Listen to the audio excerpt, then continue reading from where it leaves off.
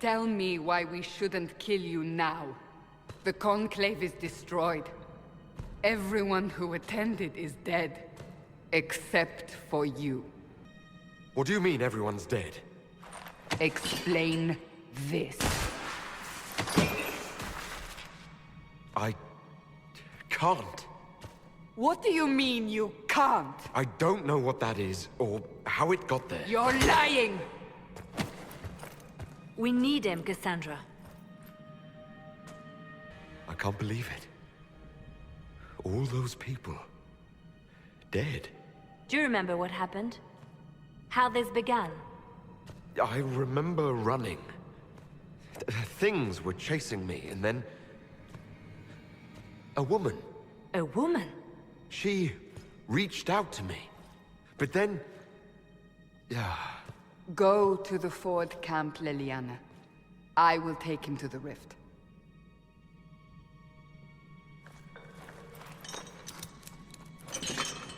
What did happen? It will be easier to show you.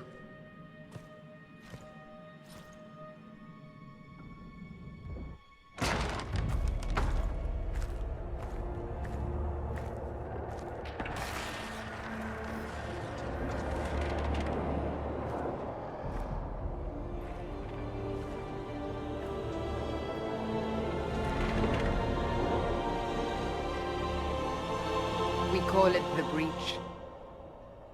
It's a massive rift into the world of demons that grows larger with each passing hour. It's not the only such rift, just the largest. All were caused by the explosion at the Conclave. An explosion can do that? This one did.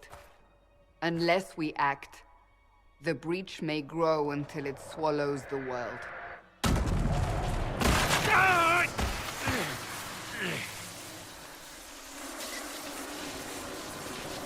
Each time the Breach expands, your mark spreads, and it is killing you.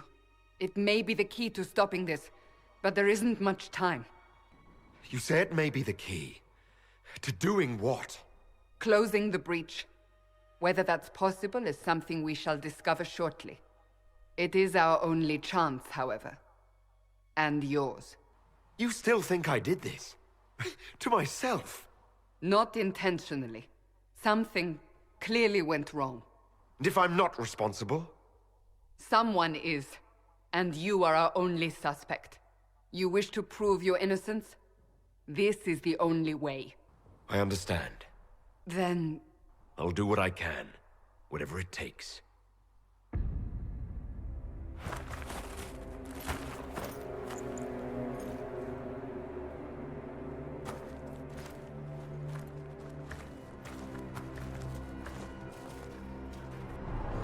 They have decided your guilt. They need it. The people of Haven mourn our most holy, divine Justinia, head of the Chantry. The Conclave was hers. It was a chance for peace between mages and Templars. She brought their leaders together. Now they are dead. We lash out like the sky, but we must think beyond ourselves, as she did. Until the breach is sealed.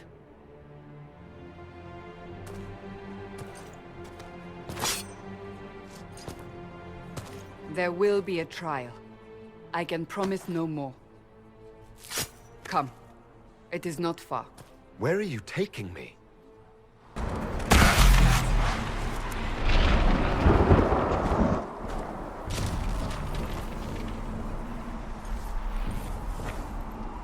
The pulses are coming faster now.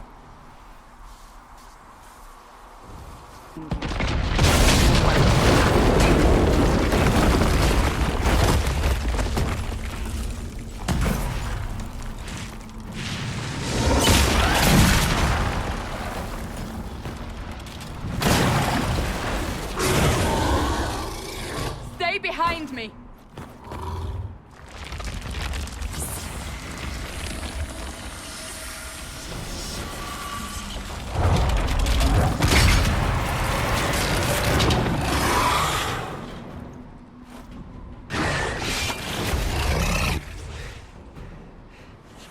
It's over. Drop your weapon. Now! A demon attacked me. What was I supposed to do? You don't need to fight. Are you saying it won't happen again? You're right. I cannot protect you. And I cannot expect you to be defenseless.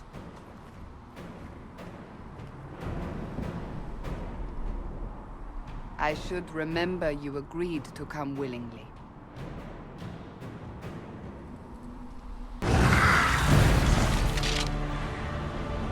Quickly!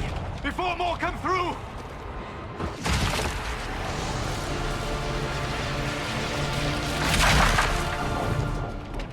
What did you do? I did nothing. The credit is yours. At least this is good for something. Whatever magic opened the breach in the sky also placed that mark upon your hand. I theorized the mark might be able to close the rifts that have opened in the breach's wake. And it seems I was correct. Meaning it could also close the breach itself. Possibly. It seems you hold the key to our salvation. Good to know. Here I thought we'd be ass-deep in demons forever.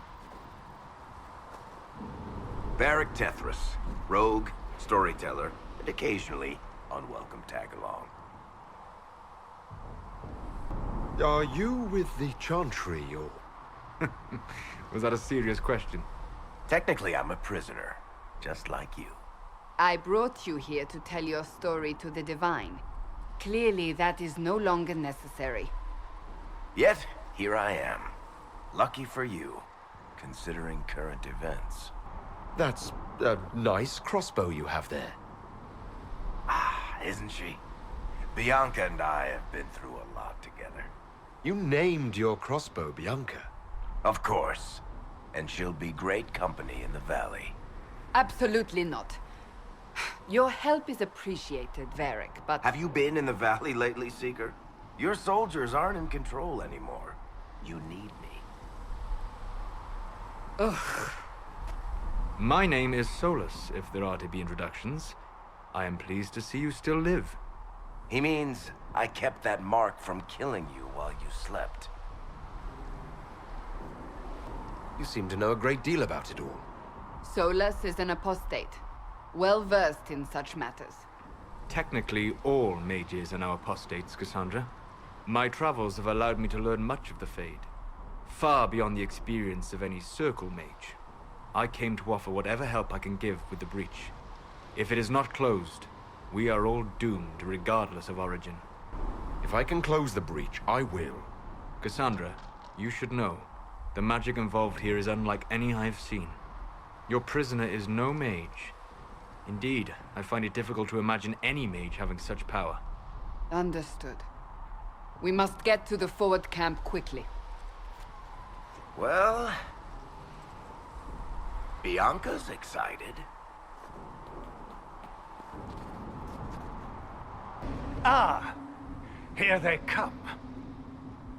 You made it. Chancellor Roderick, this is... I know who he is. As Grand Chancellor of the Chantry, I hereby order you to take this criminal to Val Royeaux to face execution.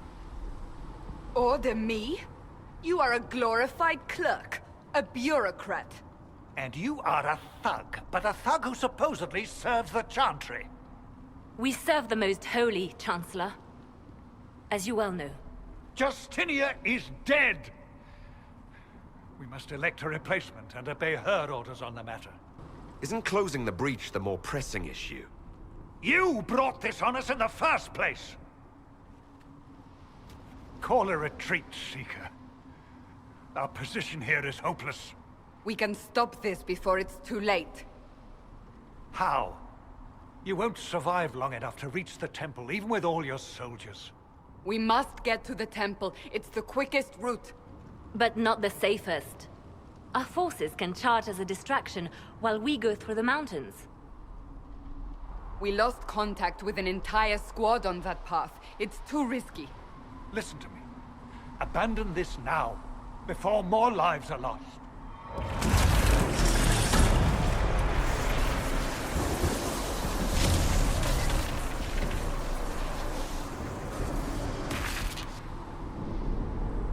How do you think we should proceed?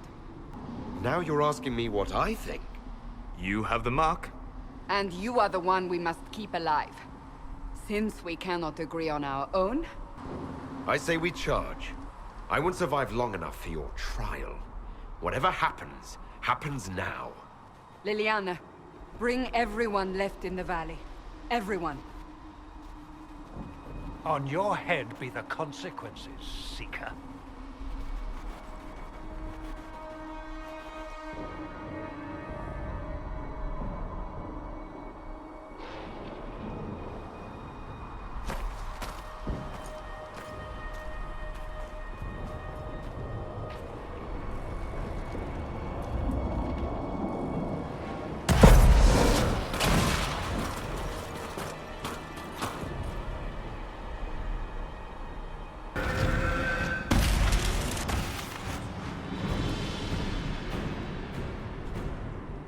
Sealed, as before.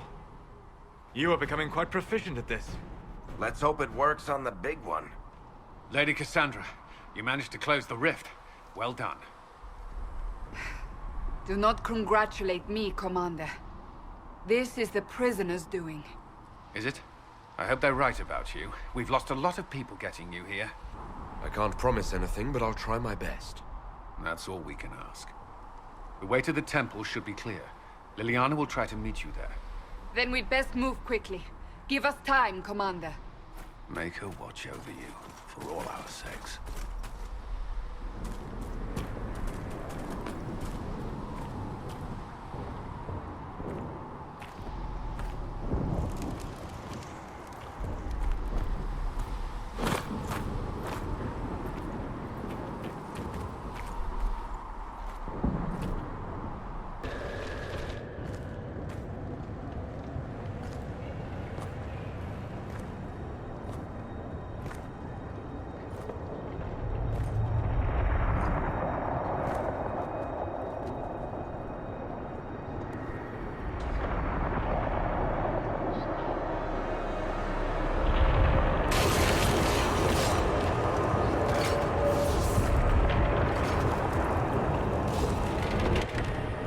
Is a long way up.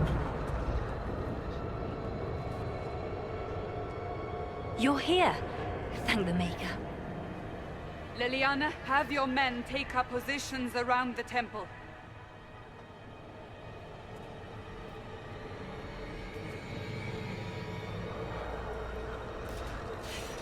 This is your chance to end this. Are you ready? I'll try, but I don't know if I can reach that. Much less close it. No. This rift was the first, and it is the key. Seal it, and perhaps we seal the breach. Then let's find a way down. And be careful.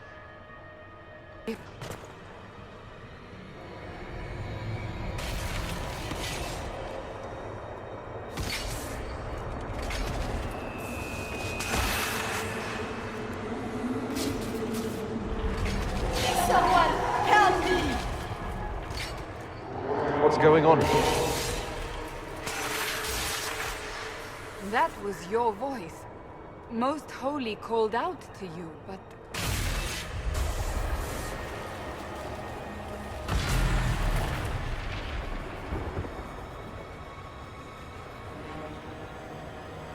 What's going on here? Run while you can! Warn them! We have an intruder. Kill him, now.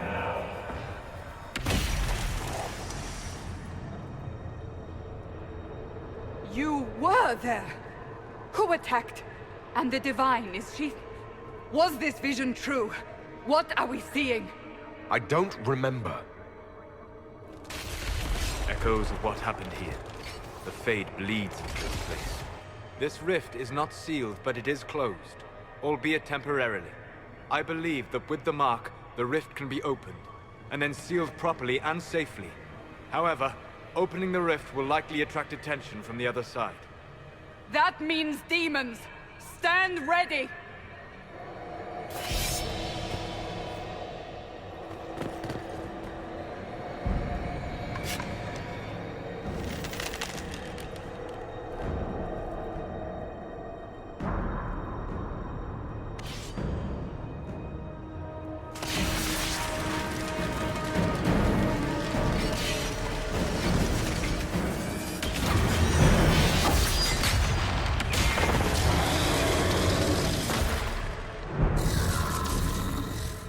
Now! Do it!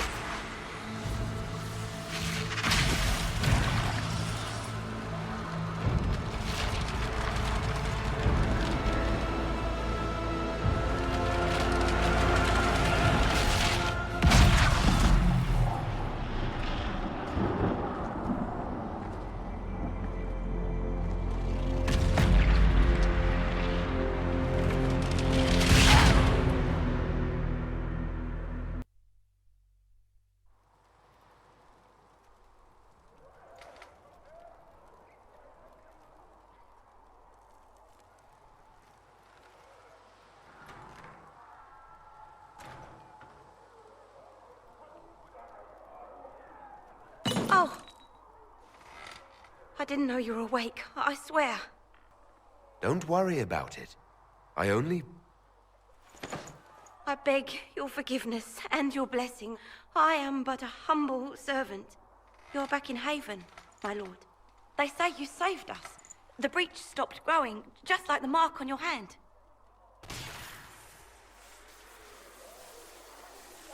It's all anyone has talked about for the last 3 days. And the danger is over. The breach is still in the sky, but that's what they say. I'm certain Lady Cassandra would want to know you've wakened. She said, at once. And where is she? In the Chantry, with the Lord Chancellor. At once, she said.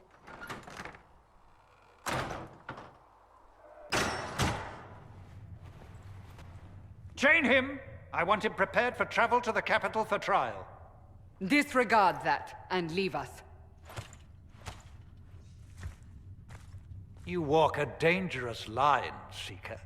The breach is stable, but it is still a threat. I will not ignore it. I did everything I could to close the breach. It almost killed me. Yet you live. A convenient result insofar as you're concerned. Have a care, Chancellor. The breach is not the only threat we face. Someone was behind the explosion at the Conclave. Someone most holy did not expect. Perhaps they died with the others, or have allies who yet live. I am a suspect? You, and many others. But not the prisoner. I heard the voices in the temple. The Divine called to him for help.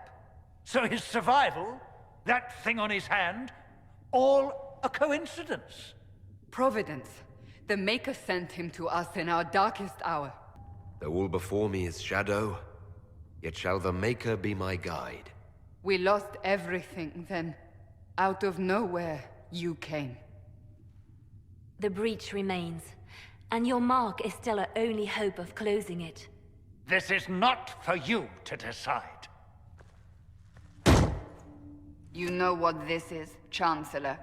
A writ from the Divine, granting us the authority to act. As of this moment, I declare the Inquisition reborn. We will close the breach, we will find those responsible, and we will restore order with or without your approval.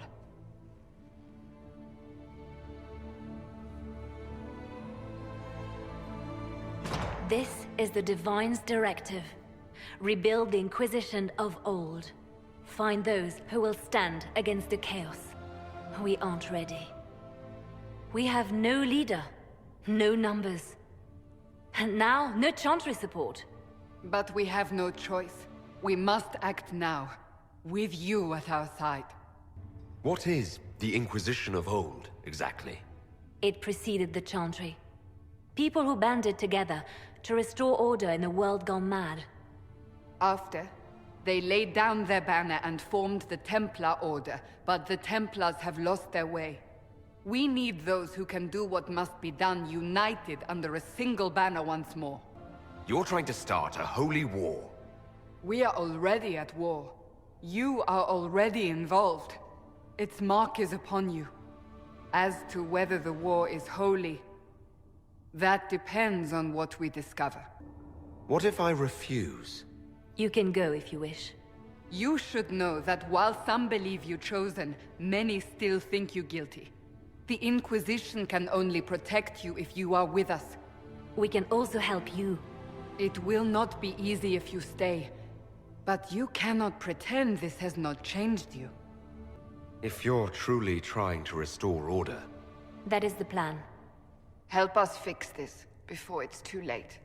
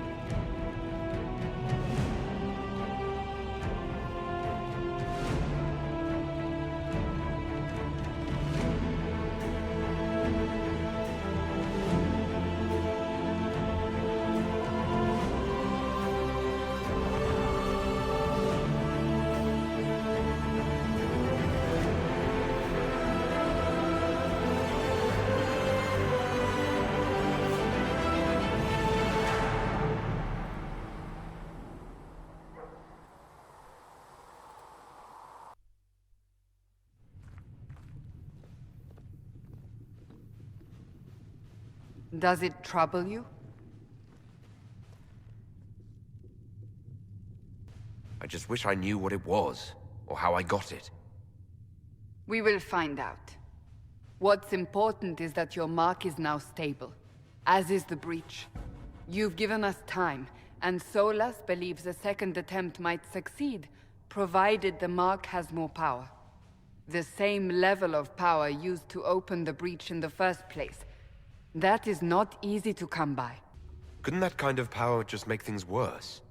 And people call me a pessimist.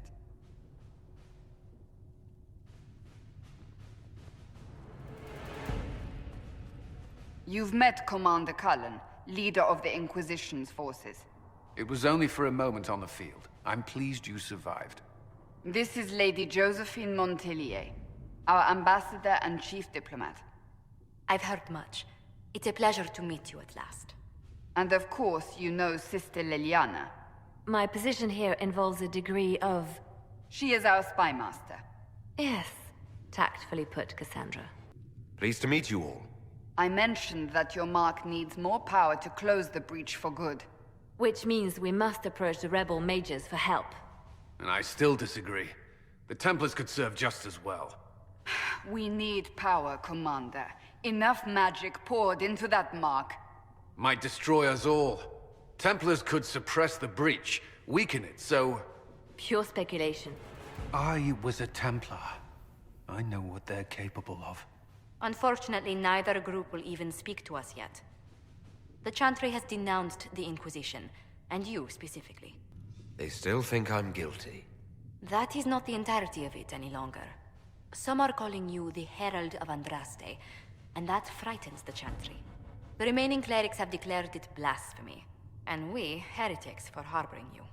Chancellor Roderick's doing, no doubt. It limits our options. Approaching the mages or Templars for help is currently out of the question. Just how am I the Herald of Andraste? People saw what you did at the temple, how you stopped the breach from growing. They have also heard about the woman seen in the rift when we first found you. They believe that was Andraste. Even if we tried to stop that view from spreading... Which we have not. The point is, everyone is talking about you. It's quite the title, isn't it? How do you feel about that? I don't mind it at all. People are desperate for a sign of hope. For some, you're that sign. And to others, a symbol of everything that's gone wrong. They aren't more concerned about the breach, the real threat. They do know it's a threat, they just don't think we can stop it. The Chantry is telling everyone you'll make it worse. There is something you can do. A Chantry cleric by the name of Mother Giselle has asked to speak to you. She is not far, and knows those involved far better than I. Her assistance could be invaluable. I'll see what she has to say. You will find Mother Giselle tending to the wounded in the hinterlands near Redcliffe. Look for other opportunities to expand the Inquisition's influence while you're there. We need agents to extend our reach beyond this valley, and you're better suited than anyone to recruit them. In the meantime, let's think of other options. I won't leave this all to the Herald.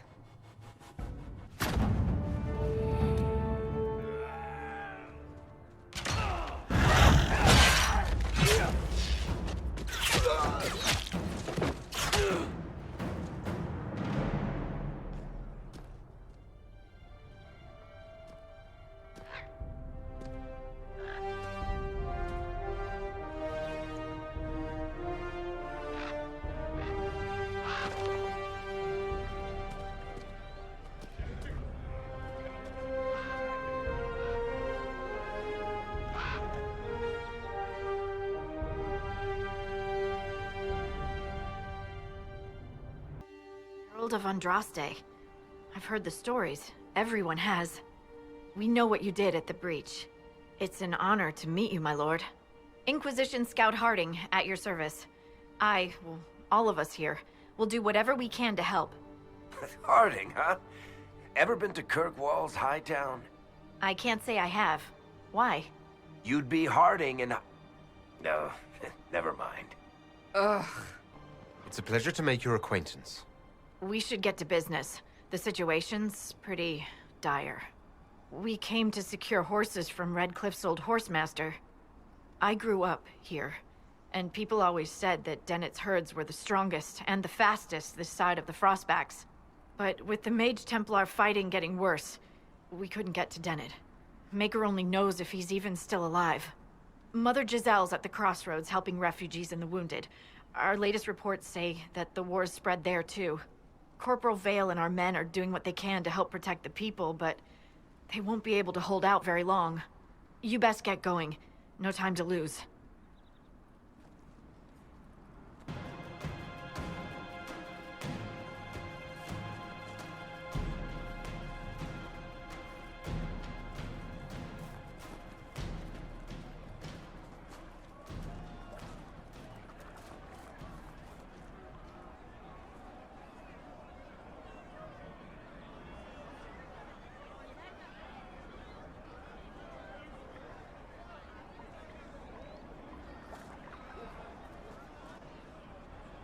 There are mages here who can heal your wounds.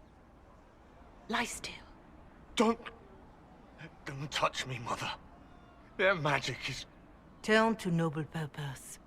Their magic is surely no more evil than your blade. What? Hush, dear boy. Allow them to ease your suffering.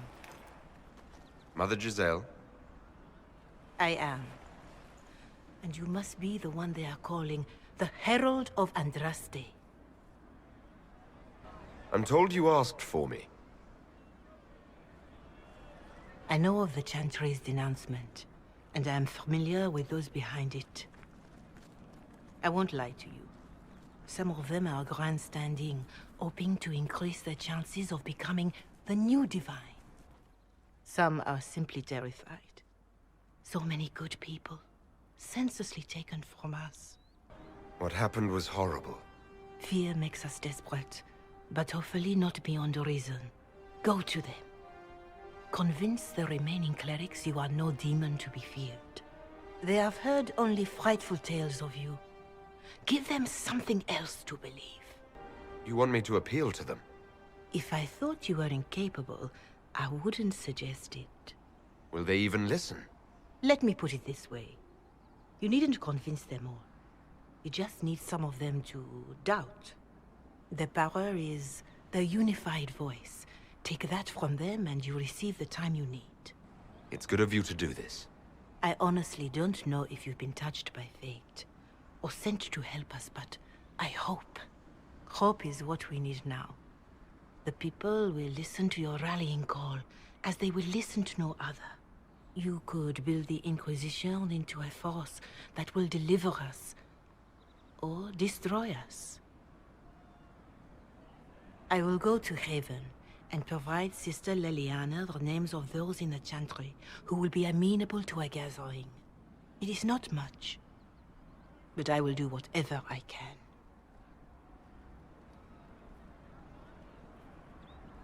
Kind killed the most holy. Lies.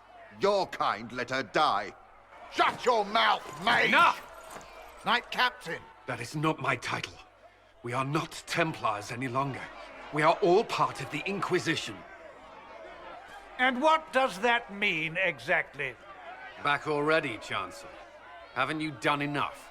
I'm curious, Commander, as to how your Inquisition and its herald will restore order as you've promised. Of course you are. Back to your duties, all of you. Having the herald address the clerics is not a terrible idea. You can't be serious. Mother Giselle isn't wrong. At the moment, the Chantry's only strength is that they are united in opinion. And we should ignore the danger to the herald. Let's ask him. What can they do? It's just talk. Don't underestimate the power of their words. An angry mob will do you in just as quickly as a blade. I will go with him. Mother Giselle said she could provide us names. Use them. But why? This is nothing but a... What choice do we have, Liliana? Right now, we can't approach anyone for help with the breach. Use what influence we have to call the clerics together. Once they are ready, we will see this through.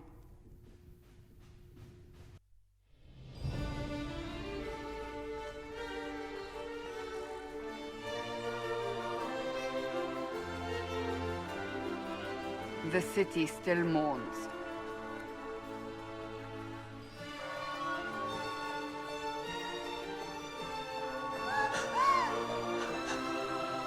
Just a guess, Seeker, but I think they all know who we are.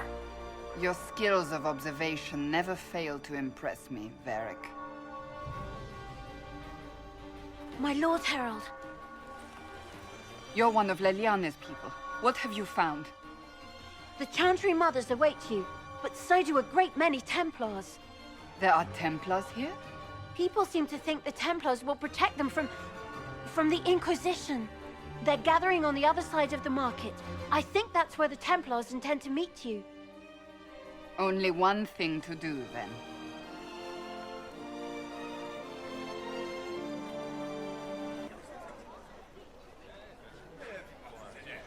Good people of Val Royal, hear me. Together, we mourn our divine. A naive and beautiful heart, silenced by treachery. You wonder what will become of a murderer. Well, wonder no more. Behold, the so-called Herald of Andraste, claiming to rise where our beloved fell. We say this is a false prophet. No servant of anything beyond his selfish greed. We came here in peace, simply to talk. And this is what you do. I implore you, let us sit down together to deal with the real threat. It's true. The Inquisition seeks only to end this madness before it is too late. It is already too late. The Templars have returned to the Chantry. They will face this Inquisition, and the people will be safe once more.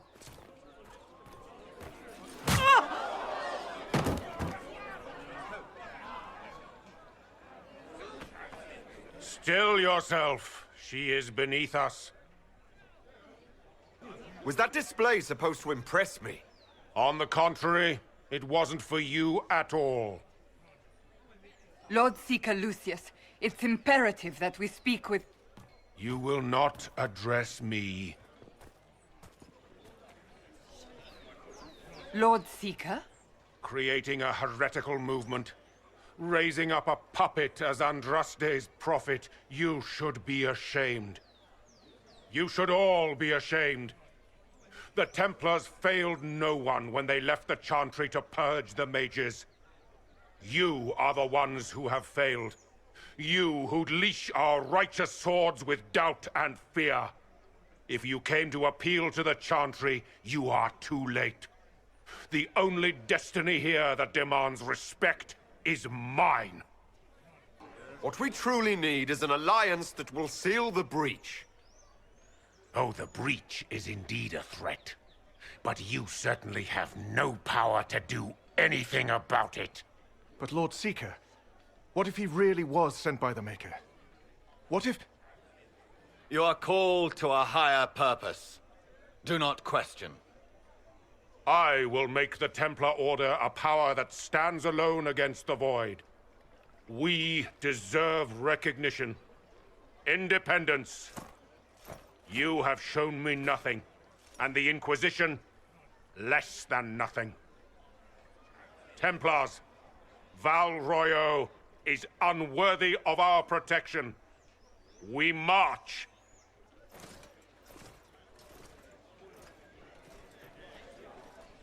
Charming fellow, isn't he? Has Lord Seeker Lucius gone mad? Do you know him very well?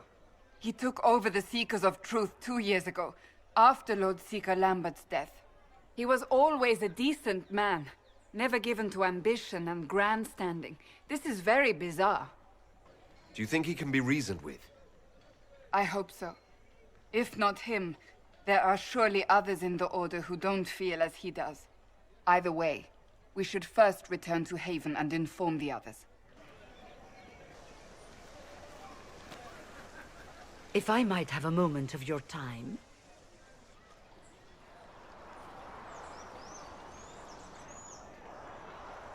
Grand Enchanter Fiona? Leader of the Mage Rebellion. Is it not dangerous for you to be here?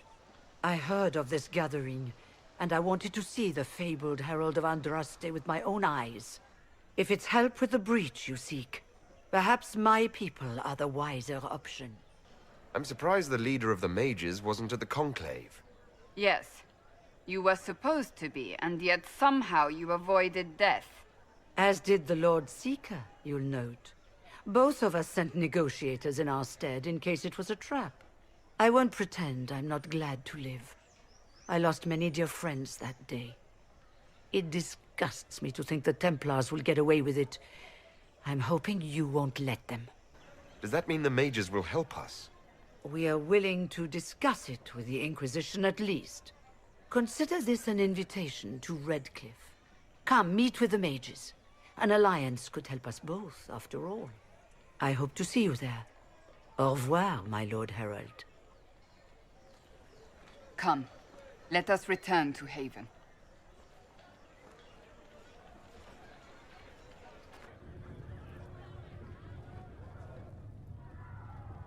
It's good you've returned. We heard of your encounter. You heard? My agents in a city sent word ahead, of course. It's a shame the Templars have abandoned their senses, as well as the capital. We had to do something, and now we have an opportunity. Yes, and we have the opening we need to approach the Templars and the mages. Do we? Lord Seeker Lucius is not the man I remember. True, he has taken the Order somewhere, but to do what? My reports have been very odd. We must look into it. I'm certain not everyone in the Order will support the Lord Seeker. Or the Herald could simply go to meet the mages in Redcliffe instead. You think the Mage Rebellion is more united? It could be 10 times worse. Or you could stop bickering and make a decision. I agree. We shouldn't discount Redcliffe. The mages may be worth the risk. They are powerful, Ambassador, but more desperate than you realize. After the Divine's death, they're probably scrambling for allies. If some among the rebel mages were responsible for what happened at the Conclave. The same could be said about the Templars. True enough. Right now, I'm not certain we have enough influence to approach the Order safely. Then the Inquisition needs agents in more places. That's something you can help with. In the meantime, we should consider other options.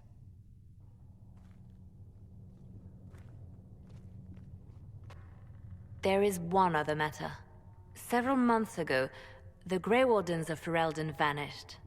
I sent word to those in Orlais, but they have also disappeared. Ordinarily, I wouldn't even consider the idea they're involved in all this, but the timing is curious. That does sound odd, I agree.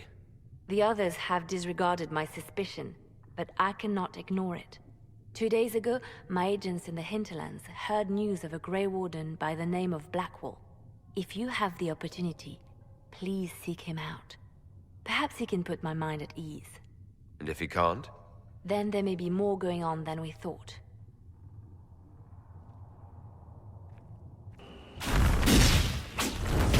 Herald of Andraste!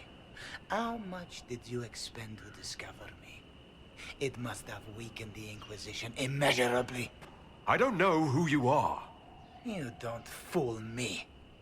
I'm too important for this to be an accident. My efforts will survive in victories against you elsewhere. Just say what? What is that? Ugh. Squishy one, but you heard me, right? Just say what? Rich tits always try for more than they deserve. Blah, blah, blah. Obey me. Arrow in my face. So, you followed the notes well enough.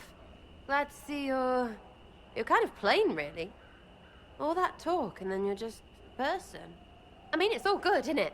The important thing is you glow. You're the herald thingy. Some believe I'm the Herald of Andraste. But who are you? And what's this about?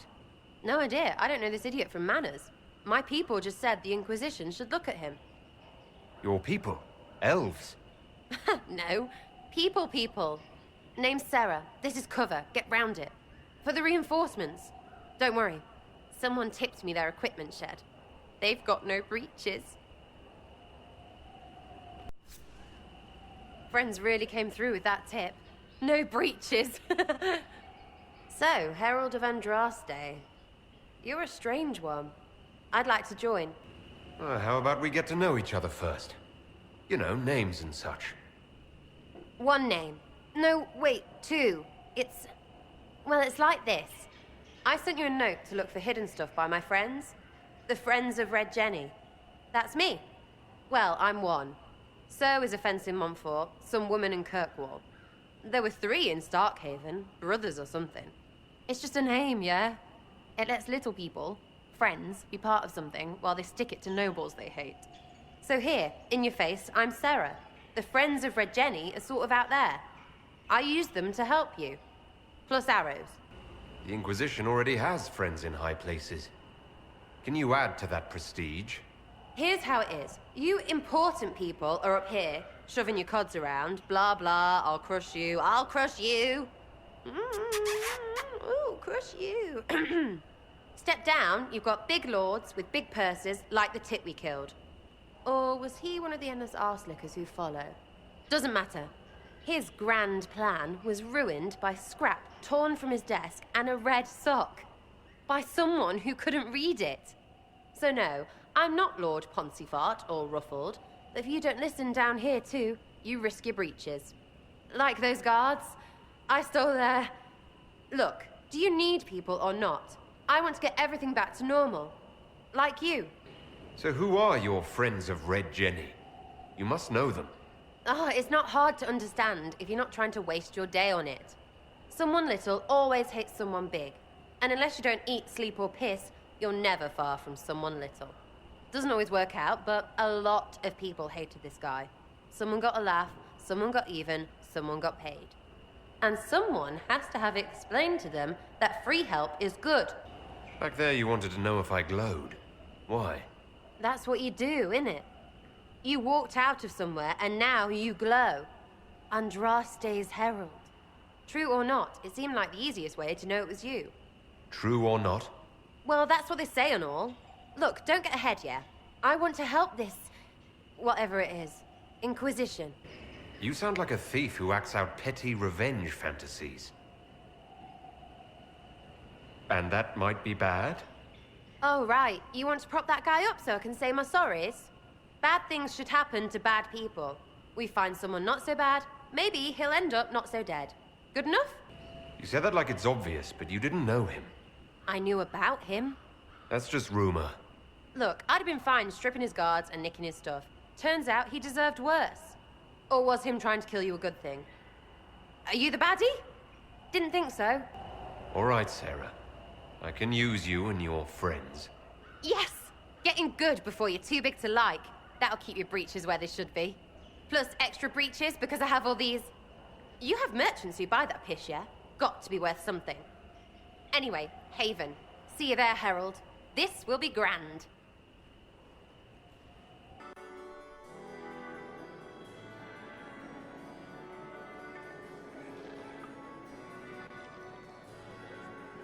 Lord Trevelyan of Ostwick, representing the Inquisition. A pleasure, sir. We so rarely have a chance to meet anyone new. It is always the same crowd at these parties. So you must be a guest of Madame de Fer, or are you here for Duc Bastien? Are you here on business?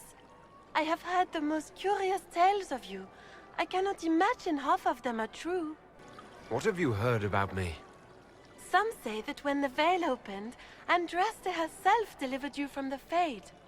I'm not familiar with that name. I was invited here by First Enchanter Vivienne. Madame de Fer is a fond nickname the court has given Lady Vivienne. I've heard she finds it amusing. I've heard very little about Duke Bastien. He hasn't been seen much at court lately. His business with the Council of Heralds often takes him from home for long periods. It can't be good for a man of his years. And of course, there's the Civil War. Bastien probably wishes to distance himself from the actions of his one-time son-in-law. Tearing up the Dales in a foolish bid for power? It will end in disgrace for Gaspard. Everyone knows it. Some of those storytellers may have gotten carried away. But only for the best effect. The Inquisition is a ripe subject for wild tales. The Inquisition. What a lot of pig shit. Washed-up sisters and crazed seekers. No one can take them seriously. Everyone knows it's just an excuse for a bunch of political outcasts to grab power. The Inquisition is working to restore peace and order to Thedas. Here comes the outsider, restoring peace with an army. We know what your Inquisition truly is. If you were a man of honor, you'd step outside and answer the charges. My dear Marquis, how unkind of you to use such language in my house to my guests. You know such rudeness is intolerable. Madame Vivienne, I humbly beg your pardon. You should. Whatever am I going to do with you, my dear? My lord, you're the wounded party in this unfortunate affair. What would you have me do with this foolish, foolish man? I think the Marquis has seen the error of his ways. By the grace of Andraste, you have your life, my dear. Do be more careful with it. I'm delighted you could attend this little gathering. I've so wanted to meet you.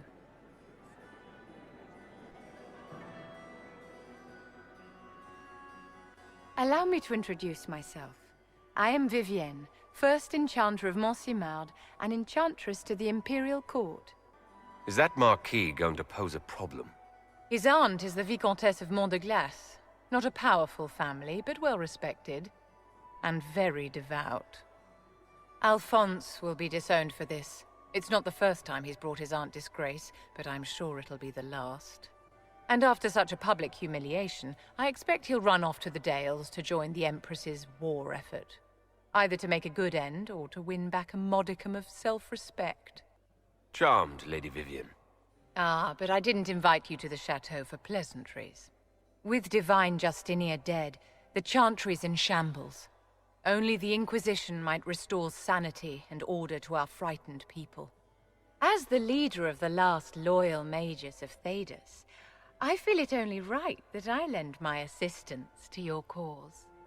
Is your interest in the Inquisition Madame de Fer, or is it more personal? Aren't you charming? It's professional, of course. You say you led the last of the loyal mages. Loyal to whom? To the people of Thedas, of course. We have not forgotten the commandment, as some have, that magic exists to serve man. I support any effort to restore such order. So you're in favor of returning the mages to the Circle, then? Where else can mages safely learn to master their talents? We need an institution to protect and nurture magic. Maker knows, magic will find neither on its own. What's in this for you? The same thing anyone gets by fighting this chaos.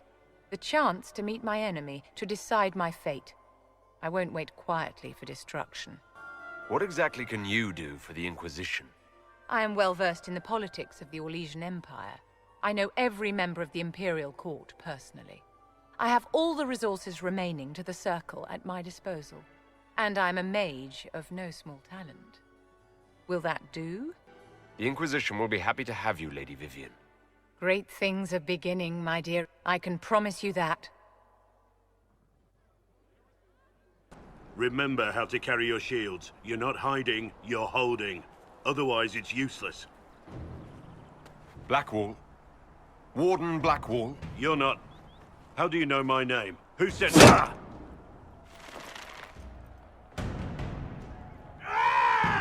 That's it. Help or get out. We're dealing with these idiots first. Conscripts, here they come!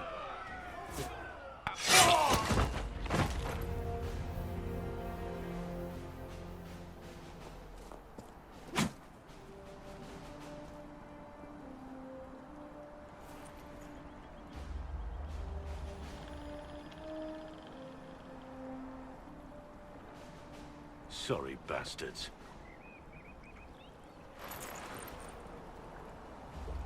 Good work, conscripts. Even if this shouldn't have happened, they could have... Well, thieves are made, not born. Take back what they stole. Go back to your families. You saved yourselves.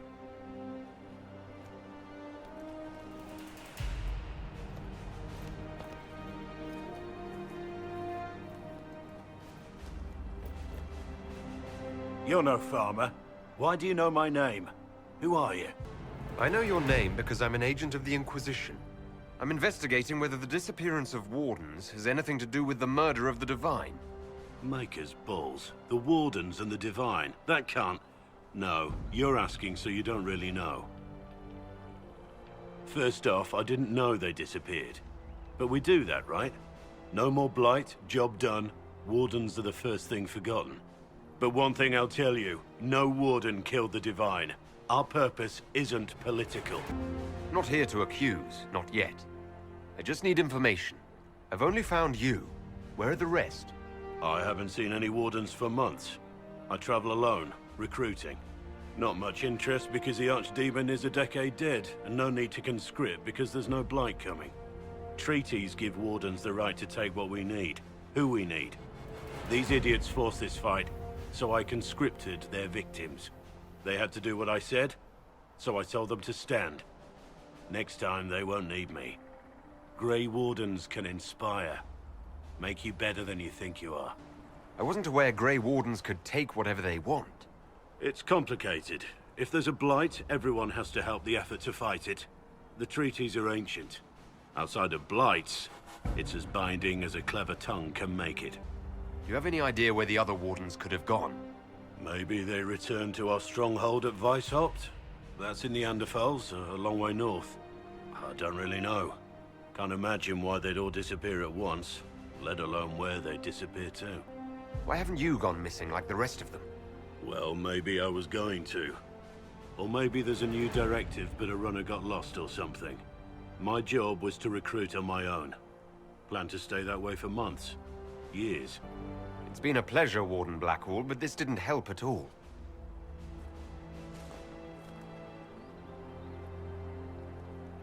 Inquisition. Agent, did you say? Hold a moment. The Divine is dead and the sky is torn. Events like these, thinking we're absent is almost as bad as thinking we're involved. If you're trying to put things right, maybe you need a warden. Maybe you need me.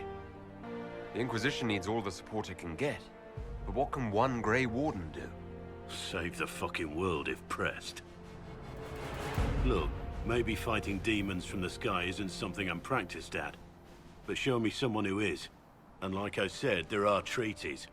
Maybe this isn't a blight, but it's bloody well a disaster. Some will honor them. Being a warden means something to a lot of people. Warden Blackwall, the Inquisition accepts your offer. Good to hear. We both need to know what's going on. And perhaps I've been keeping to myself for too long. This warden walks with the Inquisition. Your worship, for what it's worth, welcome to the Storm Coast. I would have sent word sooner, but our efforts have been delayed. How so? There's a group of bandits operating in the area. They know the terrain, and our small party has had trouble going up against them. Some of our soldiers went to speak with their leader. Haven't heard back, though. I'll do what I can to find our people. Thank you, your worship. That's a relief. The soldiers didn't have an exact location for the bandits, but they were starting their search farther down the beach. With all this fuss, we haven't been able to conduct a proper search for the wardens either. Well, good luck, and enjoy the sea air. I hear it's good for the soul.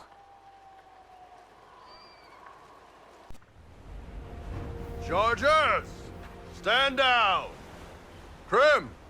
How'd we do? 5 or 6 wounded, Chief. No dead. That's what I like to hear. Let the throat cutters finish up, then break out the casks. So, you're with the Inquisition, huh? Glad you can make it. Come on, have a seat. Drinks are coming. Iron Bull, I presume.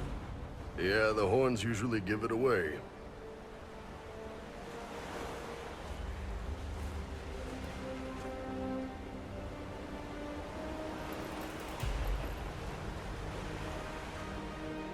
I assume you remember Cremisius Aclassi, my lieutenant. Good to see you again. Throat cutters are done, Chief. Already? Have him check again. I don't want any of those Tevinter bastards getting away. No offense, Krem. None taken. At least a bastard knows who his mother was. Puts him one up on you Canary, right? So, you've seen us fight. We're expensive, but we're worth it. And I'm sure the Inquisition can afford us. How much is this going to cost me exactly? Wouldn't cost you anything personally.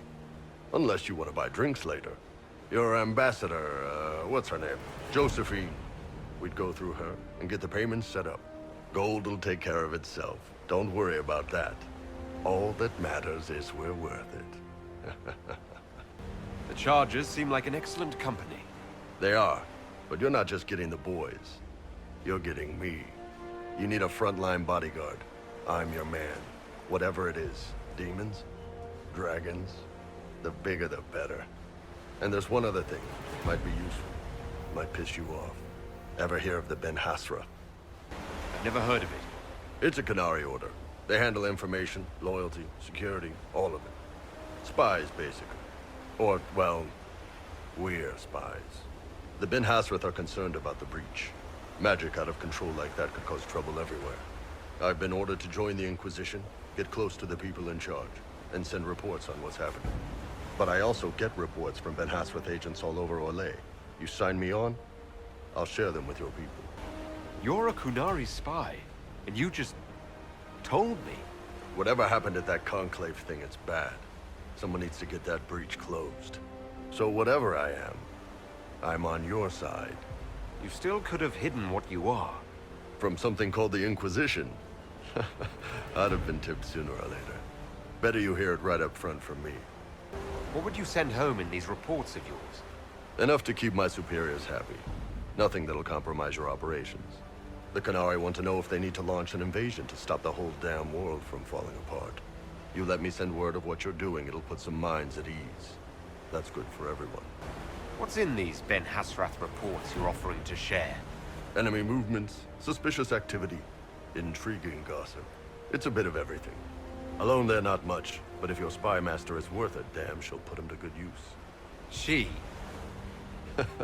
I did a little research. Plus, I've always had a weakness for redheads. All right, you're in. Excellent. Prem, tell the men to finish drinking on the road. The Chargers just got hired. What about the casks, Chief?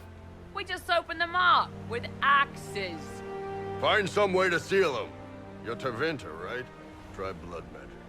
We'll meet you back at Haven.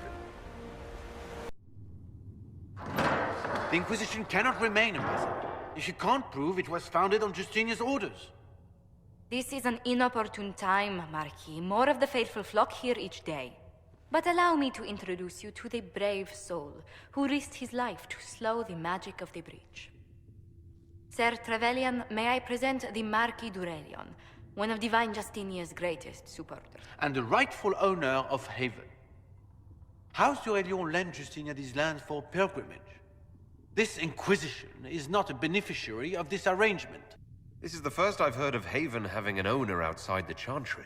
My wife, Lady Machin of Denver, has claimed to Haven by ancient treaty with the monarchs of Ferelden. We were honored to lend its use to Divine Justinia. She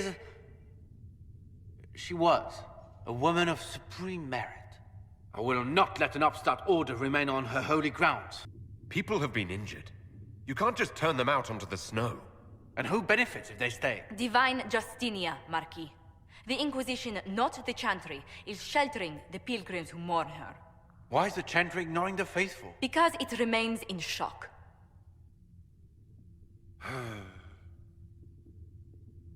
We face a dark time, Your Grace.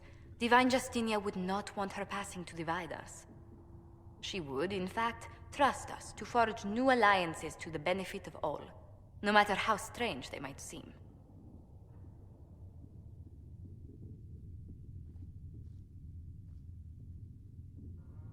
I'll think on it, Lady Montilyet. The Inquisition might stay in the meanwhile.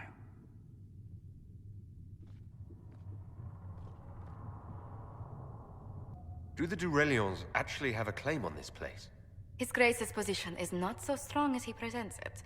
Despite their Ferelden relations, the d'Aurelions are Orlesian.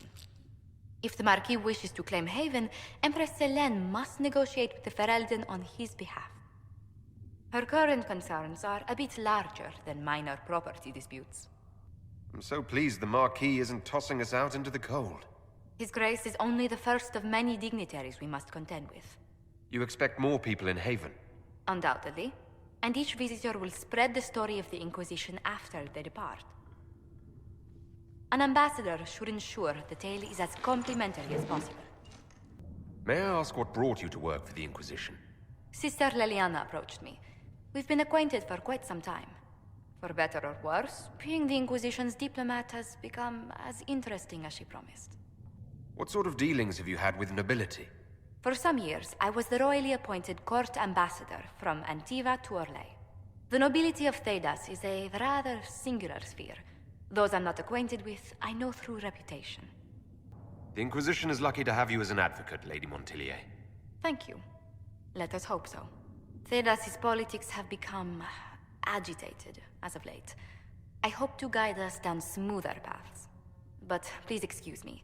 I've much work to do before the day is done.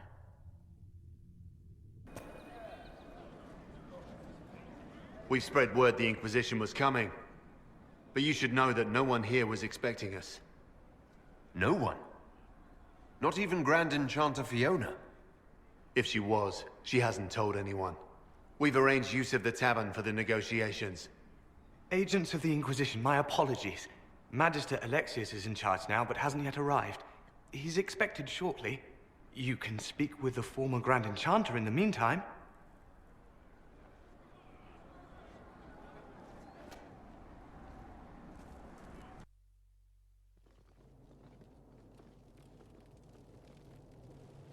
Welcome, agents of the Inquisition.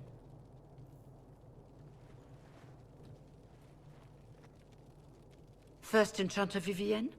My dear Fiona, it's been so long since we last spoke. You look dreadful. Are you sleeping well? What has brought you to Redcliffe? We're here because of your invitation back in Val Royeaux. You must be mistaken. I haven't been to Val Royeaux since before the Conclave. If it wasn't you who invited me here, who was it? I don't know. Now that you say it, I feel strange. Whoever or whatever brought you here, the situation has changed. The Free Mages have already pledged themselves to the service of the Tevinter Imperium. This right here is why you can't trust mages.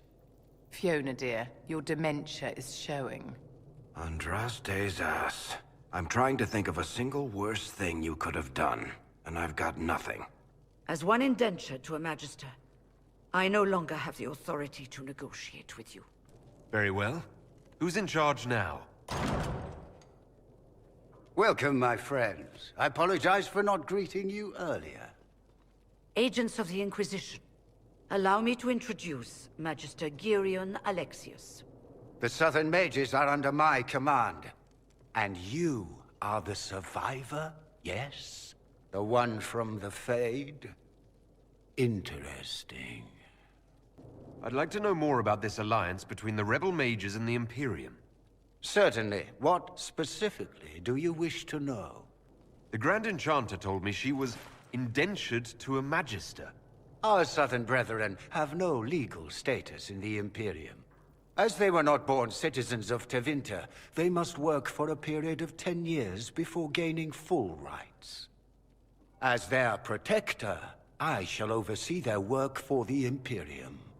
I'm not clear on when exactly you negotiated this arrangement with Fiona. When the Conclave was destroyed, these poor souls faced the brutality of the Templars, who rushed to attack them. It could only be through divine providence that I arrived when I did. It was certainly very timely. What does the Imperium gain from taking rebel mages under its wing? For the moment, the Southern Mages are a considerable expense. After they are properly trained, they will join our Legion. You said not all my people would be military. There are children, those not suited. And one day I'm sure they will all be productive citizens of the Imperium when their debts are paid. I haven't seen any sign of Redcliffe's Arl or his men. The Arl of Redcliffe left the village. Left? That's a polite way of saying thrown out on his ass. There were tensions growing. I did not want an incident. I'm here to get mages to close the breach. Right, to business. I understand, of course.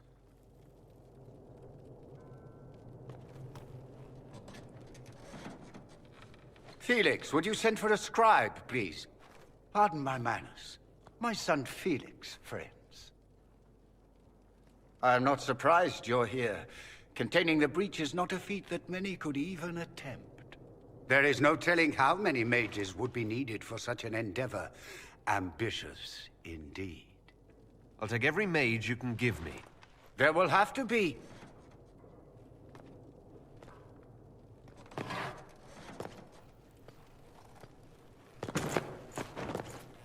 Felix. My lord, I'm so sorry. Please forgive me. Are you all right? I'm fine, Father. Come, I'll get your powders. Please excuse me, friends. We will have to continue this another time. Fiona, I require your assistance back at the castle. I don't mean to trouble everyone.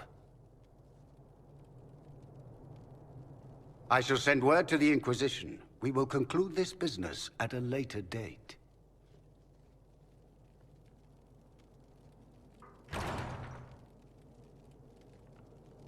Come to the Chantry. You are in danger.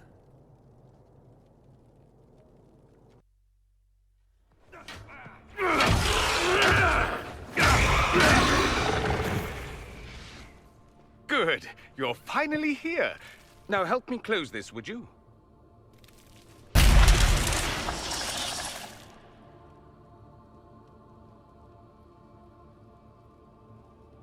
Fascinating. How does that work exactly? You don't even know, do you? You just wiggle your fingers and boom. Rift closes. Who are you? Ah, getting ahead of myself again, I see. Dorian of House Parvus, most recently of Minrathous. How do you do? Watch yourself. The pretty ones are always the worst. Suspicious friends you have here.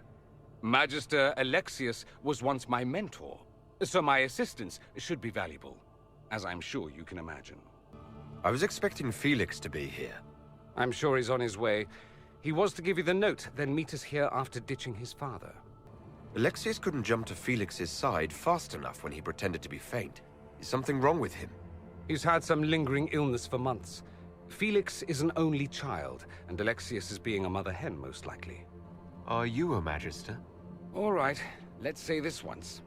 I'm a mage from Tevinter, but not a member of the Magisterium. I know Southerners use the terms interchangeably, but that only makes you sound like barbarians. You're betraying your mentor because... Alexius was my mentor. Meaning he's not any longer, not for some time. Look, you must know there's danger. That should be obvious even without the note. Let's start with Alexius claiming the allegiance of the mage rebels out from under you. As if by magic, yes? Which is exactly right. To reach Redcliffe, before the Inquisition, Alexius distorted time itself. I hope that's less dangerous than it sounds. More. Manipulating time itself? Many have attempted over the ages, but never once succeeded. The rift you closed here. You saw how it twisted time around itself, sped some things up and slowed others down. Soon, there will be more like it, and they'll appear further and further away from Redcliffe. The magic Alexius is using is wildly unstable, and it's unraveling the world. You're asking me to take a lot on faith. I know what I'm talking about. I helped develop this magic. When I was still his apprentice, it was pure theory. Alexius could never get it to work. What I don't understand is why he's doing it, ripping time to shreds just to gain a few hundred lackeys.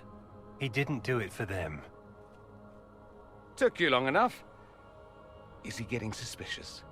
No, but I shouldn't have played the illness card. I thought he'd be fussing over me all day. My father's joined a cult, Tevinter Supremacists. They call themselves Venatori. And I can tell you one thing. Whatever he's done for them, he's done it to get to you. Alexius is your father. Why are you working against him? For the same reason Dorian works against him. I love my father, and I love my country. But this? Cults? Time magic? What he's doing now is madness. For his own sake, you have to stop him. It would also be nice if he didn't rip a hole in time. There's already a hole in the sky. Why would he rearrange time and indenture the Mage Rebellion just to get to me? They're obsessed with you, but I don't know why. Perhaps because you survived the Temple of Sacred Ashes. You can close the rifts. Maybe there's a connection. Or they see you as a threat. If the Venatori are behind those rifts or the breach in the sky, they're even worse than I thought. Do you have any suggestions? You know you're his target. Expecting the trap is the first step in turning it to your advantage. I can't stay in Redcliffe. Alexius doesn't know I'm here, and I want to keep it that way for now. But whenever you're ready to deal with him, I want to be there. I'll be in touch. Oh, and Felix, try not to get yourself killed. There are worse things than dying, Dorian. We don't have the manpower to take the castle. Either we find another way in, or give up this nonsense and go and get the Templars. Redcliffe is in the hands of a Magister. This cannot be allowed to stand. The letter from Alexius asked for the Herald of Andraste by name. It's an obvious trap. We can't waste time fighting among ourselves. We have to come to an agreement. A Tevinter Magister controls Redcliffe, invites us to the castle to talk, and some of us want to do nothing. Not this again. Redcliffe Castle is one of the most defensible fortresses in Ferelden. It has repelled thousands of assaults. If you go in there, you'll die. And we'll lose the only means we have of closing these rifts. I won't allow it. And if we don't even try to meet Alexius, we lose the mages and leave a hostile foreign power on our doorstep. Even if we could assault the keep, it would be for naught. An Orlesian Inquisition's army marching into Ferelden would provoke a war. Our hands are tied. The Magister has outplayed us. We can't just give up. There has to be something we can do. We cannot accept defeat now. There must be a solution. Where is the Jarl of Redcliffe? I'm sure he'd help us get his castle back. After he was displaced, Arl Tegan rode straight for Dunrim to petition the Crown for help. I doubt he'll want our assistance once the Ferelden army lays siege to his castle. Wait. There is a secret passage into the castle, an escape route for the family. It's too narrow for our troops, but we could send agents through. Too risky. Those agents will be discovered well before they reach the Magister. That's why we need a distraction. Perhaps the envoy Alexius wants so badly. Focus their attention on Trevelyan, while we take out the Tevinters. It's risky, but it could work. Fortunately, you'll have help. This man says he has information about the Magister and his methods, Commander. Your spies will never get past Alexius's magic without my help. So if you're going after him, I'm coming along. The plan puts you in the most danger. We can't in good conscience order you to do this. We can still go after the Templars if you'd rather not play the bait. It's up to you.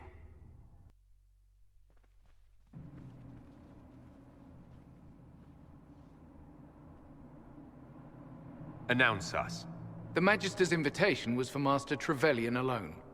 The others must wait here. They have to accompany me. You wouldn't deprive me of my attachés, would you?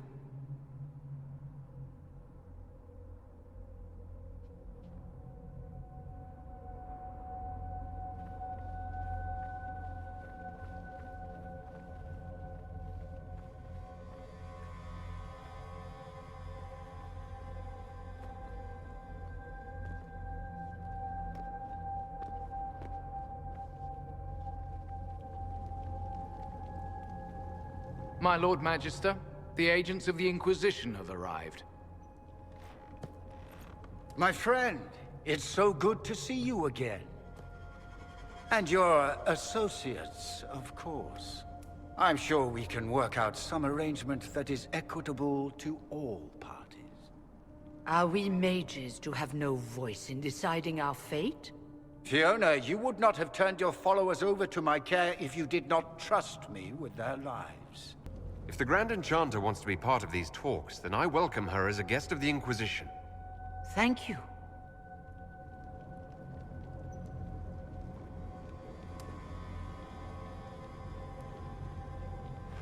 The Inquisition needs mages to close the breach, and I have them.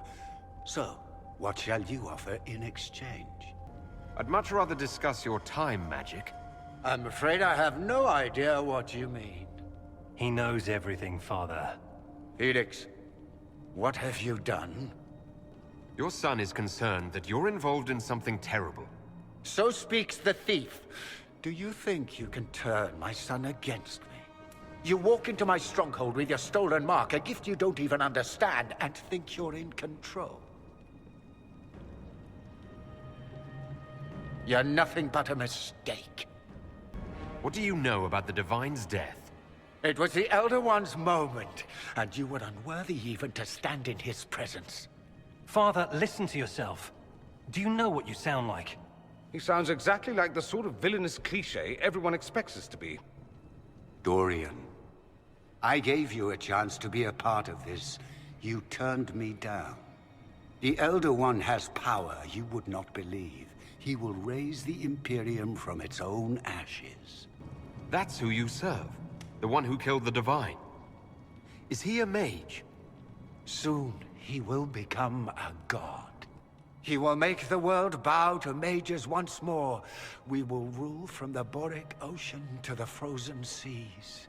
You can't involve my people in this. Alexius, this is exactly what you and I talked about never wanting to happen. Why would you support this? Stop it, Father. Give up the Venatori. Let the Southern Mages fight the breach, and let's go home. No. It's the only way, Felix. He can save you. Save me? There is a way. The Elder One promised, if I undo the mistake at the temple. I'm going to die. You need to accept that. Seize them, Venatori. The Elder One demands this man's life.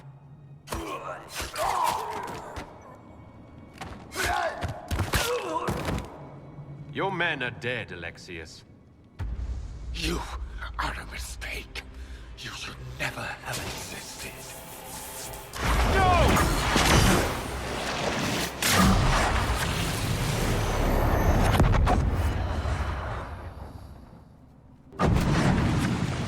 Blood of the Elder One. Where'd they come from? Displacement. Interesting. It's probably not what Alexius intended. The rift must have moved us to what? The closest confluence of arcane energy? The last thing I remember, we were in the castle hall. Let's see. If we're still in the castle, it isn't. Oh, of course, it's not simply where, it's when! Alexius used the amulet as a focus. It moved us through time. Moved us through time? Can that even be done? Normally, I would say no. Obviously, Alexius has taken his research to exciting new heights.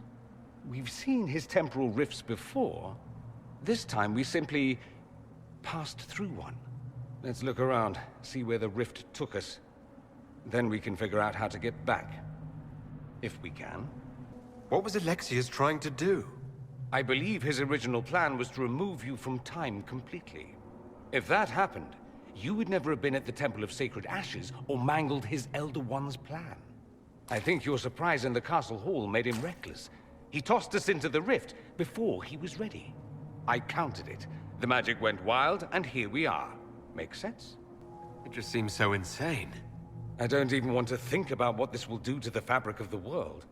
We didn't travel through time so much as punch a hole through it and toss it into the privy. But don't worry. I'm here. I'll protect you. There were others in the hall. Could they have been drawn through the rift? I doubt it was large enough to bring the whole room through. Alexius wouldn't risk catching himself or Felix in it. They're probably still where and when we left them. In some sense, anyway. Alexius mentioned an Elder One in the hall. Do you know who he was talking about? Leader of the Venatori, I suspect. Some magister aspiring to godhood. It's the same old tune. Let's play with magic we don't understand. It will make us incredibly powerful. Evidently, it doesn't matter if you rip apart the fabric of time in the process. Then let's go. I'm right behind you. You're alive. I saw you disappear into the rift. I don't understand. What's happened to you? Red Lyrium. It's a disease. The longer you're near it, eventually you become this. Then they mine your corpse for more. Can you tell us the date? It's very important. Harvest Mir. 942 Dragon. 942? Then we've missed an entire year. We have to get out of here. Go back in time. Please, stop this from happening. Alexius serves the Elder One, more powerful than the Maker. No one challenges him and lives. I promise. I will do everything in my power to set things right. Our only hope is to find the amulet that Alexius used to send us here. If it still exists, I can use it to reopen the rift at the exact spot we left. Maybe. Good. I said, maybe. It might also turn us into paste. You must try. Your spy master, Leliana. She is here. Find her. Quickly. Before the Elder One learns you're here.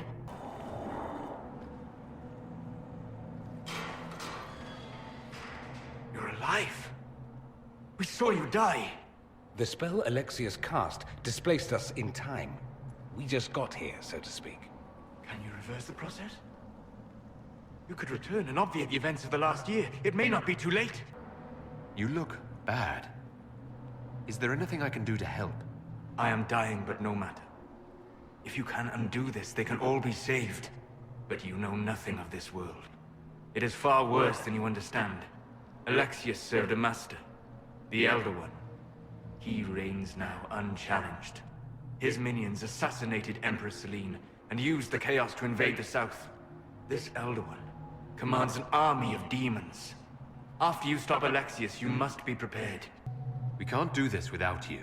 If there is any hope, any way to save them, my life is yours. This world is an abomination. It must never come to pass. You're not dead. You're supposed to be dead. There was a burn on the ground and everything. Alexius didn't kill us. His spell sent us through time. This is our future. Well, it's my present, and in my past, I definitely saw you both die. Are you all right? You don't look so good. Red lyrium. If I'm lucky, it'll kill me. If not, I'm hoping I die fighting. You're dying? No, he's not. If we find Alexius, we go back and none of this will happen. Remember? Kill Alexius. Sounds good. Let's go.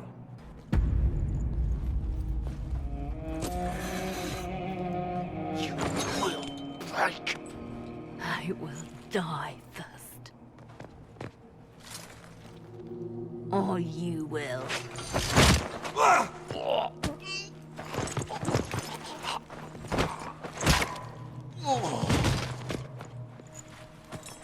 You're alive.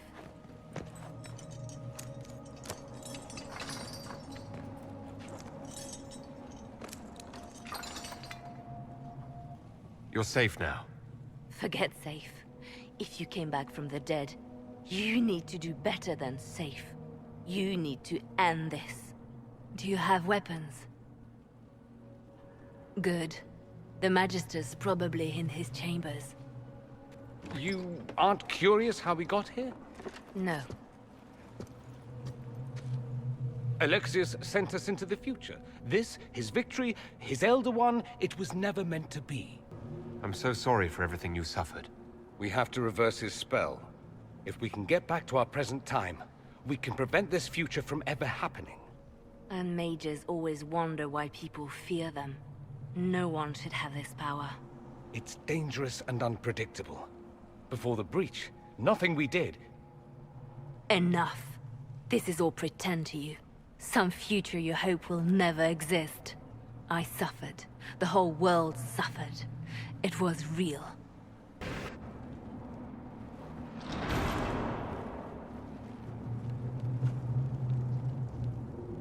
It's over, Alexius.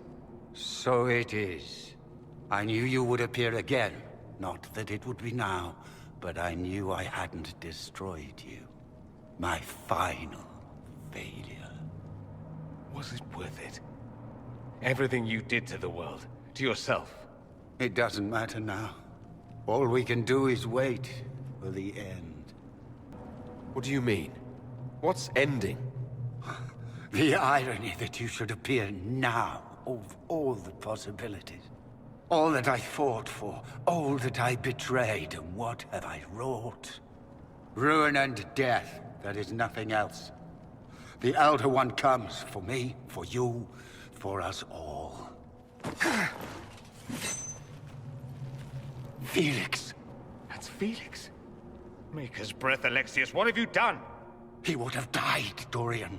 I saved him. Please, don't hurt my son. I'll do anything you ask. Hand over the amulet and we let him go. Let him go and I swear you'll get what you want. I want the world back. No! No!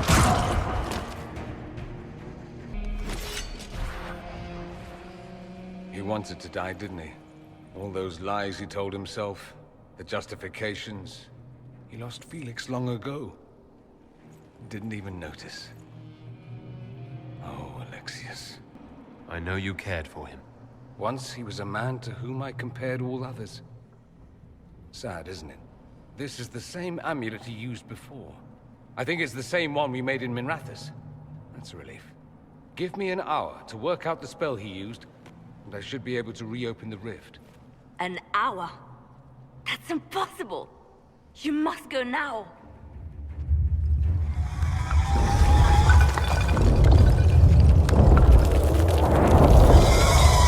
The Elder One. You cannot stay here.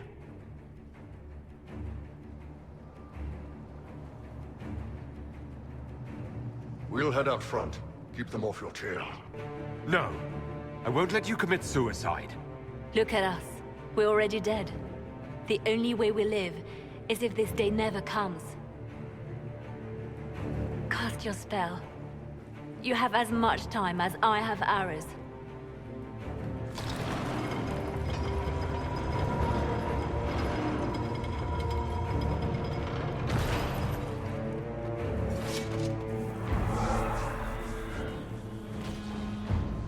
Though darkness closes, I am shielded by flame.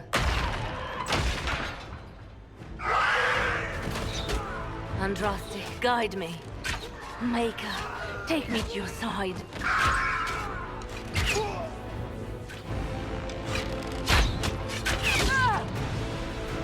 You move, and we all die!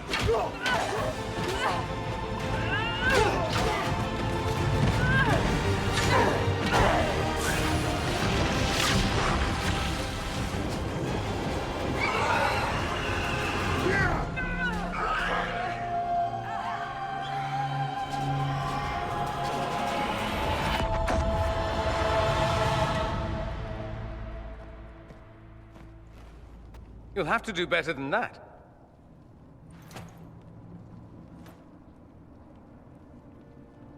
Put aside all claim to Redcliffe, and we let you live.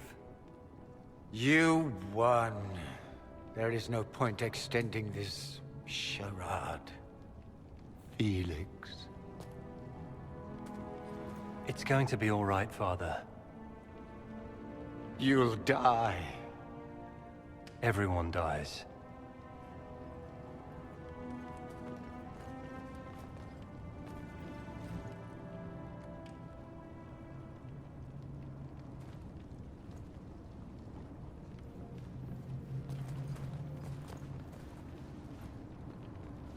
Well, I'm glad that's over with.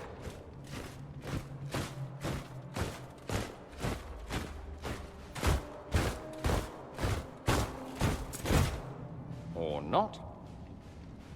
Grand Enchanter, imagine how surprised I was to learn you'd given Redcliffe Castle away to a Tevinter Magister. King Alistair. Especially since I'm fairly sure Redcliffe belongs to Arl Tegan. Your Majesty, we never intended... I know what you intended. I wanted to help you. But you've made it impossible. You and your followers are no longer welcome in Ferelden. But we have hundreds who need protection. Where will we go? You'll be leaving here with the Inquisition. And what are the terms of this arrangement? Hopefully better than what Alexius gave you. The Inquisition is better than that, yes? They have lost all possible supporters. The Inquisition is their only remaining chance for freedom. It seems we have little choice but to accept whatever you offer.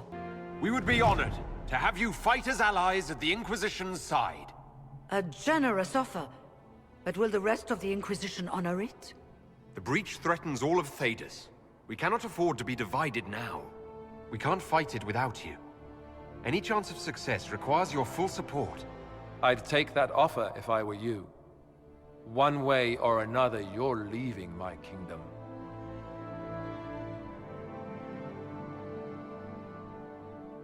We accept. It would be madness not to. I will gather my people and ready them for the journey to Haven. The breach will be closed. You will not regret giving us this chance.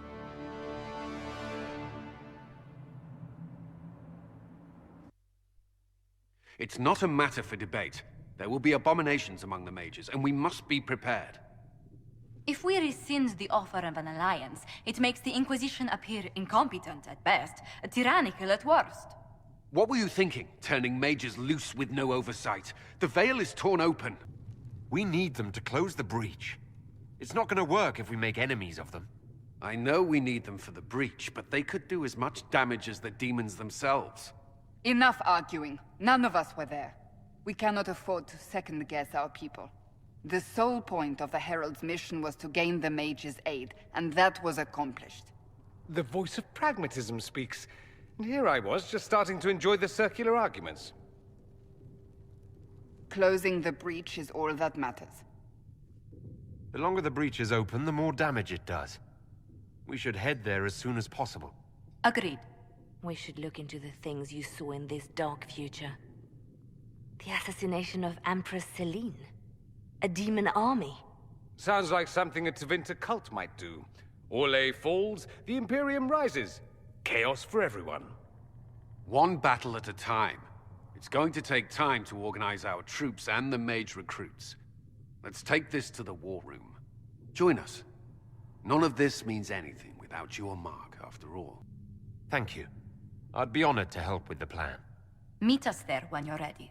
I'll skip the War Council, but I would like to see this breach up close, if you don't mind. Then you're staying? Oh, didn't I mention? The South is so charming and rustic. I adore it to little pieces. There's no one I'd rather be stranded in time with, future or present. Excellent choice. But let's not get stranded again anytime soon, yes? I'll begin preparations to march on the summit. Make her willing, the mages will be enough to grant us victory.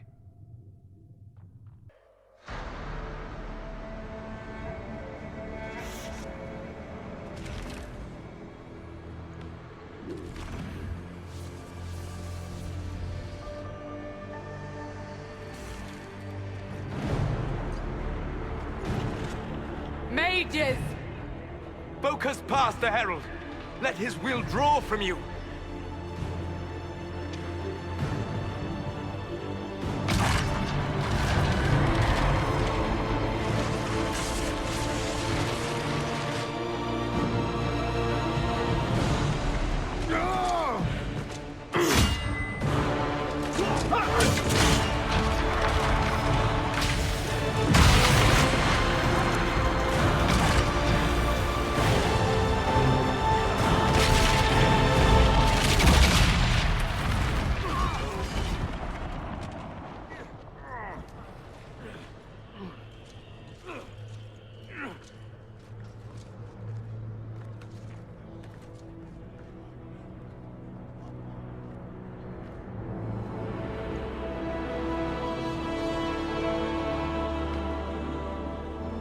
You did it.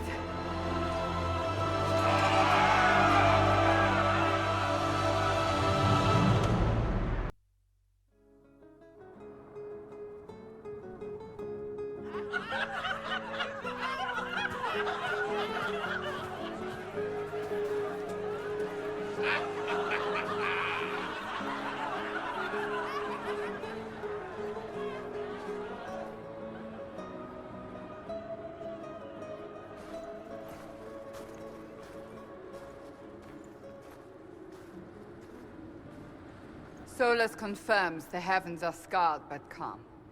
The breach is sealed. We've reports of lingering rifts, and many questions remain. But this was a victory. Word of your heroism has spread. You know how many were involved. Luck put me at the center. A strange kind of luck. I'm not sure if we need more or less. But you're right.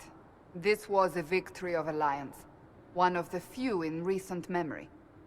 With the breach closed, that alliance will need new focus.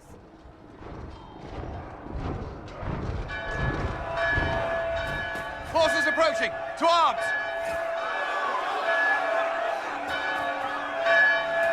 What the... We must get to the gates.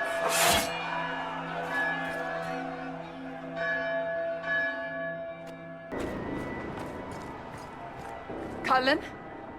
One watchguard reporting. It's a massive force, the bulk over the mountain. Under what banner? None. None?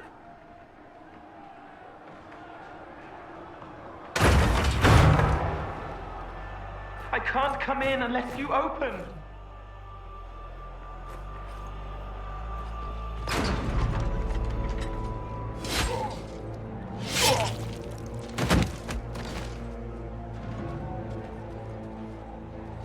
I'm Cole. I came to warn you, to help. People are coming to hurt you. You probably already know. What is this? What's going on? The Templars come to kill you. Templars? Is this the Order's response to our talks with the mages, attacking blindly? The Red Templars went to the Elder One. You know him, he knows you. You took his mages. There. I know that man. But this Elder One...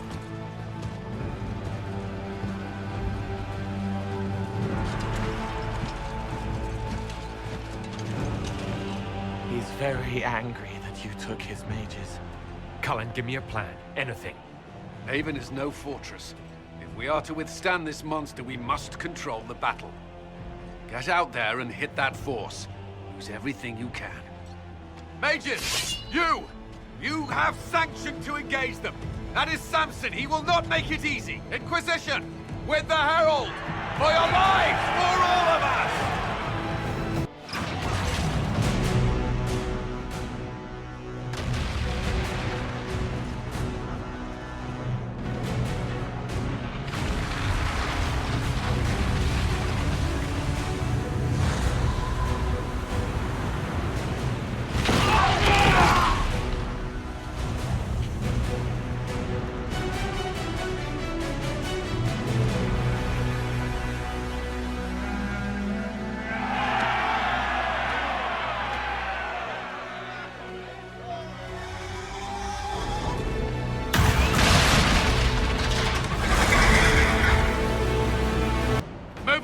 Move it!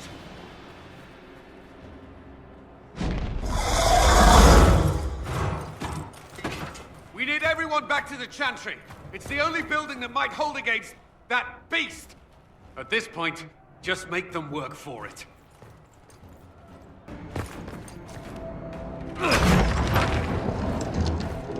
Move! Keep going! The Chantry is your shelter!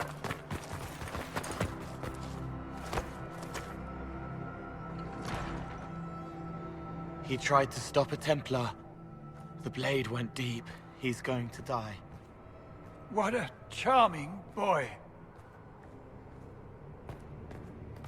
Herald, our position is not good. That dragon stole back any time you might have earned us. I've seen an archdemon. I was in the Fade, but it looked like that. I don't care what it looks like. It's got a path for that army. They'll kill everyone in Haven. The Elder One doesn't care about the village. He only wants the Herald. If it will save these people, he can have me. It won't. He wants to kill you. No one else matters, but he'll crush them, kill them anyway. I don't like him. You don't like... Herald, there are no tactics to make this survivable. The only thing that slowed them was the avalanche. We could turn the remaining trebuchets, cause one last slide. We're overrun. To hit the enemy, we'd bury Haven. We're dying, but we can decide how. Many don't get that choice.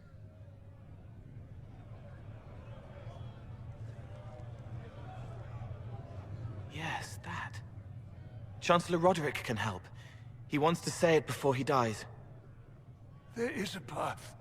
You wouldn't know it unless you'd made the summer pilgrimage, as I have. The people can escape. She must have shown me. Andraste must have shown me so I could tell you. What are you on about, Roderick? It was whim that I walked the path. I did not mean to start. It was overgrown. Now, with so many in the Conclave dead, to be the only one who remembers... I don't know, Harold. If this simple memory can save us, this could be more than mere accident. You could be more. What about it, Cullen? Will it work? Possibly, if he shows us the path. But what of your escape?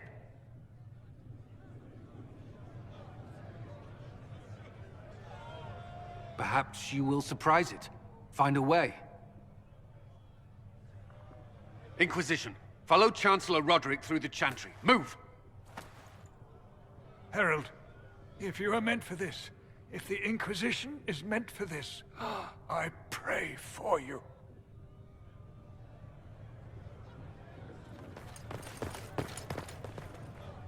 They'll load the trebuchets. Keep the Elder One's attention until we're above the tree line. If we are to have a chance, if you are to have a chance, let that thing hear you.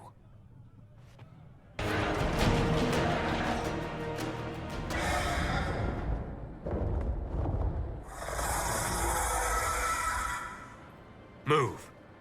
Now!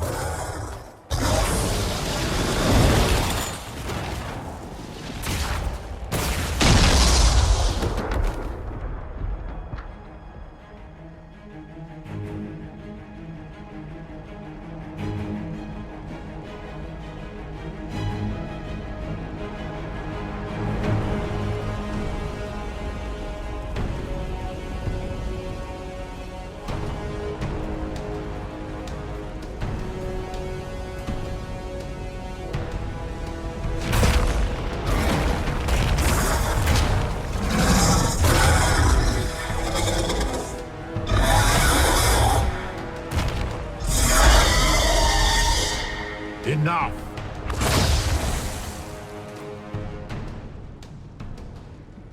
Pretender, you toy with forces beyond your ken no more.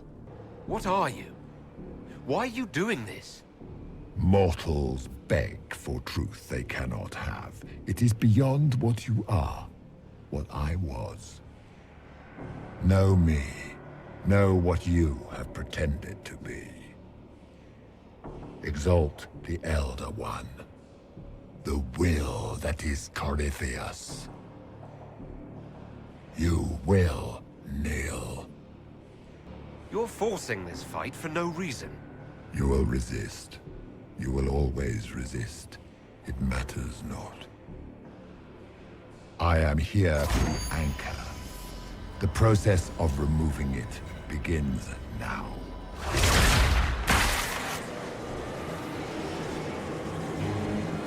It is your fault, Herald. You interrupted a ritual years in the planning, and instead of dying, you stole its purpose.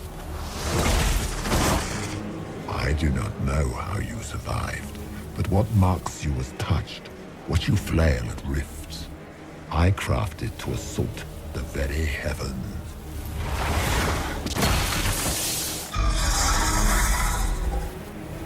And you used the anchor to undo my work. The gore. What is this thing meant to do? It is meant to bring certainty where there is none. For you, the certainty that I would always come for it. I once breached the Fade in the name of another to serve the old gods of the Empire in person. I found only chaos and corruption, dead whispers. For 1,000 years I was confused, no more. I have gathered the will to return under no name but my own, to champion withered Tevinter and correct this blighted world. Beg that I succeed, for I have seen the throne of the gods, and it was empty.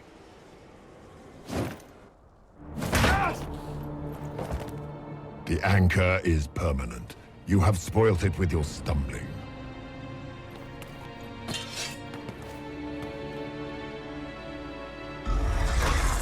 So be it. I will begin again. Find another way to give this world the nation and God it requires.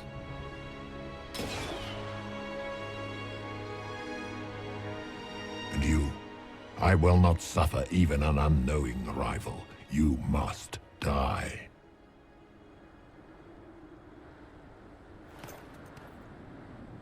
You expect us to surrender and kneel. We will not. You'll face us all. When we choose!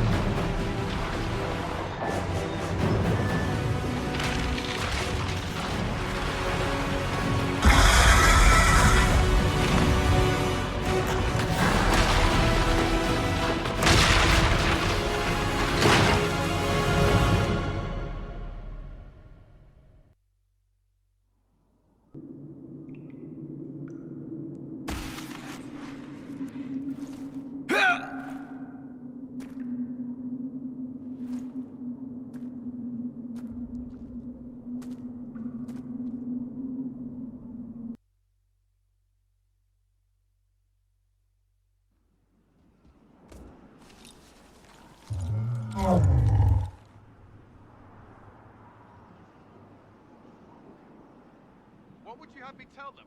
This isn't what we asked them to do. We cannot simply ignore this. We must find a way. And who put you in charge? We need a consensus or we have nothing. Please, we must use reason. Without the infrastructure of the Inquisition, we're hobbled. I can't come from nowhere. She didn't say it could. Enough! This is getting us nowhere. Well, we're agreed on that much. Shh. You need rest. They've been at it for hours. They have that luxury thanks to you.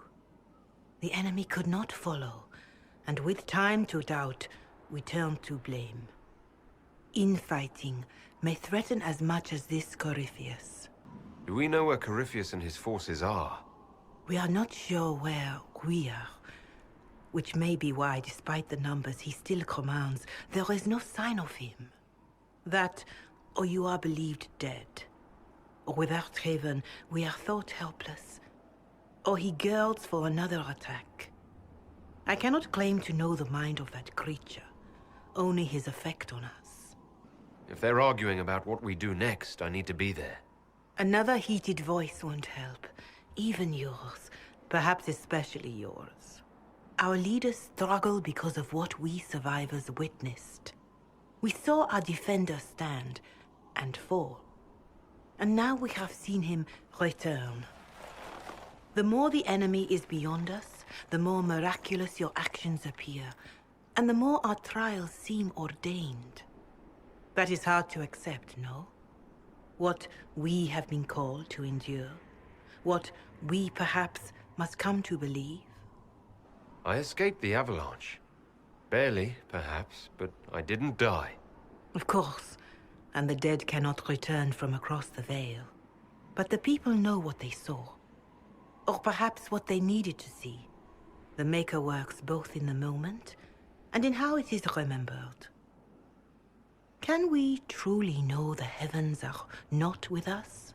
You saw Corypheus? What do you think of his claims of assaulting the heavens?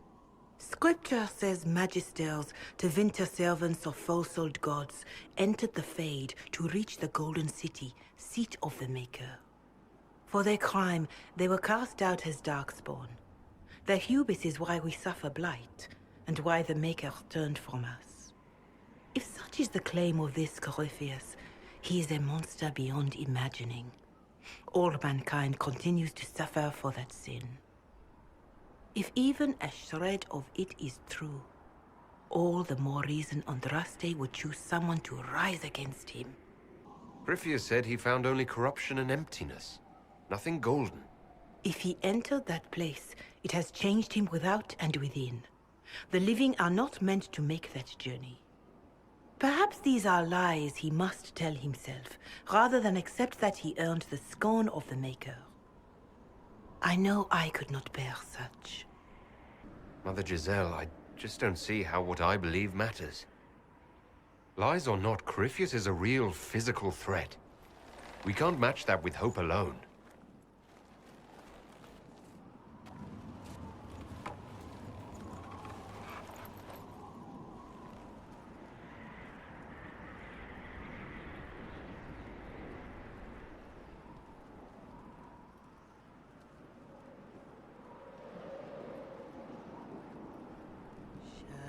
Shadows fall and hope has fled.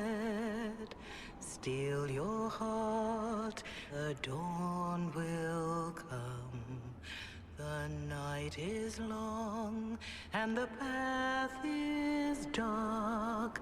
Look to the sky, for one day soon, the dawn will come.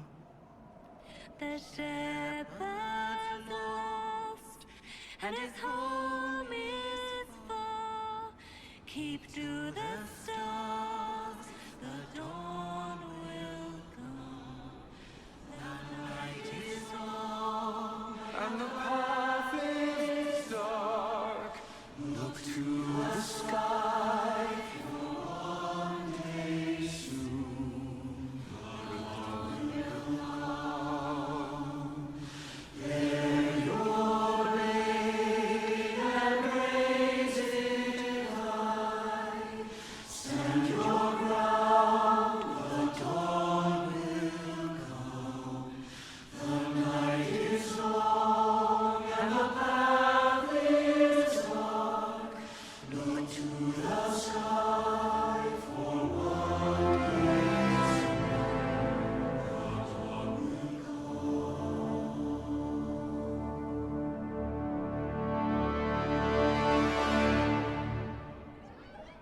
An army needs more than an enemy. It needs a cause.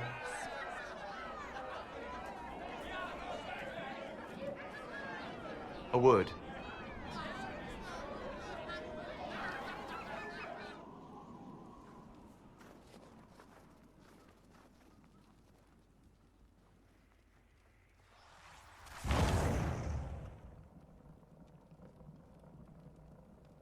A wise woman, worth heeding. Her kind understand the moments that unify a cause. Or fracture it. The orb Corypheus carried, the power he used against you, it is Elven. Corypheus used the orb to open the breach. Unlocking it must have caused the explosion that destroyed the Conclave. I do not yet know how Corypheus survived. Nor am I certain how people will react when they learn of the orb's origin. All right. What is it, and how do you know about it? They were foci, used to channel ancient magics. I have seen such things in the Fade, old memories of older magic. Corypheus may think it Tevinter. His empire's magic was built on the bones of my people. Knowing or not, he risks our alliance. I cannot allow it. If you've something that will help us, now's the time. Yes. Judging by the faithful, now is the time.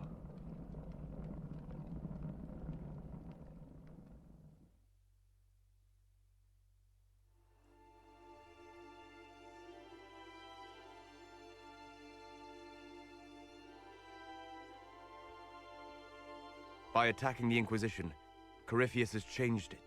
Changed you. Scout to the north. Be their guide.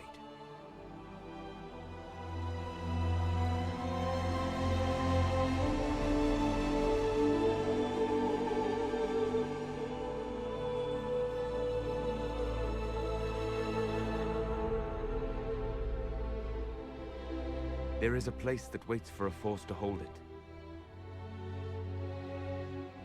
There is a place where the Inquisition can build, grow.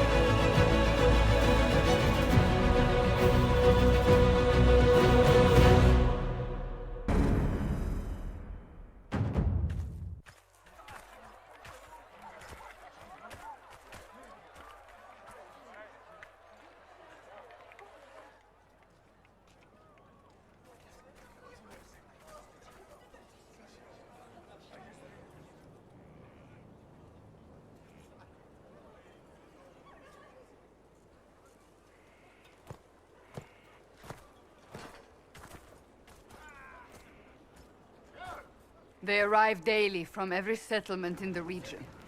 Skyhold is becoming a pilgrimage.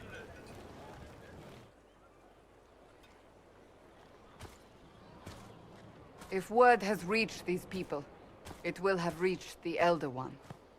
We have the walls and numbers to put up a fight here, but this threat is far beyond the war we anticipated. But we now know what allowed you to stand against Corypheus, what drew him to you. He came for this, and now it's useless to him, so he wants me dead. That's it. The Anchor has power, but it's not why you're still standing here. Your decisions let us heal the sky. Your determination brought us out of Haven. You are the creature's rival because of what you did. And we know it. All of us. The Inquisition requires a leader. The one who has already been leading it.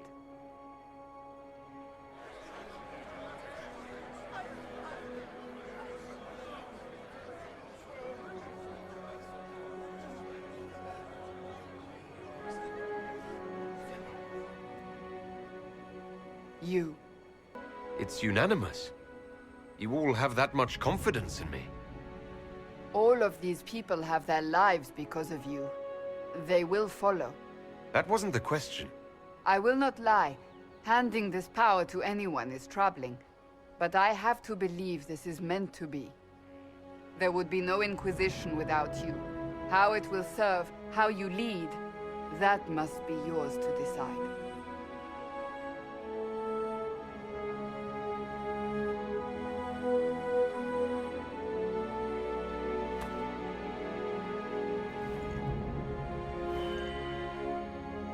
This isn't about a greater message. We have an enemy, and we have to stand together. We'll do what is right. The Inquisition will fight for all of us. Wherever you lead us. Have our people been told? They have. And soon, the world. Commander, will they follow? Inquisition, will you follow? Will you fight? Will we triumph? Your leader, your herald, your Inquisitor!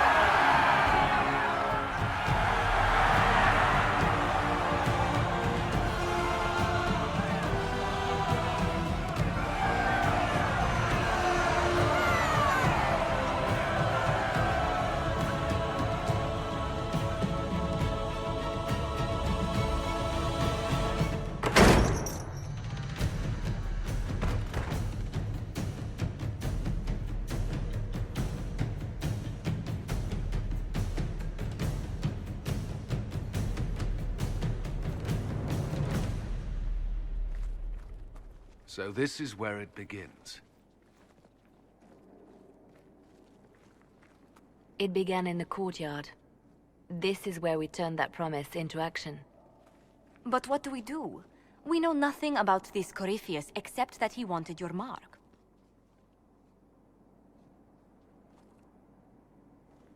Corypheus wants to restore Tevinter. Is this a prelude to war with the Imperium? I get the feeling we're dealing with extremists, not the vanguard of a true invasion. Tevinter is not the Imperium of 1,000 years ago. What Corypheus yearns to restore no longer exists. Though they would shed no tears if the South fell to chaos, I'm certain. Corypheus said he wanted to enter the Black City, that this would make him a god. He is willing to tear this world apart to reach the next. It won't matter if he's wrong. What if he's not wrong? If he finds some other way into the Fade? Then he gains the power he seeks, or unleashes catastrophe on us all. Could his dragon really be an archdemon? What would that mean? It would mean the beginning of another blight. We've seen no darkspawn other than Corypheus himself. Perhaps it's not an archdemon at all, but something different? Whatever it is, it's dangerous.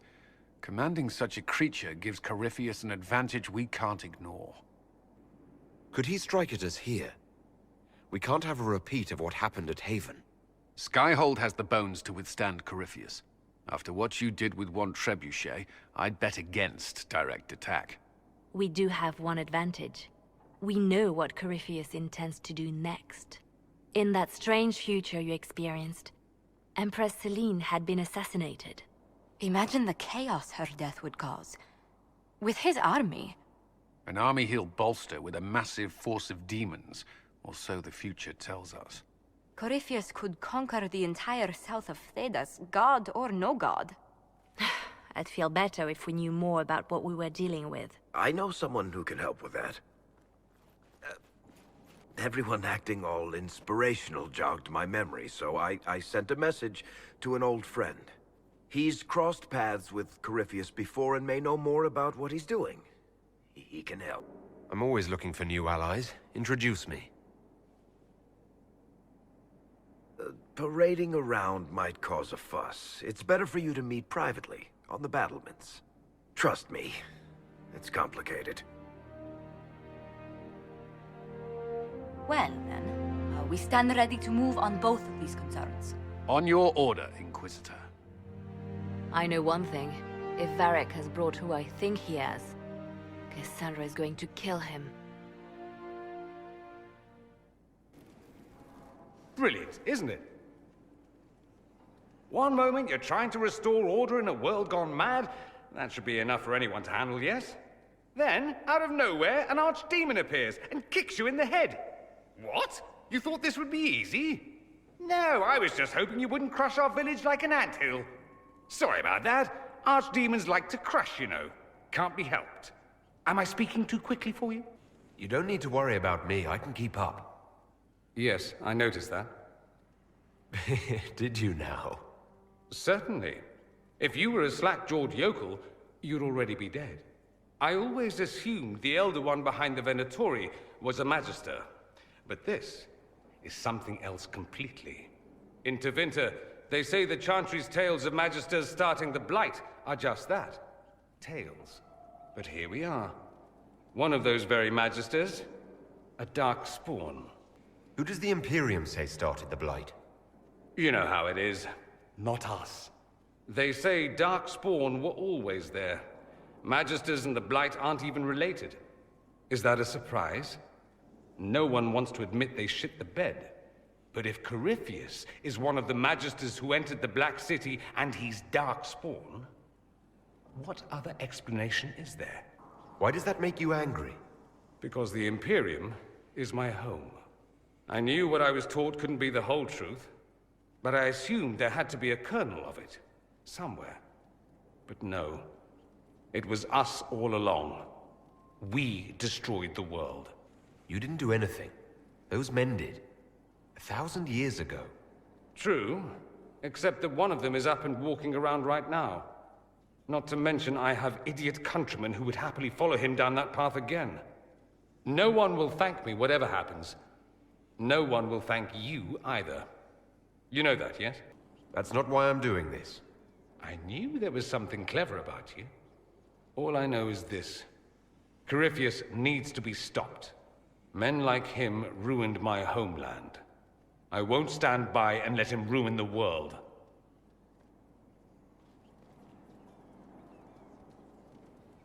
Oh, and congratulations on that whole leading the Inquisition thing, by the way. I'm sorry. So am I. Inquisitor, I was not expecting a visit. You had little interest in speaking to me privately before. But as dear Josephine says, it's never too late to make a friend. I hope I'm not disrupting anything. The commander was just delivering the names of those we lost at Haven. You must blame me for this. We all saw who attacked us. We know exactly who to blame. I keep wondering if I could have done something different. When the first of my lookouts went missing, I pulled the rest back, awaiting more information. If they'd stayed in the field, they could have bought us more time. I was afraid to lose my agents. And instead, we lost Haven. You look out for your people. That's a good thing. Is it? My people know their duty. They know the risks. They understand that the Inquisition may call upon them to give their lives.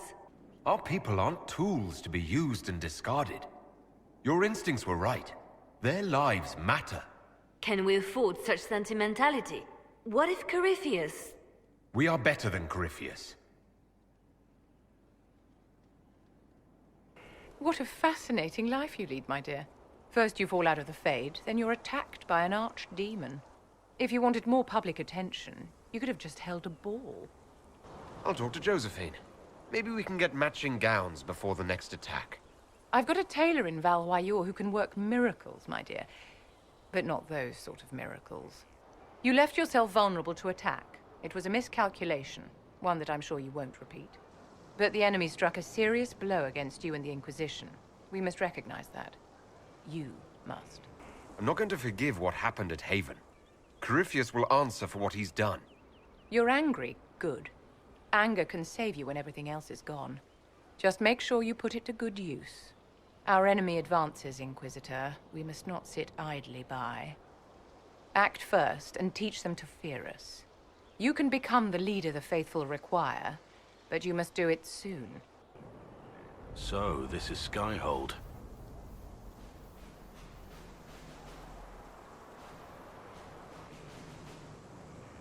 Come, let's walk the ramparts.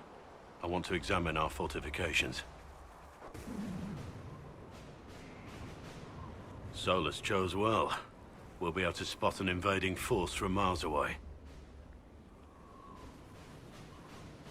For as long as I've been here, we've never really spoken at length. We haven't, have we? Sorry about that.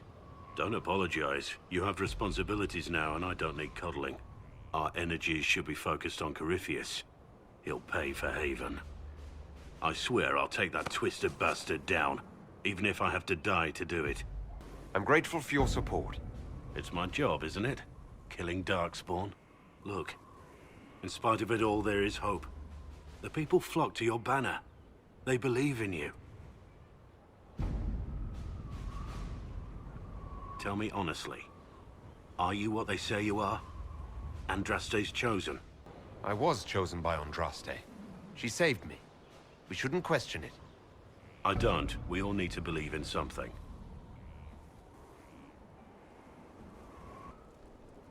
Well, about time you came around to talk, innit? Sign me up, then not so much as a welcome.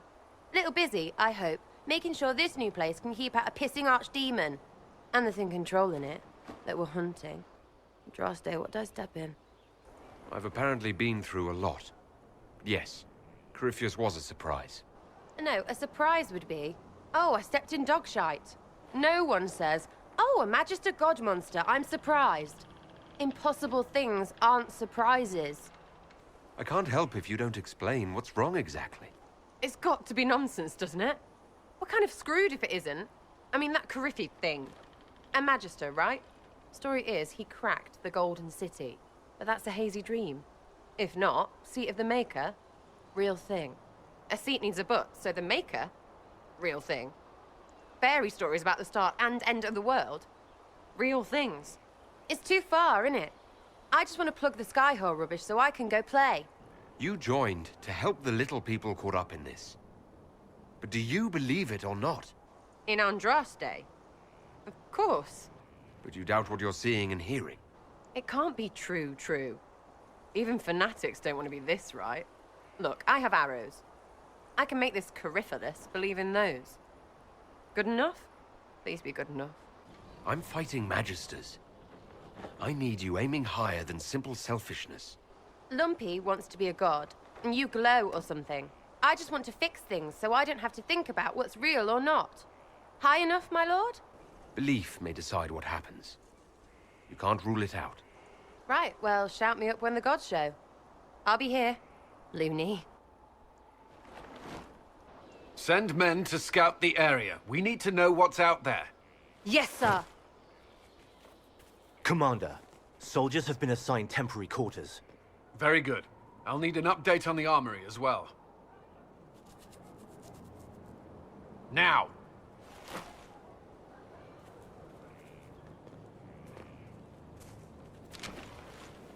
We set up as best we could at Haven, but could never prepare for an archdemon, or whatever it was. With some warning, we might have... We were all shaken by what happened. If Corypheus strikes again, we may not be able to withdraw. And I wouldn't want to. We must be ready. Work on Skyhold is underway. Guard rotations established. We should have everything on course within the week. We will not run from here, Inquisitor. How many were lost? Most of our people made it to Skyhold. It could have been worse. Morale was low, but has improved greatly since you accepted the role of Inquisitor. Everyone has so much faith in my leadership. I hope I'm ready. You won't have to carry the Inquisition alone, although it must feel like it. We needed a leader, and you have proven yourself. You responded quickly to the attack on Haven. Without that, so many more would have died.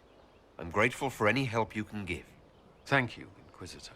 I will do everything I can to ensure the security of our people.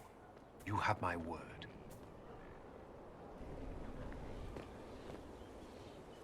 This thing is not a stray puppy you can make into a pet. It has no business being here. Wouldn't you say the same of an apostate? Inquisitor, I wondered if Cole was perhaps a mage, given his unusual abilities. He can cause people to forget him, or even fail entirely to notice him. These are not the abilities of a mage. It seems that Cole is a spirit. It is a demon. If you prefer, although the truth is somewhat more complex. Cole warned us about Corypheus at Haven. He saved a lot of lives. And what will its help cost? How many lives will this demon later claim? In fact, his nature is not so easily defined. Speak plainly, Solas. What are we dealing with? Demons normally enter this world by possessing something. In their true form, they look bizarre, monstrous. But you claim Cole looks like a young man. Is it possession? No. He has possessed nothing and no one. And yet he appears human in all respects. Cole is unique, Inquisitor. More than that, he wishes to help. I suggest you allow him to do so. What do you mean by possession? Spirits and demons cross over from the Fade by attaching themselves to something in this world. But Cole has willfully manifested in human form without possessing anyone. The demons who came through the breach, or through the rifts, weren't possessing anything. These demons were drawn through against their will, driven mad by this world. But Cole predates the breach. From what we can tell, he has lived here for months, perhaps years. He looks like a young man. For all intents and purposes, he is a young man. It is remarkable. I should hear what Cole has to say for himself. Where is he now? If none of us remember him, he could be anywhere.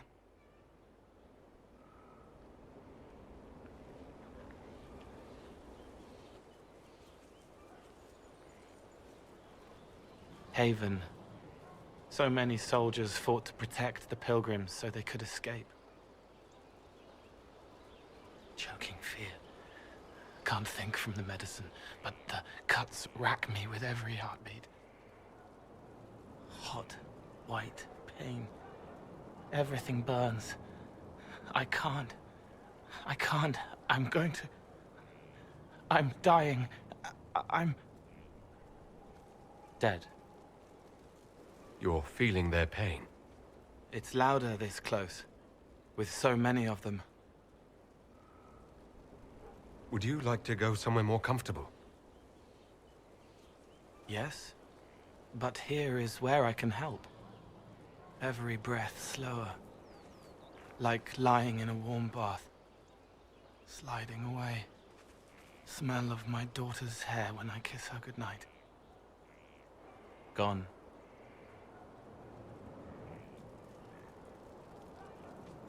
Cracked brown pain, dry, scraping, thirsty.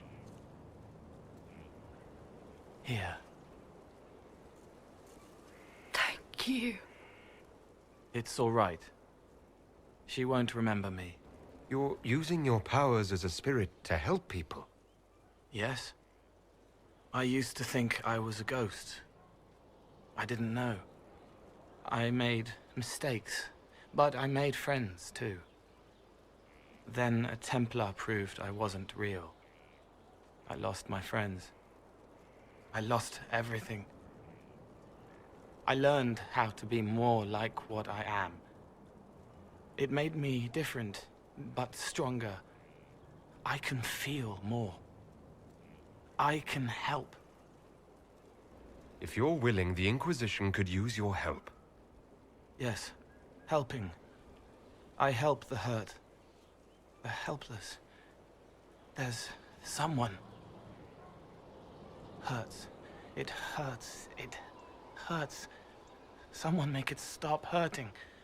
Make her, please. The healers have done all they can. It will take him hours to die. Every moment will be agony. He wants mercy. Help. All right. Help him. It's all right. I want to stay.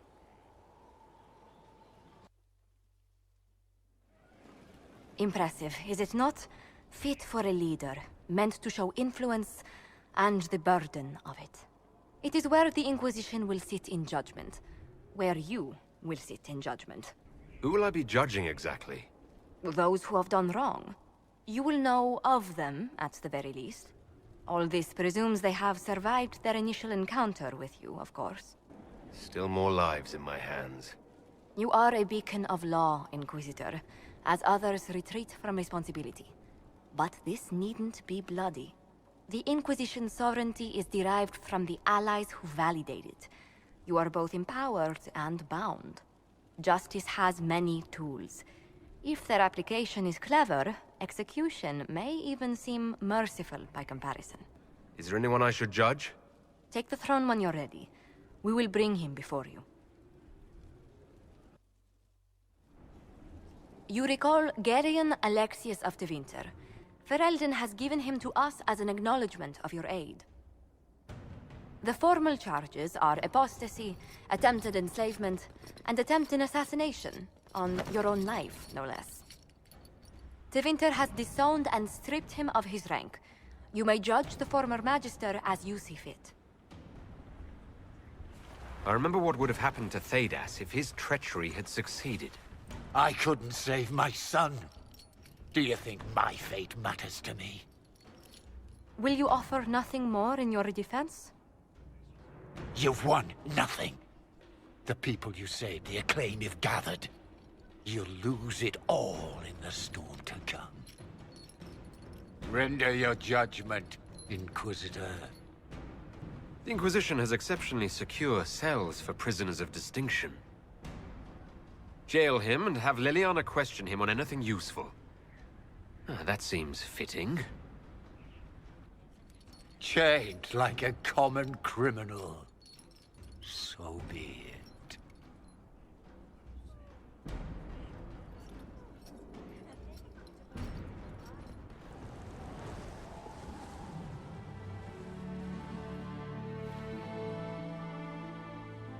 Inquisitor, meet Hawke, the champion of Kirkwall.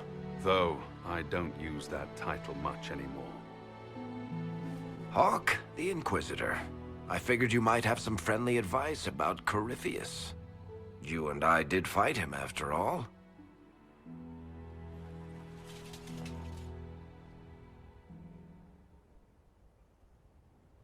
This view reminds me of my home in Kirkwall. I had a balcony that overlooked the whole city. I loved it at first.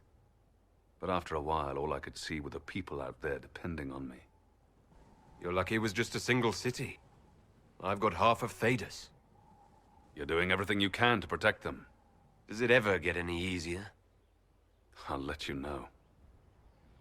I don't envy you, Inquisitor. But I may be able to help you. Varric said that you fought Corypheus before. Fought and killed. The Grey Wardens were holding him, and he somehow used his connection to the Darkspawn to influence them. Corypheus got into their heads, messed with their minds, turned them against each other. If the Wardens have disappeared, they could have fallen under his control again. If that's what happened to the Wardens, do you think we can free them? It's possible. But we need to know more first. I've got a friend in the Wardens. He was investigating something unrelated for me. His name is Stroud. The last time we spoke, he was worried about corruption in the Warden ranks. Since then, nothing. Corypheus would certainly qualify as corruption in the ranks. Did your friend disappear with them? No. He told me he'd be hiding in an old smuggler's cave near Crestwood. If you didn't know about Corypheus, what were you doing with the Wardens? The Templars in Kirkwall were using a strange form of lyrium. It was red. I'd hoped the Wardens could tell me more about it. Corypheus had Templars with him at Haven. They looked like they'd been exposed to the lyrium you describe. Hopefully my friend in the Wardens will know more. I appreciate the help. I'm doing this as much for myself as for you. Corypheus is my responsibility. I thought I'd killed him before. This time, I'll make sure of it. Good to see you safe, Inquisitor. We've got trouble ahead. Are the Red Templars here? There's a few up in the hills, but for once, they're not our biggest problem. What is?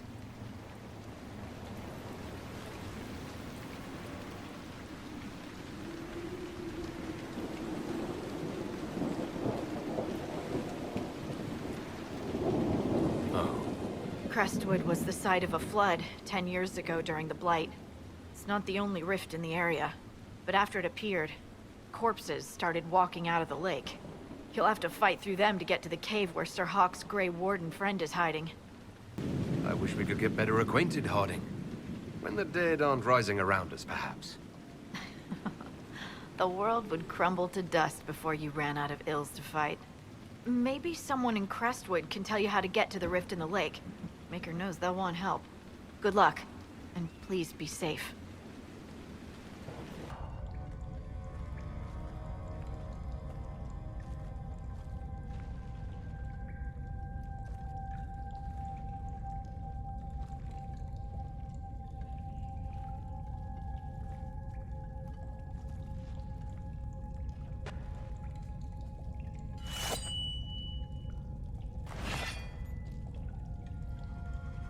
It's just us. I brought the Inquisitor. My name is Stroud, and I'm at your service, Inquisitor. I need to know why the Wardens disappeared. Could it have something to do with Corypheus? I fear it is so. When my friend Hawke slew Corypheus, Weishaupt was happy to put the matter to rest. But an archdemon can survive wounds that seem fatal, and I feared Corypheus might possess the same power. My investigation uncovered clues, but no proof. Then, not long after, every warden in Orlais began to hear the calling. Maker! Why didn't you tell me? It was a Grey Warden matter. I was bound by an oath of secrecy. You think Corypheus is using this calling to control the Grey Wardens? Not precisely, Your Worship. The calling warns a Grey Warden that his time in this world grows short. And every Grey Warden in Orlais is hearing that right now. They think they're dying. Yes. Likely because of Corypheus. If the Wardens fall, who will stand against the next Blight? It is our greatest fear. So Corypheus isn't controlling them. He's bluffing them with this calling. And they're falling for it. Is the calling they're hearing real? Or is Corypheus mimicking it somehow? I know not. Even as a senior Warden, I had heard only the vaguest whispers of Corypheus. The Wardens believe that this calling is real, and they will act accordingly. That is all we know for certain. You said all the Wardens are hearing the calling. Does that include you? Sadly, yes. It lurks like a wolf in the shadows around a campfire. The creature that makes this music has never known the love of the Maker, but at times, I almost understand it. We must uncover what Corypheus has done and end it. This cannot stand. How can Corypheus make all these Wardens hear the calling? I cannot say. We know little about him, save that he is dangerous. He is a Magister, as well as a Darkspawn, and speaks with the voice of the Blight. That lets him affect the minds of Wardens, since we are tied to the Blight ourselves. It must be how he created this false calling. So the Wardens are making some last desperate attack on the Darkspawn. We are the only ones who can slay archdemons. Without us, the next blight will consume the world. Warden Commander Clarel spoke of a blood magic ritual to prevent future blights before we all perished. When I protested the plan as madness, my own comrades turned on me. Grey Wardens are gathering here, in the western approach. It is an ancient Tevinter ritual tower. Meet me there, and we will find answers. Inquisitor, welcome to the western approach. We've sighted Warden activity to the southwest, but no one's been close enough to figure out what they're doing. Between the sandstorms and the vicious wildlife, we haven't made it far out here. One of my men got too close to a poison hot spring and gave me a slightly delirious report of a high dragon flying overhead. In short, this might just be the worst place in the entire world. Be careful out there. Are you worried about me? Someone has to be. And try not to die. I don't want to deliver that report to Skyhold. We intercepted a Venatori messenger and, persuaded him to give up the orders he was carrying. We have them here. This entire place. It just feels like something's not right. Be careful. I'm glad you made it, Inquisitor. I fear they've already started the ritual. It has to be blood magic. I hope we can stop them before more people get hurt. You take point. I'll guard your backs.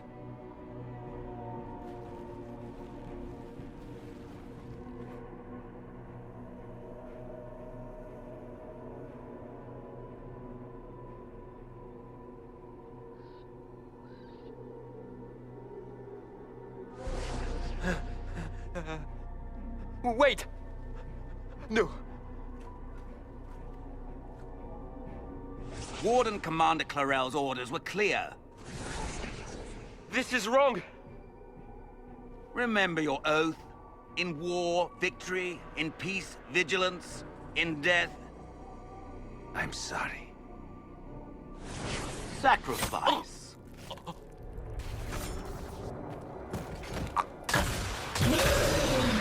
Good. Now bind it just as I showed you.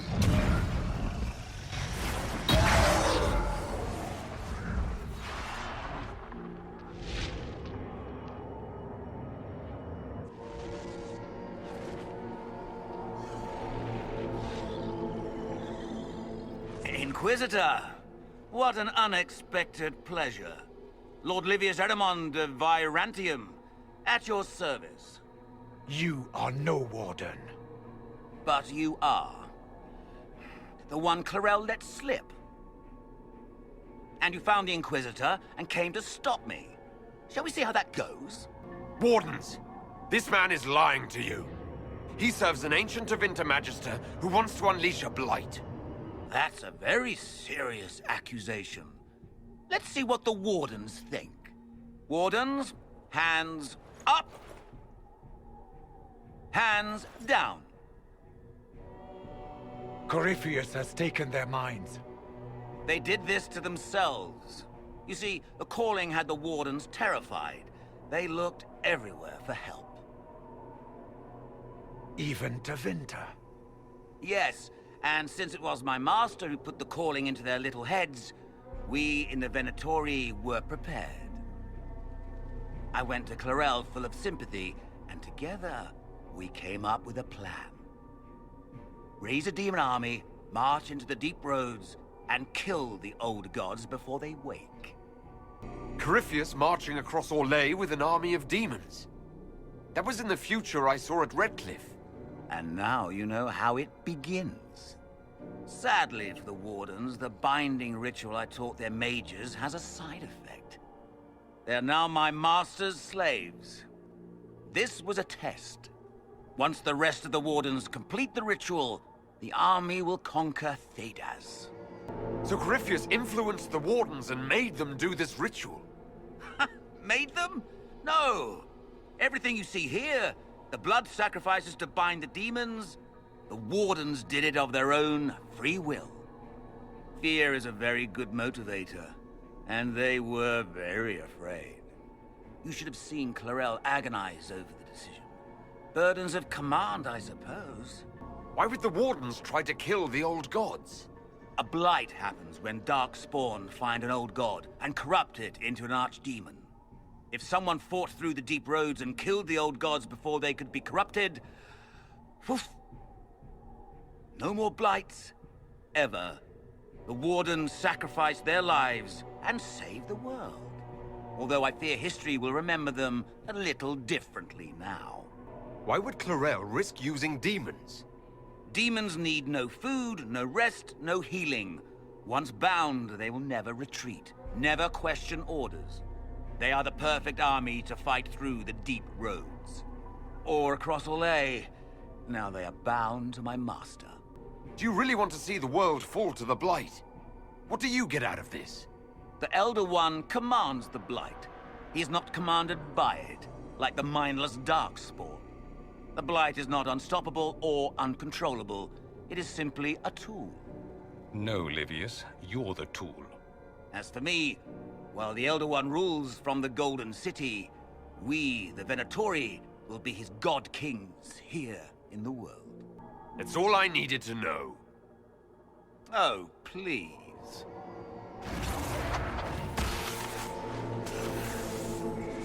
The Elder One showed me how to deal with you, in the event you were foolish enough to interfere again. That mark you bear, the anchor that lets you pass safely through the veil, you stole that from my master. He's been forced to seek other ways to access the Fade. When I bring him your head, his gratitude will be... Ah!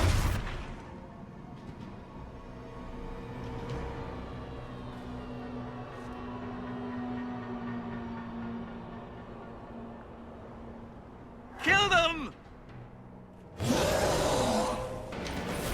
They refused to listen to reason. You were correct. Through their ritual, the mages are slaves to Corypheus. And the Warden warriors? Of course.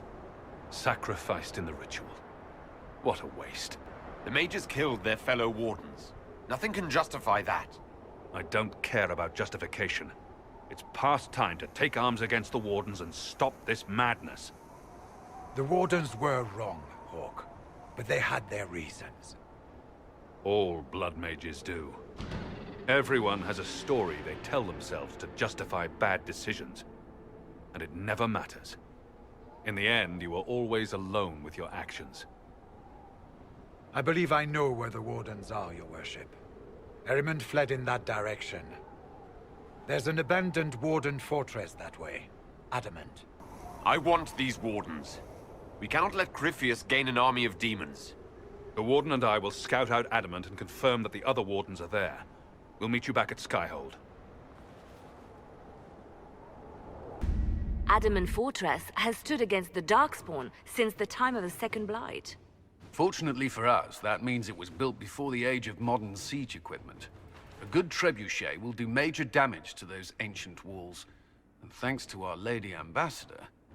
Lady Cyril of Jadar was pleased to lend the Inquisition her sappers. They've already delivered the trebuchets. That is the good news. If the fortress is vulnerable, let's just pound it to rubble. Even with the trebuchet, that would take months. That gives Erimund more than enough time to summon his demon army. The Inquisition forces can breach the gate, but if the Wardens already have their demons... I found records of Adamant's construction. There are choke points we can use to limit the field of battle. That's good. We may not be able to defeat them outright. But if we cut off reinforcements, we can carve you a path to Warden Commander Clarel. Taking this fortress is going to get a lot of good soldiers killed. Our soldiers know the risks, Inquisitor, and they know what they're fighting for. It'll be hard fought, no way around it, but we'll get that gate open. It's also possible that some Wardens may be sympathetic to our cause. The warriors may be willing to listen to reason, though I doubt they will turn against Clarel directly. The mages, however, are slaves to Corypheus. They will fight to the death. We've built the siege engines and readied our forces, Inquisitor. Give the word, and we march on Adamant.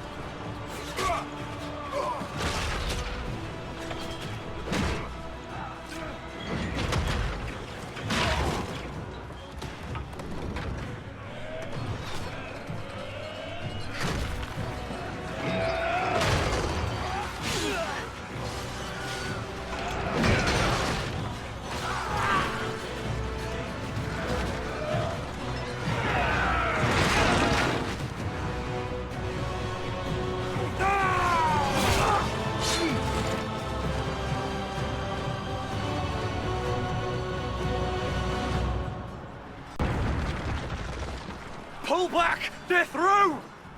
All right, Inquisitor. You have your way in. Best make use of it. We'll keep the main host of demons occupied for as long as we can. I'll be fine. Just keep the men safe. We'll do what we have to, Inquisitor. Warden Stroud will guard your back. Hawk is with our soldiers on the battlements. He's assisting them until you arrive.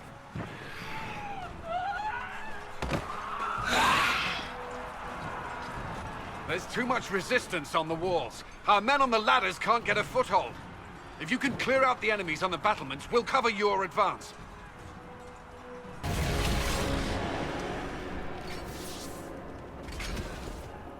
Wardens! We are betrayed by the very world we have sworn to protect. The Inquisition is inside, Clarel. We have no time to stand on ceremony. These men and women are giving their lives, Magister. That might mean little in Tevinter, but for the Wardens, it is a sacred duty. It has been many long years, my friend. Too many, Clarel. If my sword arm can no longer serve the Wardens, then my blood will have to do.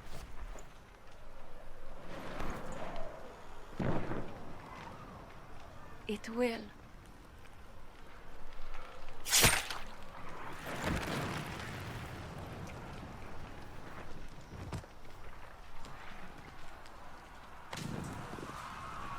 Stop them! We must complete the ritual!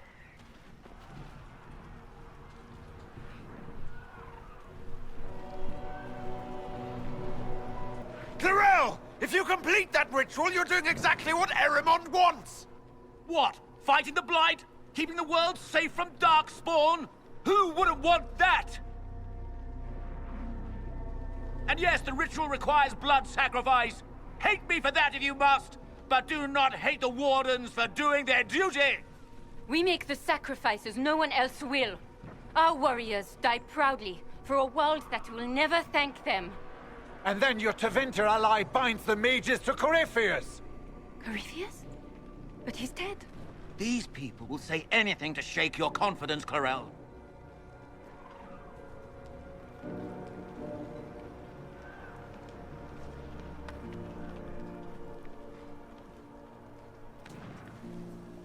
Bring it through!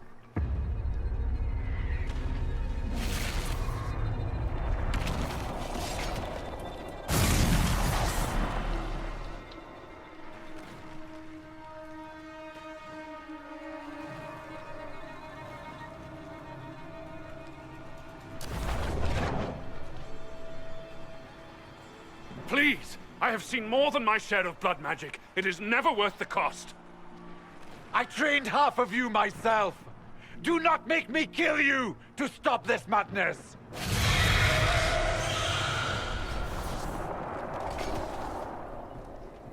Be ready with the ritual, Clarel. This demon is truly worthy of your strength. Listen to me! I have no quarrel with the Wardens! I have spared those I could! I don't want to kill you, but you're being used! Some of you know it, don't you? The mages who've done the ritual. They're not right. They were my friends, but now they're like puppets on a string. You cannot let fear sway your mind, Warden Chernov. He's not afraid. You are. You're afraid that you ordered all these brave men and women to die for nothing. I honor your bravery, my brothers and sisters. But this is not the way. You have been tricked.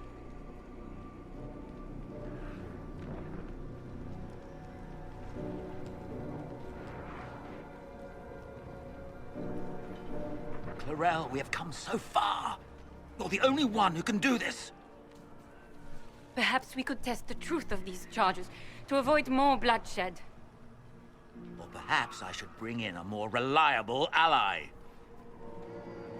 My master thought you might come here, Inquisitor. He sent me this to welcome you.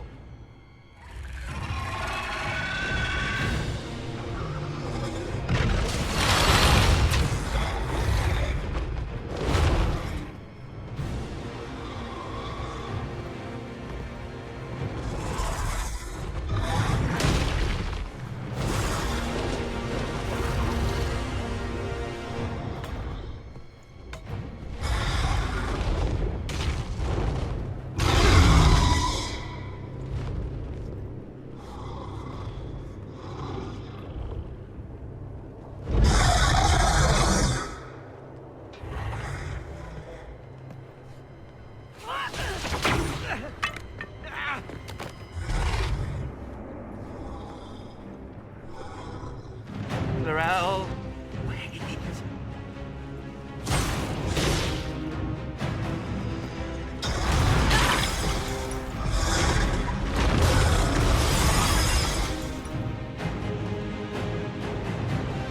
Help the Inquisitor!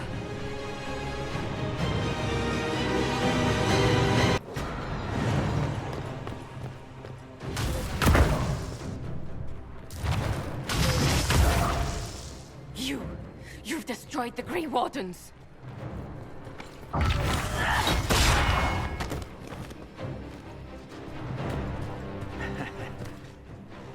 You did that to yourself, you stupid bitch.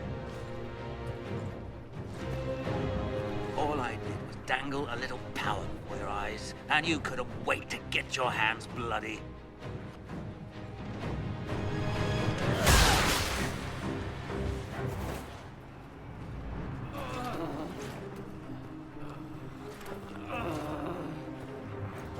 You could have served a new god. I will never serve the Blight!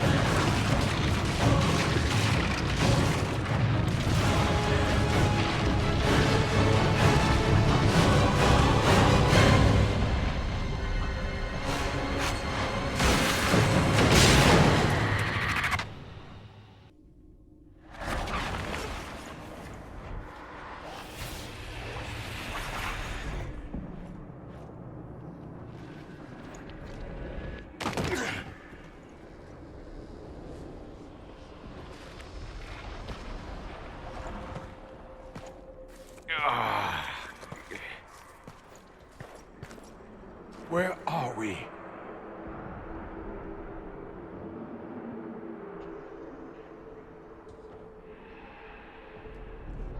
We were falling. Is this... Are we dead? No. This is the Fade. But I'm stuck. I can't... Why can't I? This place is wrong. I made myself forget when I made myself real. But I know it wasn't like this. It's not how I remember the Fade, either. The first time I entered the Fade, it looked like a lovely castle filled with gold and silks. I met a marvelous desire demon, as I recall. We chatted and ate grapes before he attempted to possess me. Perhaps the difference is that we are here physically. This is no one's dream. The stories say you walked out of the Fade at Haven. Was it like this? I don't remember what it was like the last time I was here. Right now, I'm more concerned with getting out safely. That huge demon was right on the other side of that rift Eramond was using. And there could be others. This is shitty. I'll fight whatever you give me, boss. But nobody said nothing about getting dragged through the ass end of Demon Town. In our world, the rift the demons came through was nearby, in the main hall. Can we escape the same way?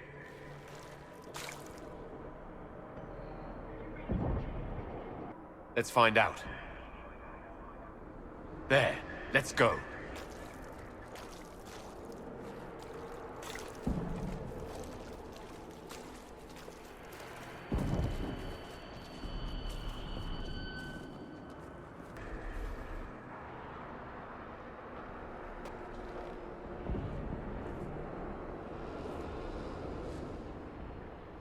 By the Maker. Could that be? I greet you, Warden. And you, Champion. Divine Justinia.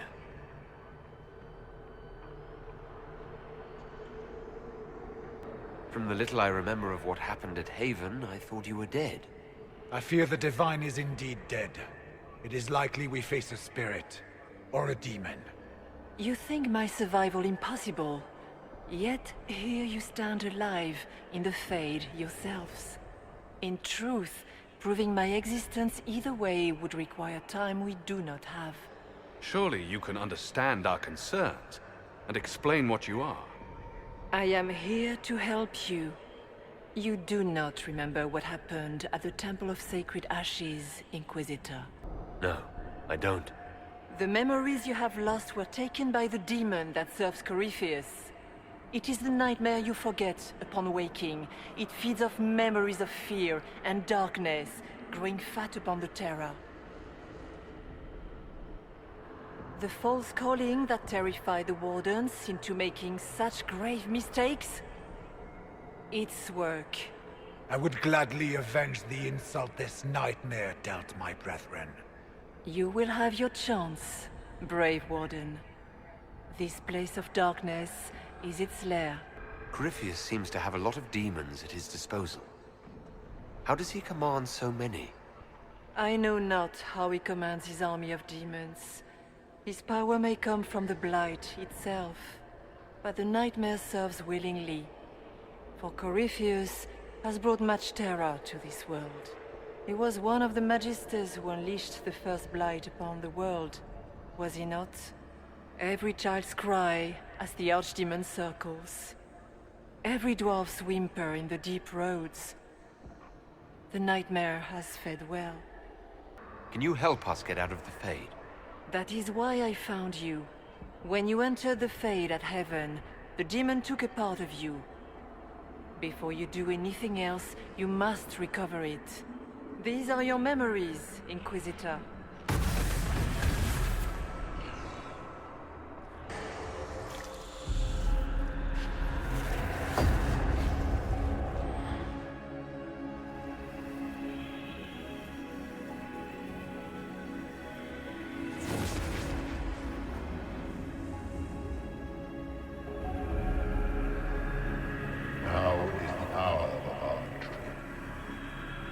Why are you doing this?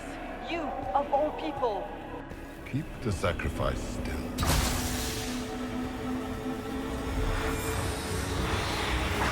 Someone, help me!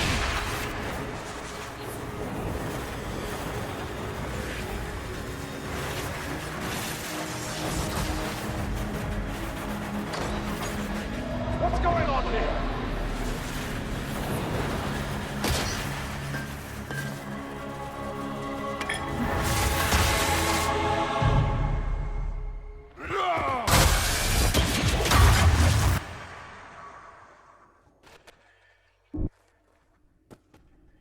So, your mark did not come from Andraste. It came from the orb Corypheus used in his ritual. Corypheus intended to rip open the veil, use the anchor to enter the Fade, and throw open the doors of the Black City. Not for the old gods, but for himself. When you disrupted his plan, the orb bestowed the anchor upon you instead. I never thought Andraste did this. I did this myself, through my actions. No maker required. And now you may be certain. You cannot escape the lair of the nightmare until you regain all that it took from you. You have recovered some of yourself, but now it knows you are here. You must make haste. I will prepare the way ahead. Something troubles you, Hawk. Those were Grey Wardens holding the Divine in that vision. Their actions led to her death. I assumed he had taken their minds, as you have seen him do before. Come, we can argue after we escape this dark place. Oh, I intend to.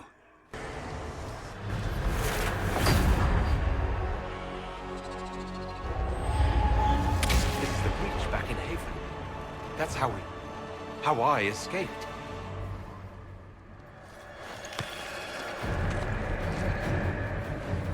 The demon! Keep running! Ah!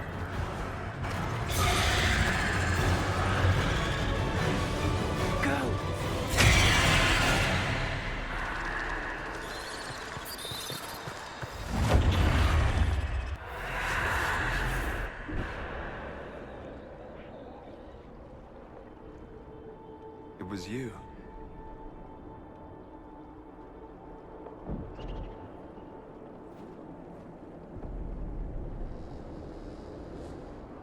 They thought it was Andraste sending me from the Fade, but it was the Divine behind me. And then she died.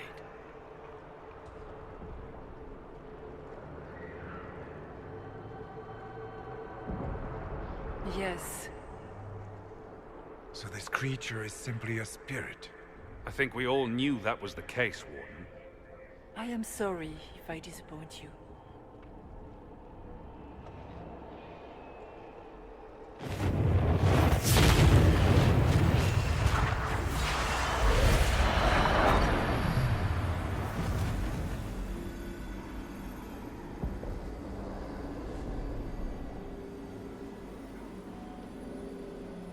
Are you a memory of the Divine?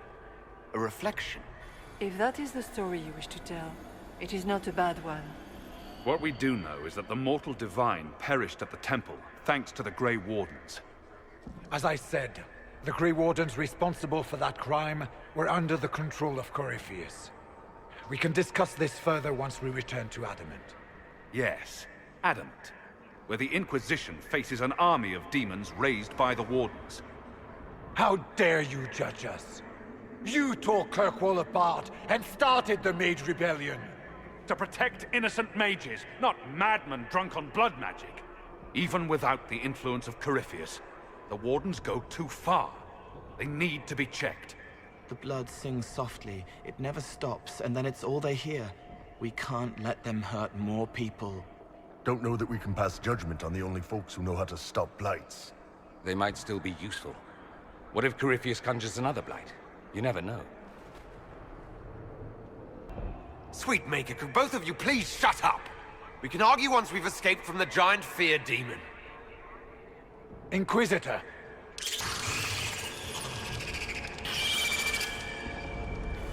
The nightmare has found us. Form up! I'm with you.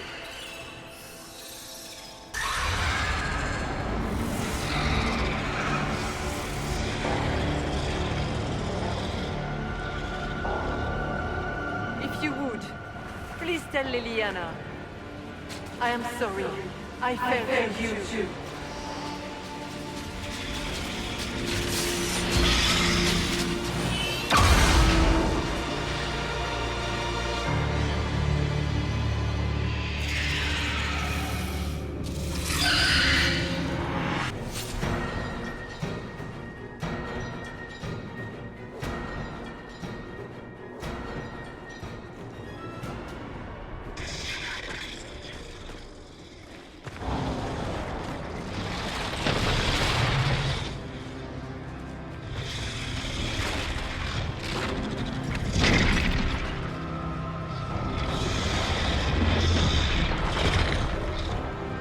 need to clear a path!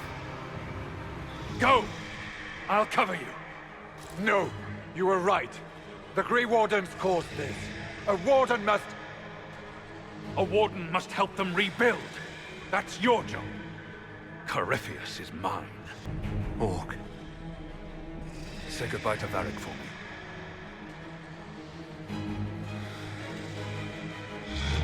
Spiders. Always the maker down.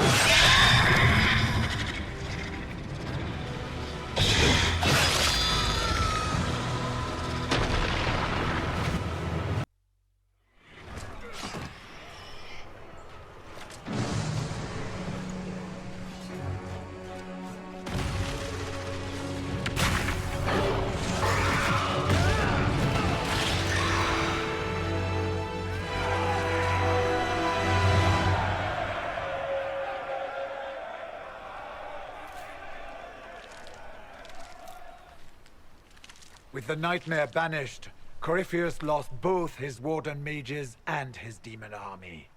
But in the stories your soldiers will tell, their Inquisitor broke the spell with the Maker's blessing. They need something to believe in. They do indeed. Inquisitor, the Archdemon flew off as soon as you disappeared. The Venatori Magister is unconscious but alive. Cullen thought you might wish to deal with him yourself. As for the Wardens, those who weren't corrupted helped us fight the demons. We stand ready to help make up for Clarel's tragic mistake. We've seen no sign of Hawk since the ledge collapsed, Inquisitor. We assumed he was with you. Hawk sacrificed his life to save us and strike a decisive blow against Corypheus. He gave his life, not because he'd sworn an oath or been marked as special, but because someone had to do it. Stroud, you're the senior surviving Grey Warden. What do we do now?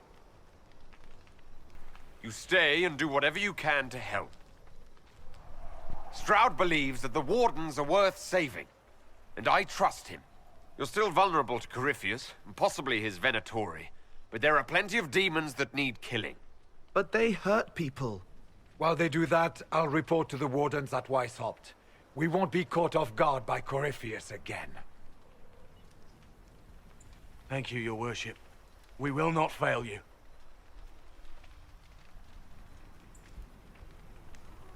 Maker watch over your Inquisition. It has been an honor.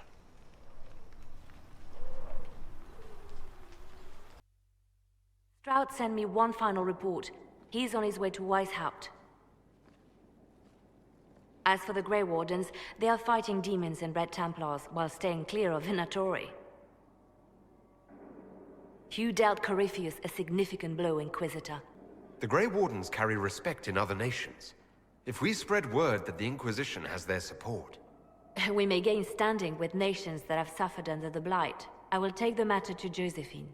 You took an army from Corypheus, but that will matter little if Orlais falls into chaos. All arrangements have been made for the ball in Halam Shiral. Let us know when you are ready to proceed. Remind me what we know about the plot against Selene. The Venatori are planning some kind of attack on the Imperial Court. Corypheus may even be fueling the conflict between the Empress and her cousin, Grand Duke Gaspard. If we warn Selene, she may prove a most valuable ally against Corypheus. Where can I find the Empress? She's holding a grand masquerade ball at her winter palace in Halam Shiral. Your invitation has been arranged. That is where the Venatori will strike. Speak with us when you are ready. What was she like? Divine Justinia, or her soul, or the spirit that took her form. I read your report. I know it isn't clear, but... She seemed calm. Serene, even. And she guided us the whole way through. That does sound like her. She did ask me to tell you something, though. She said, "I'm sorry. I failed you too." Oh. I should finish this before it slips my mind. Perhaps later we might discuss the matter further. Thank you.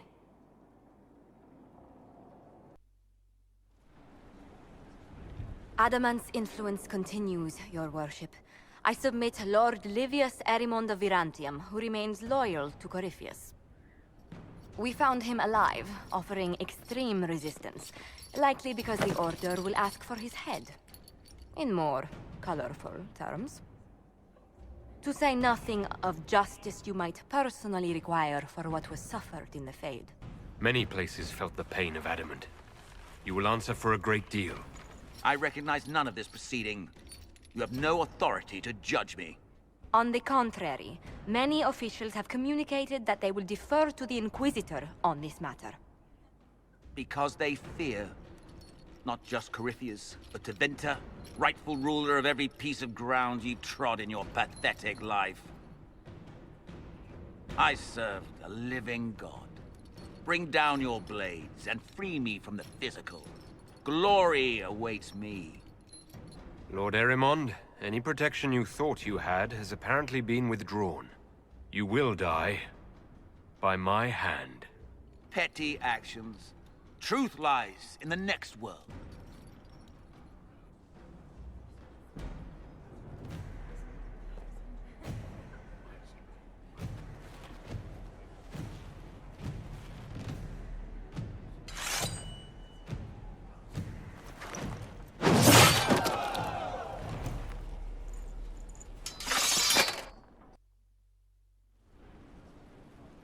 Another of the lingering pains of adamant, your worship. Sir Ruth is a senior warden of the Order. She was one of the many who slit the throat of another to bind a demon. She does not contest this. In fact, she surrendered to us. She requests no mercy. She wants the public justice of the headman's axe. You're very serious about this. Is more death the answer? There is no excuse for my actions. I murdered another of the Order. That blood marks me more than the Blight ever could. Accepting their actions while thralls of Corypheus, many treaties allow wardens any extreme if it opposes the Blight. I can't do it. I can't use the greater good to justify my crimes, as if it would create a future I could be a part of. It is wrong that this broke me. I've done worse with full sanction. I can do nothing except be an example of the cost. We doubt when we're safe. When blight is not at our throat. I can't judge a warden, Sir Ruth. No one has that right. You have more faith in the Order than we ourselves have.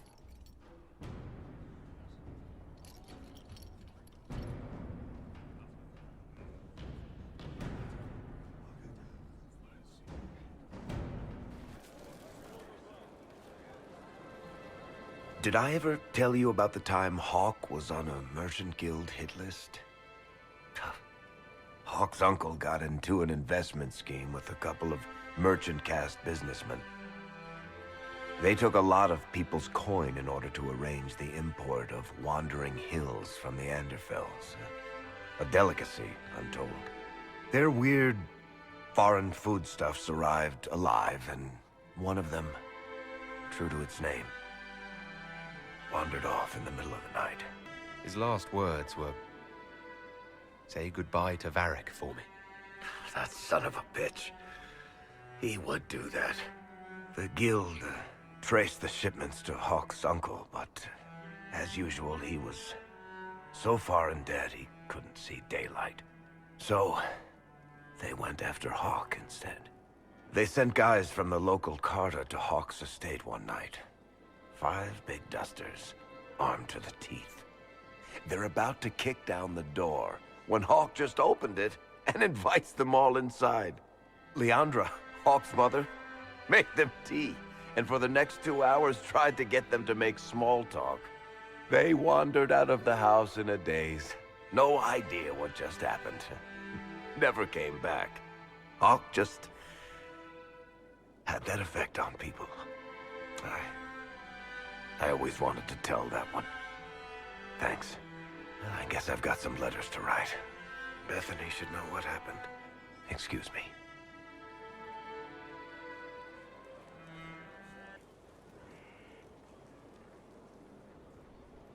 Someone I knew once described Adamant to me. Adamant is, and always will be, the Order, he said. A guardian on the edge of the abyss. The lone soul that stares into oblivion and doesn't waver. That's what Warden Commander Clarel tried to be. Well, they all tried to be. I'm told her wardens never wavered. They went to their deaths willingly. They died for us. And Corypheus twisted their sacrifice to make it his own.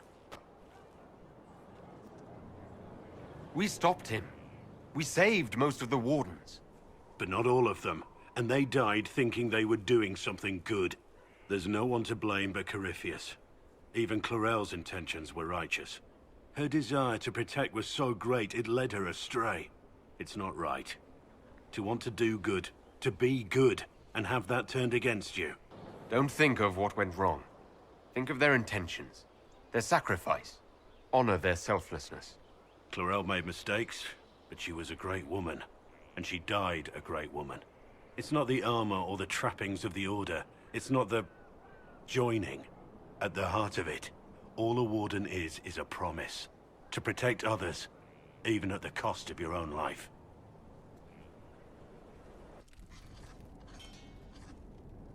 Writing does not come naturally to me, as I'm certain you can imagine. Let me guess, you're composing a love poem.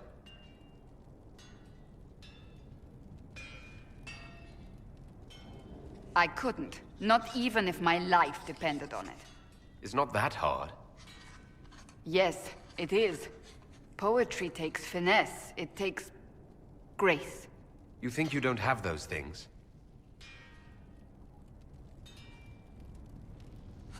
Historians will one day ask what happened at Adamant Fortress, in the Fade. I wasn't there, but others were. Their accounts must be recorded. That's an excellent idea, Cassandra. I certainly thought so, until I started writing.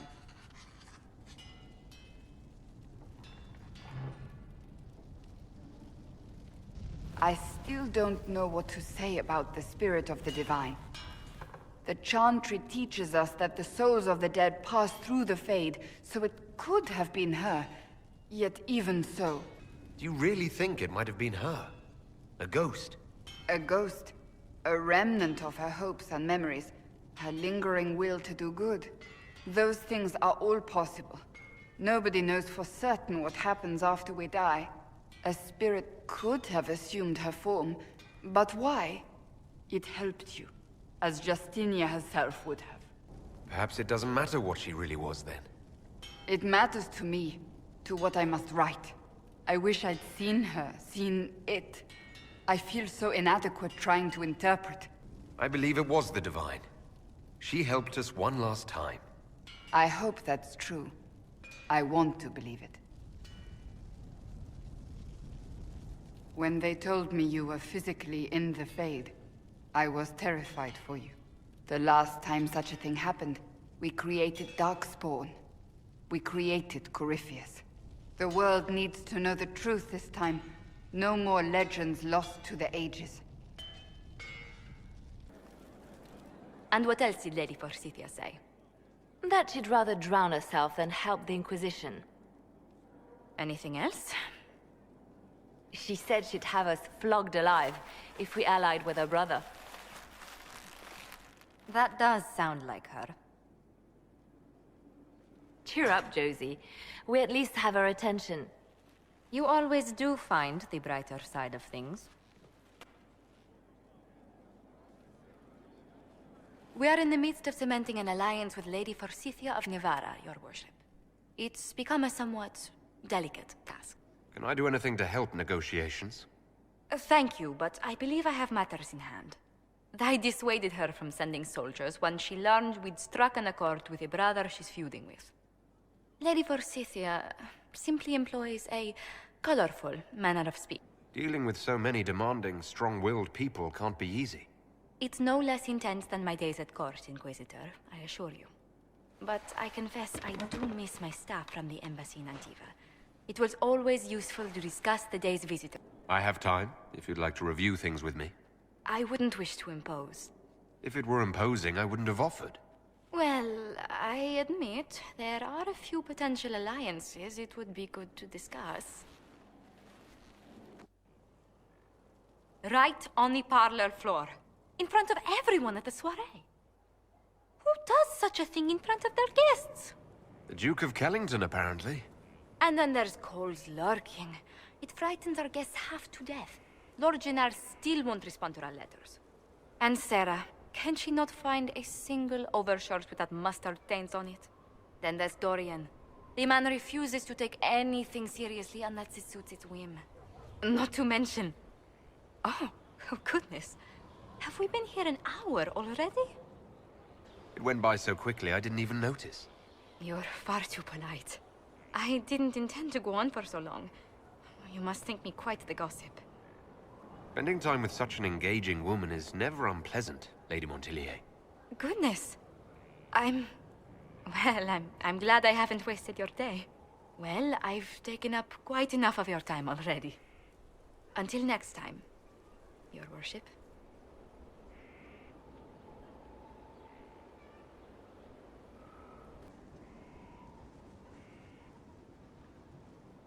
Inquisitor, I've found where the Red Templars come from.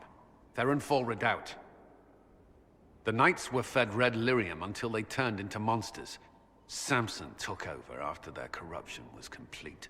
How do you know Samson? He was a Templar in Kirkwall, until he was expelled from the Order. I knew he was an addict, but this... Red lyrium is nothing like the lyrium given by the Chantry. Its power comes with a terrible madness. The Red Templars swarming Haven were proof enough. We cannot allow them to gain strength. The Red Templars still require lyrium. If we find their source, we can weaken them and their leader. Where do we begin? Caravans of red lyrium are being smuggled along trade roads. Investigating them could lead to where it's being mined. If you confront them, be wary. Anything connected to Samson will be well guarded.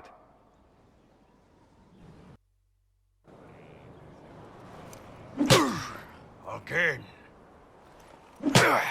Again. Come on! This is why the Qun doesn't like women fighting. I should have asked Cullen. Good one. Perhaps you can take over. Qunari training exercise to master your fear. Been a while since I needed it, but that nightmare demon was... big. Can you explain why I'm supposed to hit you with this stick? Probably, if I try. It'd involve a lot of Qunari words, though. Just hit me with the stick, all right? I need to get over this demon crap. You're scared of demons? Of course I'm scared of demons. Who in their right mind isn't? I mean, not like, oh, real demons. Big ones with fangs and crap. You're not gonna hit me, are you? You're scared. This isn't going to help. It helped in the old days. Get the piss scared out of you, then go through some pain exercises. Learn to master it. For the Qunari, demons are the scariest thing out there. More so than dragons. Even mages. Possession, losing your mind.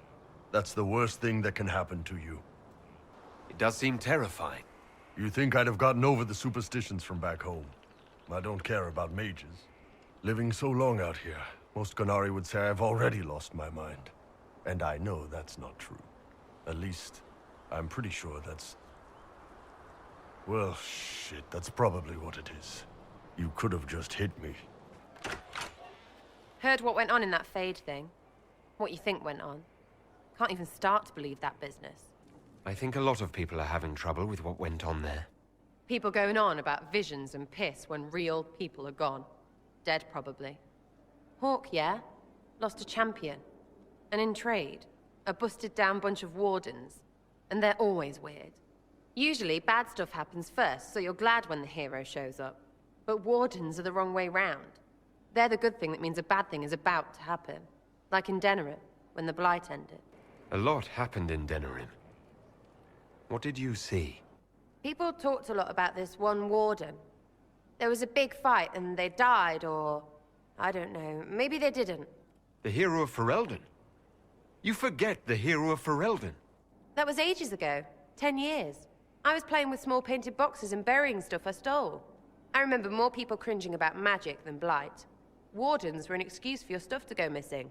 Blackwall's nice, though. Different from the adamant ones. Need more like him. You have remarkably little here on early Tevinter history. All these gifts to the Inquisition, and the best they can do is the Malefica Imperio. Trite propaganda.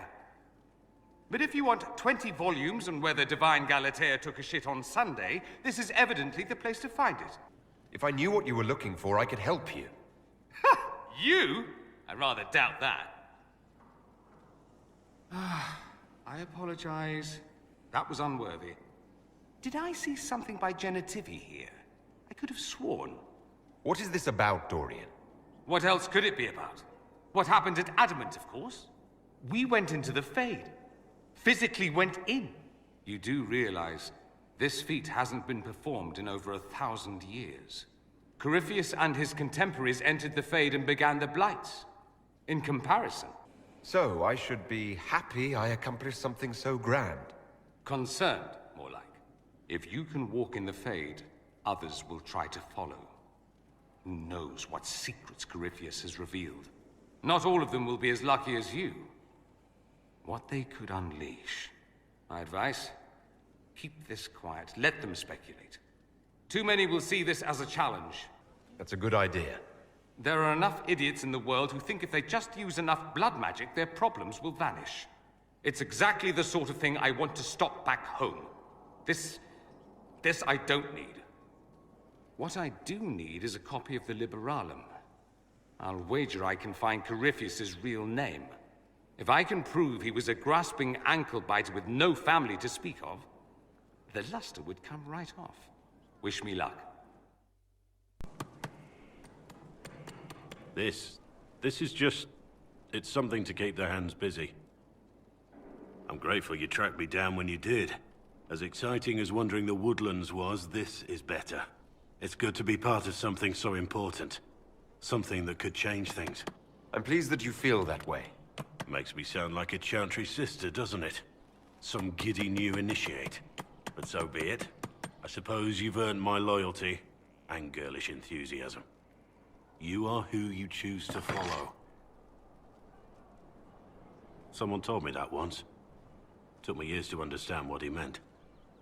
There's wisdom in that. It was a chevalier who said those words to me. A powerful man, but never without honor. A true knight. We met as competitors in the Grand Tourney.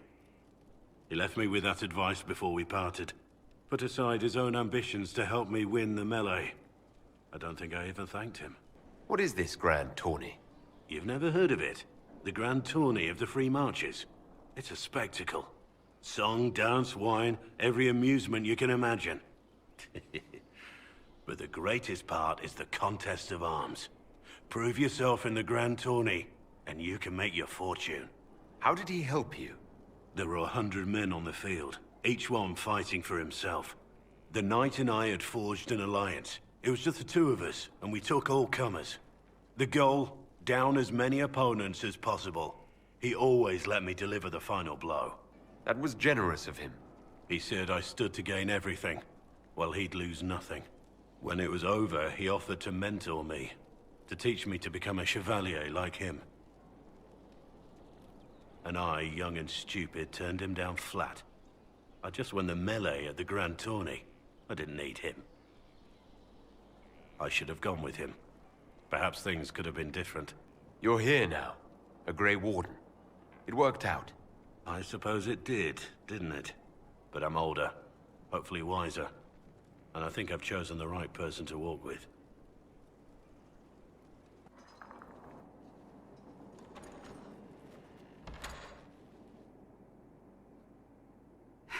I can keep staring at this, but I won't get any closer.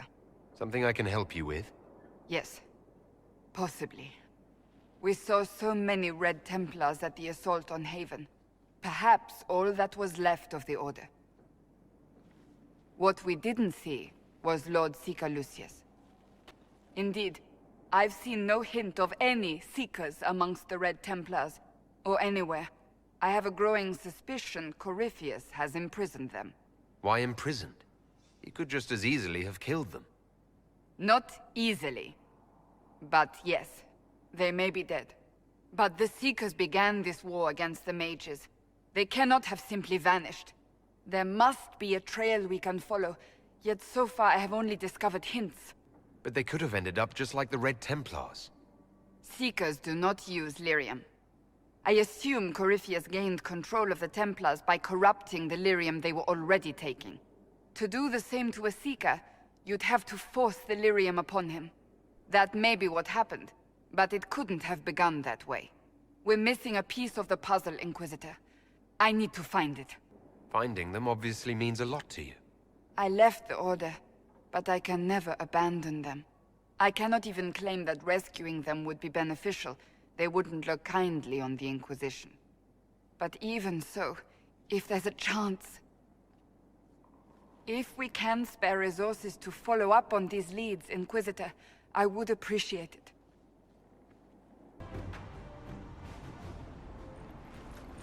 As the Seekers of Truth have proven resistant to the effects of red lyrium, the Elder One has seen fit to place them in your care. Reclaim your destiny, and know that the Elder One expects your devotion as repayment. Signed by Lord Samson, Commander of the Red Templars. Does Corypheus not realize the promises want the world to end? What use are they to him? So Corypheus sold the Seekers to these cultists? And they leapt at the chance, of course. But this doesn't explain how he captured the Seekers in the first place, or what's been done with them. We must keep looking. The letter said Seekers were resistant to red lyrium. Our abilities grant us many gifts, but a resistance to red lyrium's corruption? That seems strange. Although it would explain why none have numbered among the Red Templars. And thus Seekers would be useless to Corypheus. He would have no leash to hold us. You sound worried. I am. The Seekers are my family. Daniel! Daniel! Can you hear me? Cassandra. It is you. You're alive. As are you. I'm so glad I found you. No, they put a demon inside me. It's tearing me up. What? You can't be possessed. That's impossible. I'm not possessed. They fed me things. I can feel it growing. Can we do anything? I don't know. This thing inside him... The Lord Seeker. You have to find him. Of course we'll find him. If he lives, we'll... Lucius betrayed us, Cassandra. He sent us here, one by one. An important mission, he said. Lies. He was here with them all along. He's still working with them. But we met Lord Seeker Lucius in Val Royeaux. He couldn't have been here. That wasn't him. It was a demon, masquerading. What? How could that be? The Lord Seeker allowed it. He let the demon take command while he... came here. Cassandra. Now is not the time for sympathy. Wait. Don't leave me like this, please.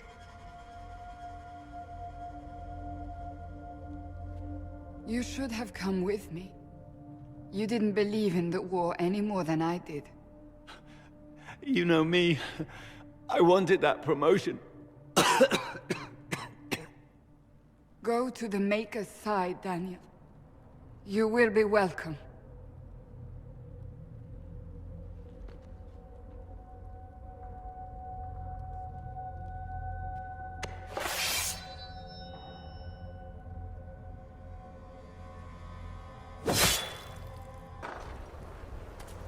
Lord Seeker Lucius. Cassandra, with a man I can only assume is the new Inquisitor. You must be very proud of your handiwork. I presume you know we Seekers of Truth were once the original Inquisition. Oh yes. We fought to restore order in a time of madness long ago, as you do now. And we became proud. We sought to remake the world, to make it better. But what did we create? The Chantry. the circles of Magi. A war that will see no end. And aiding Corypheus is supposed to help. Corypheus is a monster with limited ambition. And your ambition is so much greater. We Seekers are abominations, Cassandra. We created a decaying world and fought to preserve it even as it crumbled. We had to be stopped. You don't believe me? See for yourself. The secrets of our order passed to me after the former Lord Seeker was slain. The war with the mages had already begun, but it was not too late for me to do the right thing. And this was the right thing. Lord Seeker, what you've done. I know. What Corypheus did with the Templars does not matter. I have seen the future. I have created a new order to replace the old. The world will end so we can start anew. A pure beginning. Join us, Cassandra. It is the Maker's will.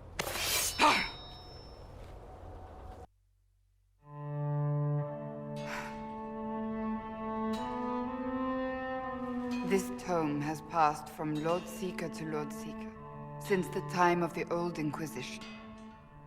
And now it falls to me. You all right? You look drained. On the contrary, it's a delight. I'm riveted. Oh, you're joking.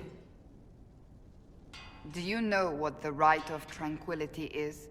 The last resort used on mages in the Circle, leaving them unable to cast, but depriving them of dreams and all emotion. It should only be used on those who cannot control their abilities, but that has not always been the case. Does the book say it was used for other things? No. As a Seeker, I looked into abuses. Mages made Tranquil as punishment. What finally began the Mage Rebellion was the discovery the Rite of Tranquility could be reversed. The Lord Seeker at the time covered it up, harshly. There were deaths. It was dangerous knowledge, the shock of its discovery in addition to what happened in Kirkwall. But it appears we've always known how to reverse the Rite, from the beginning. Why keep that knowledge a secret? We created the Rite of Tranquility. To become a Seeker, I spent months in a vigil, emptying myself of all emotion. I was made tranquil, and didn't even know. Then the vigil summoned the spirit of faith to touch my mind. That broke tranquility, and gave me my abilities. The Seekers did not share that secret. Not with me, not with the Chantry, not even with... There's more. Lucius was not wrong about the Order. I thought to rebuild the Seekers once victory was ours. Now I'm not certain it deserves to be rebuilt. You said there was more in the book. At some point, power becomes its own master. We cast aside ideals in favor of expedience, and tell ourselves it was all necessary for the people. Will that happen to us, Inquisitor? Will we repeat history? No. We're nothing like the Seekers. I wonder how much we resemble what they used to be. I don't think I've ever seen you so shaken. I do not think the Seekers have been doing the Maker's work. Not truly. Perhaps we believed it once. The original Inquisition came to be during a terrible time. But now, we harbored secrets and let them fester. We acted to survive, but not to serve. That is not the Maker's work. If you did rebuild the Seekers, how would you do it? I can't be the only one remaining. We will always spread to the winds, and some may still be out there. I would find them one by one. We would all read this book, no more secrets. Then together we would establish a new charter. The Maker's work in truth. You keep saying that, but what is the Maker's work? There is no way to know for certain. That is why we must seek it out. Perhaps we lost our way because we stopped looking. Rebuild the Seekers. Make them better than they were.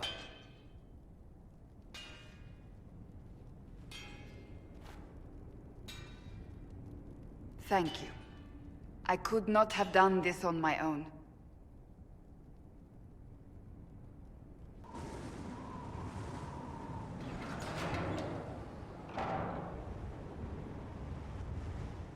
As leader of the Inquisition, there's something I must tell you. Whatever it is, I'm willing to listen. Right. Thank you. Lyrium grants Templars our abilities, but it controls us as well. Those cut off suffer. Some go mad, others die. We have secured a reliable source of lyrium for the Templars here. But I no longer take it. You stopped? When I joined the Inquisition. It's been months now. Months? You didn't think to tell me this sooner? Has it mattered? I don't know. Has it? After what happened in Kirkwall, I couldn't. I will not be bound to the Order, or that life any longer. Whatever the suffering, I accept it. But I would not put the Inquisition at risk. I've asked Cassandra to watch me. If my ability to lead is compromised, I will be relieved from duty. Are you in pain? I can endure it. Thank you for telling me. I respect what you're doing. Thank you, Inquisitor. The Inquisition's army must always take priority. Should anything happen, I will defer to Cassandra's judgment.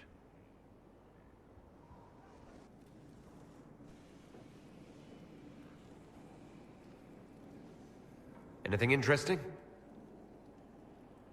A letter regarding Felix, Alexius' son.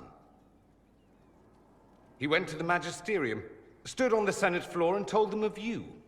A glowing testimonial, I'm informed. No news on the reaction, but everyone back home is talking. Felix always was as good as his word. Was? He's dead. The Blight caught up with him. And you were right. He was ill, and thus on borrowed time anyhow. That doesn't mean you can't regret his death. I know. Felix used to sneak me treats from the kitchens when I was working late in his father's study. Don't get into trouble on my behalf, I tell him. I like trouble, he'd say. Tevinter could use more mages like him. Those who put the good of others above themselves. With the two of you... Felix and I? What an odd question. No, I had no intention of abusing Alexius's hospitality by seducing his son. Not that I've been proper my whole life, by any means. It wasn't like that. Even in illness, Felix was the best of us. With him around, you knew things could be better. He should be an example for others to follow, or his death is wasted. Should I spread the word? We could spawn the cult of Felix within a matter of days. There are worse things. Probably true. And you're right. His actions should not be forgotten. Thankfully, Felix wasn't the only decent sort kicking around Thedas.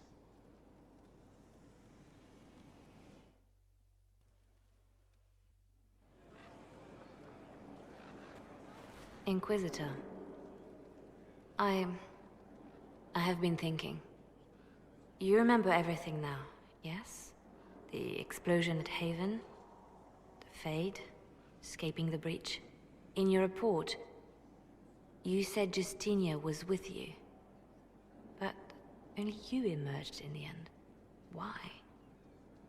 Why were you the only survivor? She knew it was either her or me. And she wanted me to live. Of course. Of course she did. That's just like her. Her message to me. I failed you too. I'm not sure I understand what that means. Did you say anything else? Anything at all? Please, if you remember. It does you no good to dwell on her. She's gone. It's not for you to decide what is and isn't good for me. There are no answers in the Fade. Only illusions. A warped mirror. Justinia has never failed me. I was her left hand. Now she's dead. I failed her. I appreciate the warning, but you shouldn't have come yourself. What if the guild found out, or what's his name? Are you worrying for me or for yourself? A little of column A, a little of column B. I am the expendable one, after all. Oh, don't worry, I'll protect you. We'll just have to Well, this is a surprise. You're the Inquisitor, right? Bianca Davry, at your service. Your name is Bianca. It's a common name. Half the girls in the Merchants Guild are named Bianca. The other half are named Helga. I lucked out. I take it you're a friend of Varric's. Who isn't a friend of Varric's? You have met him before, right? Any friend of Varric's is welcome here. Be careful saying things like that. Some of his friends you don't want to meet. Oh, maybe you do. Who am I to judge? Bianca's got a lead on where Corypheus got his red lyrium. The site of Bartran's Folly, the tag Varric found, has been leaked. There's a Deep Roads entrance crawling with strange humans carting out red lyrium by the handful. How do we know they're not using multiple entrances to get to the Tig? Navigating the Deep Roads isn't like the surface. There's no accurate maps of the whole system, and there are cave-ins, darkspawn, lava floods. If you find a route that gets where you're going, you don't deviate. Trying to find another way could be deadly. Who could have given away the Tig's location? There were a few people who knew. Hirelings from the expedition, a couple of close friends. How they found out isn't important. What matters is we know where they are now. If it's such a secret, how do you know about it, Bianca? I told her. Right after the expedition, I wrote and told Bianca what we found. I had artifacts that needed buyers, and she had more contacts that would pay for them. Plus, I owed her. You can get there from Orlais. It's a long way to the free marches. The deep roads are all connected. Or they used to be. Collapses and such. Some of them on purpose. They really are roads. They spanned the Dwarven Empire. Went to every corner of the continent. Maybe further. In theory, you can get to any Tig using the deep roads, but in practice... there's a reason nobody uses them anymore. We need to deal with this. As long as he has this source, Corypheus is that much more powerful. I couldn't agree more. I'll keep an eye on their operation. If you're interested in shutting it down, you've got my help. Try not to leave me waiting too long, Varric. I've got my own work to do, you know. Right. That's not going to be trouble at all. Let me know when you want to head to the entrance. Finally. I started to think you weren't coming. Nobody said you had to hang out in the creepy cave while you waited. Well, I did wait, so let's make this quick. These idiots are carrying the red lyrium out in unprotected containers. We don't want to stick around long enough for it to start talking to us. Why would the containers need to be protected? Lyrium is incredibly dangerous in its raw form. It can poison or kill dwarves, and we're resistant to it. Sometimes it just explodes. No warning. Basically, only crazy people mine lyrium. The mining cast doesn't just sling it into a bucket. It's carried in special containers that keep it under control. And that's normal lyrium. The red stuff is worse. I wouldn't be surprised if most of their miners die just digging it up. You seem to know more about the effects of red lyrium than most. Varric told me plenty about what it did to him. And his brother. How did you find this operation in the first place? There must be hundreds of deep roads entrances. I've used this entrance in the past. Varric's not the only surface dwarf to explore the deep roads. Oh, I've got to admit, I was pretty surprised when I came here and found it full of humans. If you're coming with us, I hope you can handle a fight. No, I thought I'd cower helplessly while you do all the work. She's a decent shot. Decent? You want me to admit you're better than me? In front of the Inquisitor? Let's not waste any more time, shall we? I built these doors. They probably shut this one from the other side when they heard the ruckus we were making.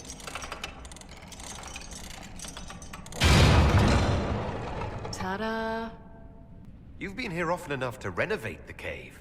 You already know I've used this entrance in the past. I don't know if Varric's told you, but the Merchants Guild is cutthroat. Literally. I built the doors to keep rivals from following me down here and arranging accidents. I guess it's a good thing you came along then. I get that a lot. After you. There you are. I won't be able to use this entrance again. Bianca. You want to say something, Varric? Andraste's ass, Bianca. You're the leak? When I got the location, I went and had a look for myself. And I found the red lyrium, and I studied it. You know what it does to people. I was doing you a favor. You want to help your brother, don't you? I just wanted to figure it out. Did you figure it out? Actually, yes. I found out that red lyrium... it has the blight, Varric. Do you know what that means? What? The two deadly things combined to form something super awful? Lyrium is alive, or something like it. Blight doesn't infect minerals, only animals. I couldn't get any further on my own, so I looked for a Grey Warden mage. Blight and magical expertise in one, right? And I found this guy, Larius. He seemed really interested in helping my research. So I gave him a key. Larius? He was the Grey Warden we met in Corypheus's... Oh, shit. I knew something seemed off. I didn't realize until you said you found red lyrium at Haven. I came here and... well... then I went to you. That name means something to you, Varric. He was at the Grey Warden prison where we found Corypheus. And he definitely wasn't a mage before. You had to know we'd figure out what happened, Bianca. Why did you insist on coming with us? Varric told me what people were doing with the red lyrium. I had to help make this right. You couldn't have known what would happen. Mafarath's balls, she couldn't. I told her exactly how bad this shit was. I told her to keep away from it. I know I screwed up, but we did fix it. It's as right as I can make it. This isn't one of your machines. You can't just replace a part and make everything right. No, but I can try, can't I? Or am I supposed to wallow in my mistakes forever, kicking myself, telling stories of what I should have done? Ha! As if I would tell stories about my own mistakes. What's done is done. There's no point arguing about it. We've done all we can here. Bianca, you'd better get home before someone misses you. Varric. Don't worry about it. Get him killed, and I'll feed you your own eyeballs, Inquisitor.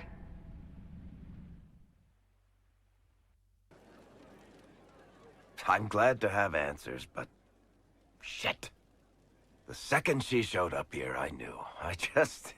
I let this mess happen. I gave her the Tig. I am not good at dealing with shit like this. I don't think anyone is equipped any better than you are. No, the point is... I don't deal with things.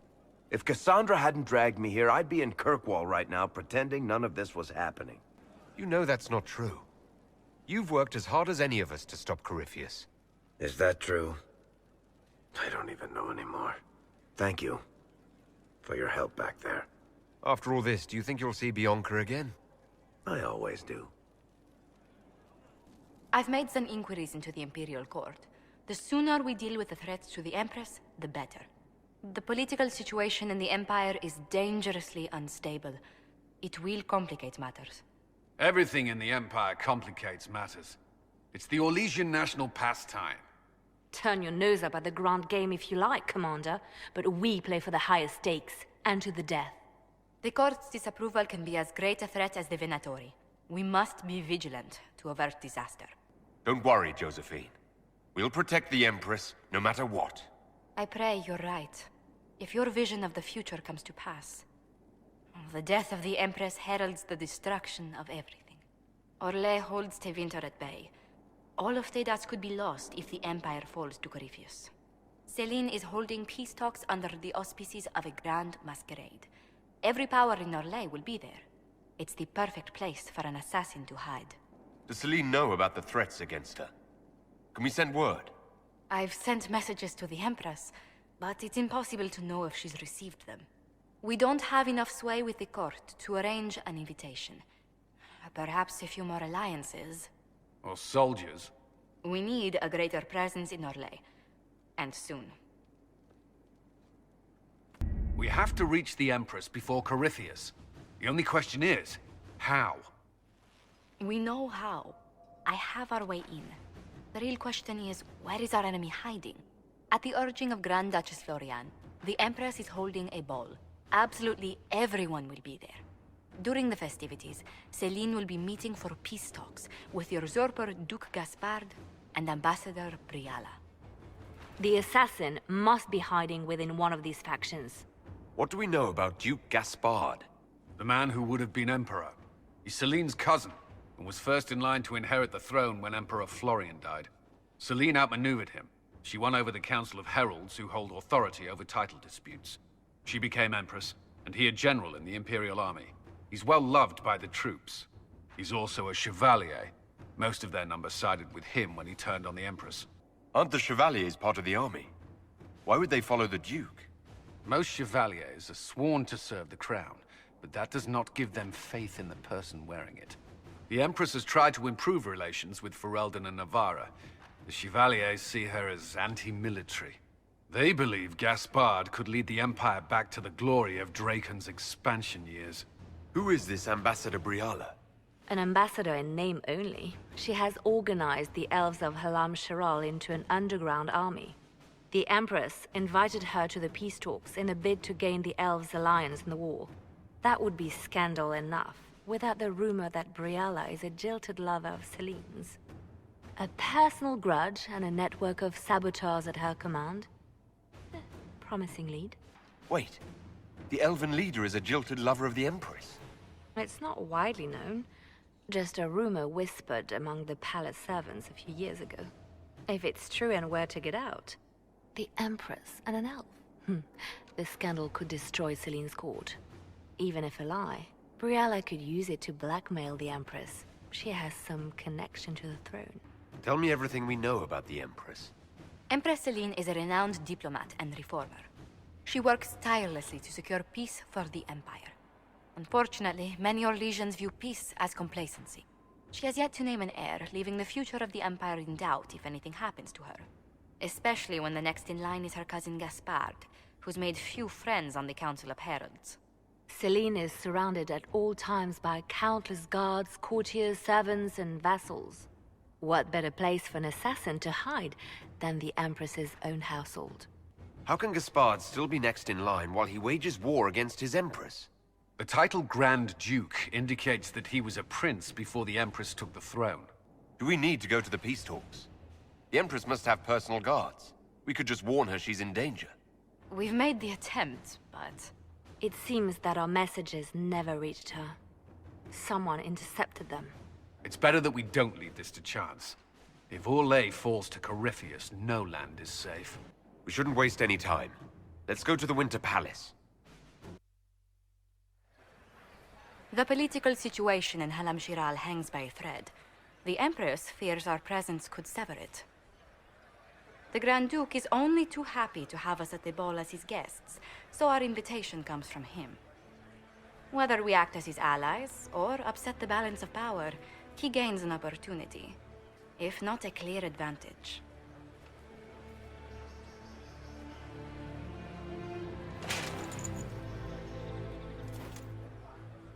Inquisitor Trevelyan, we meet at last. I've heard so much about you. The rumors coming out of the Western Approach say you battled an army of demons. Imagine what the Inquisition could accomplish with the full support of the rightful Emperor of Orlais. I can see many benefits to such an alliance. Keep the image firmly in mind. We may see it materialize by the end of the evening.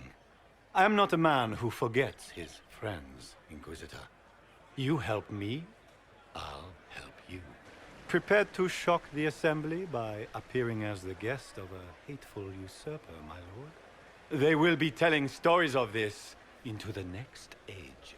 It's a pleasure to meet you, Duke Gaspard. I look forward to ending this civil war. As do I, my friend. The Empire needs stability and security, now more than ever. If you have the safety of the Orlesian people at heart, Inquisitor, perhaps you will look into something for me. This elven woman, Briala, I suspect that she intends to disrupt the negotiations. My people have found these ambassadors all over the fortifications. Sabotage seems the least of their crimes. That sounds like something I should look into. Be as discreet as possible. I detest the game, but if we do not play it well, our enemies will make us look like villains. We're keeping the court waiting, Inquisitor. Shall we?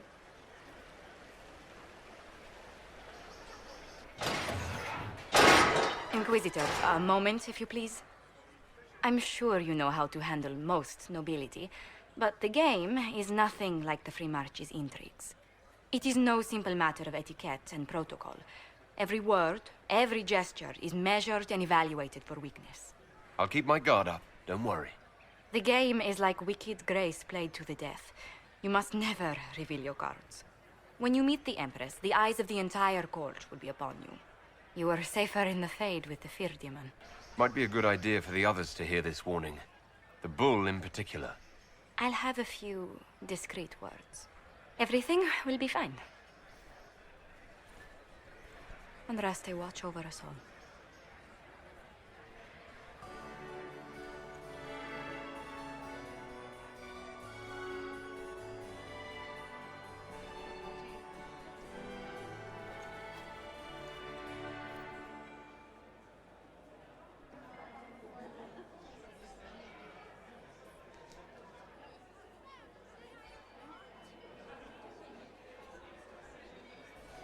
And now presenting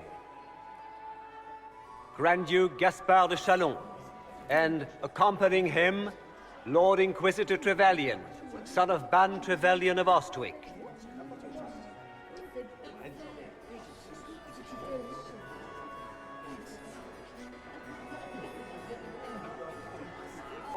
Cousin, my dear sister. Grand Duke, we are always honored when your presence graces our court. Don't waste my time with pleasantries, Celine. We have business to conclude. We will meet for the negotiations after we have seen to our other guests. Inquisitor? Lord Inquisitor, we welcome you to the Winter Palace. Allow us to present our cousin, the Grand Duchess of Leeds, without whom this gathering would never have been possible. What an unexpected pleasure. I was not aware the Inquisition would be part of our festivities. We will certainly speak later, Inquisitor. Your arrival at court is like a cool wind on a summer's day. I'm delighted to be here, Your Majesty. We have heard much of your exploits, Inquisitor. They have made grand tales for long evenings. How do you find Halam Shiral? I've never seen anything to equal the Winter Palace. We hope you will find time to take in some of its beauties.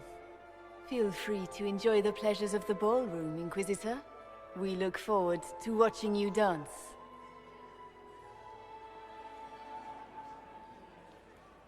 Inquisitor, a word when you have a moment.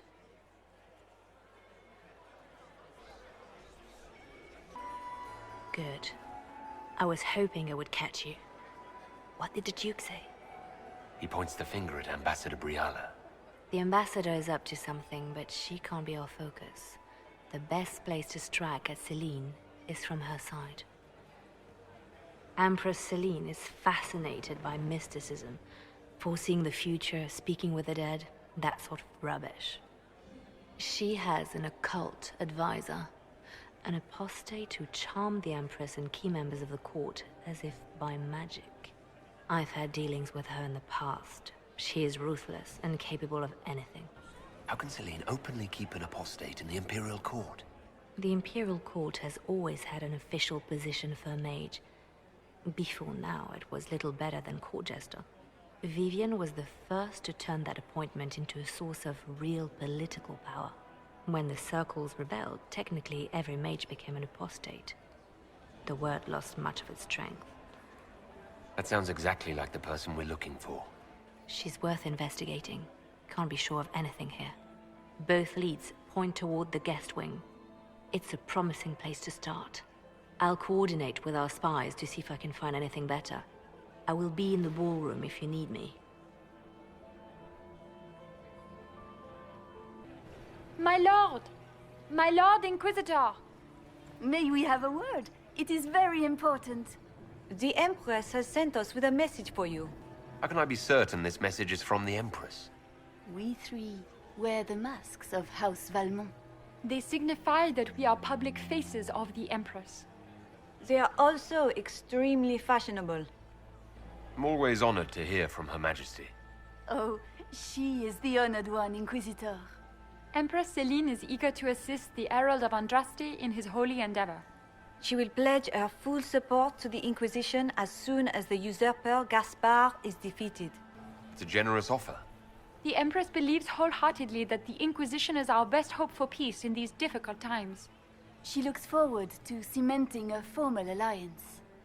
As soon as Gaspard is out of the way. But we have taken enough of your time. Please, enjoy the masquerade, Inquisitor. Well, well.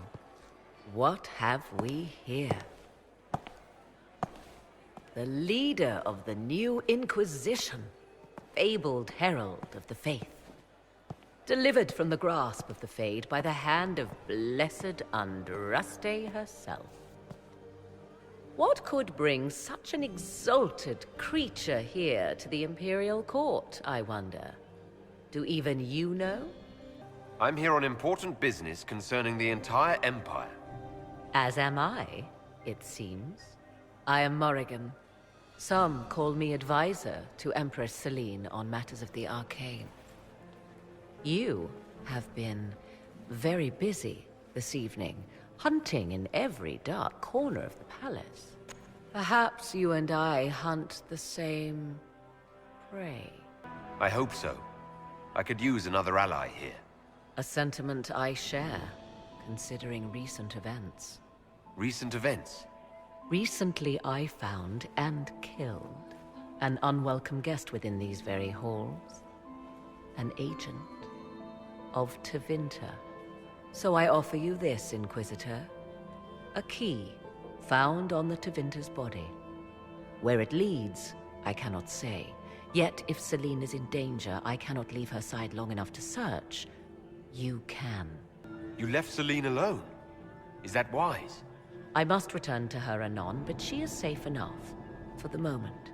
'Twould be a great fool who strikes at her in public in front of all her court and the Imperial Guard. What's your interest in protecting Empress Celine? Are you her bodyguard? Do I seem a bodyguard to you? If anything were to happen to Celine, eyes would turn first to her occult advisor, even if they knew otherwise. There are sharks in the water, and I will not fall prey to them. Not now, not ever. Why did you kill the agent? He might have had useful information. I would not have slain the man on sight had he not attacked me first. Why? Undoubtedly I caught him in an illicit act. I did not know from whence he came until after the battle, and regret only that I could not capture him alive.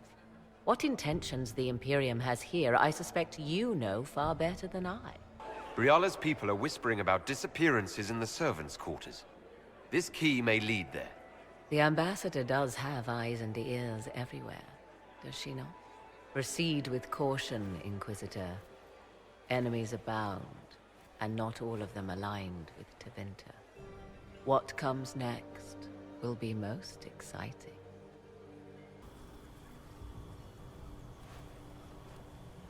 This was no servant. What was he doing here? Does this guy seem out of place to anyone else? Is that the Chalon family crest? What have you been up to, Gaspard? Time to have a word with the Duke.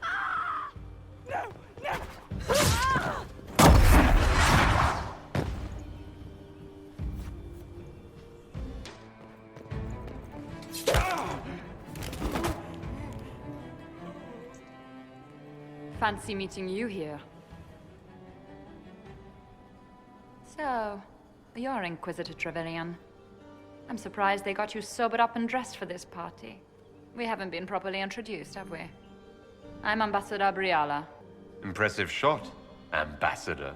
Welcome to the Imperial Court, friend. This is our diplomacy at work. You cleaned this place out. Will take a month to get all the Tevinter blood off the marble. I came down to save or avenge my missing people. But you've beaten me to it. So, the Council of Herald's emissary in the courtyard. That's not your work, is it? He was dead when I arrived. I expected as much. You may have arrived with the Grand Duke, but you don't seem to be doing his dirty work. I knew he was smuggling his chevaliers. But killing a council emissary? Bringing Tevinter assassins into the palace? Those are desperate acts. Gaspard must be planning to strike tonight. The Empress needs to know what's going on. You can try to warn her. She won't believe anything from me. I misjudged you, Inquisitor. You might just be an ally worth having. What could you do with an army of elven spies at your disposal? You should think about it. I would consider such an alliance. We can help each other, Inquisitor. We are both outsiders here, after all. I know which way the wind is blowing. I'd bet coin that you'll be part of the peace talks before the night is over. And if you happen to lean a little bit our way, it could prove advantageous to us both. Just a thought.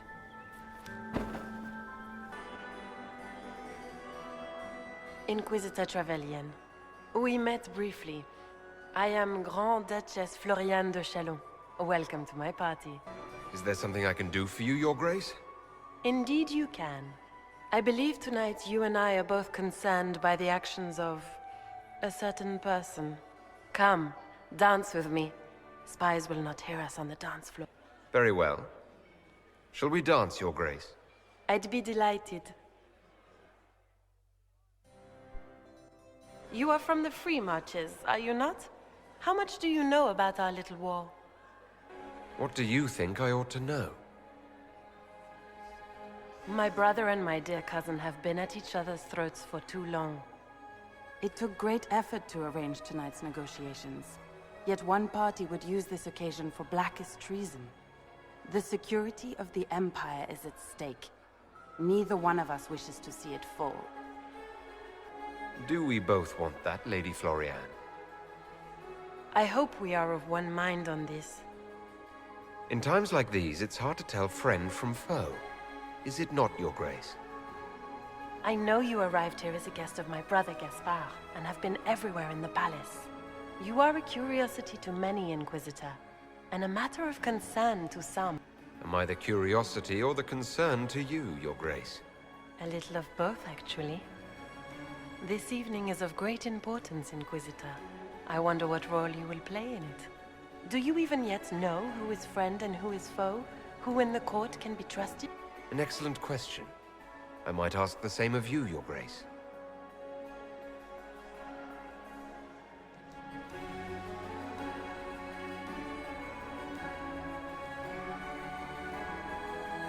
In the Winter Palace, everyone is alone.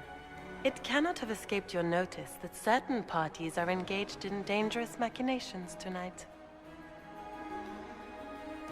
I thought dangerous machinations were the national sport in Orlais.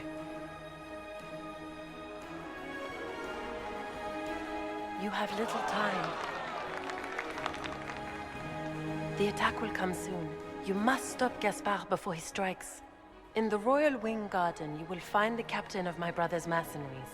He knows all Gaspard's secrets. I'm sure you can persuade him to be forthcoming. We'll see what the night has in store, won't we? You'll be the talk of the court for months. We should take you dancing more often. It's a relief to do something other than fight demons and horrors. You still face demons and horrors. These ones are simply better dressed. Were you dancing with Duchess Floriane? More importantly, what happened in the servants' quarters? I heard there was fighting. I hope you have good news. It appears the peace talks are crumbling. The Grand Duchess suggested where to look for proof that Gaspard is conspiring with Tevinter. She offered up her own brother? She's more cutthroat than I realized. Then, the attack on the Empress will happen tonight. Warning Celine is pointless. She needs these talks to succeed, and to flee would admit defeat. Then perhaps we should let her die. I won't stand by and let her die. Listen to me carefully, Inquisitor. What Corypheus wants is chaos. Even with Celine alive, that could still happen. To foil his plan, the Empire must remain strong. This evening, someone must emerge victorious. And it doesn't need to be Celine. She's right. Do you realize what you're suggesting, Leliana? Sometimes the best path is not the easiest one. You're asking me to decide what's best for Orlais.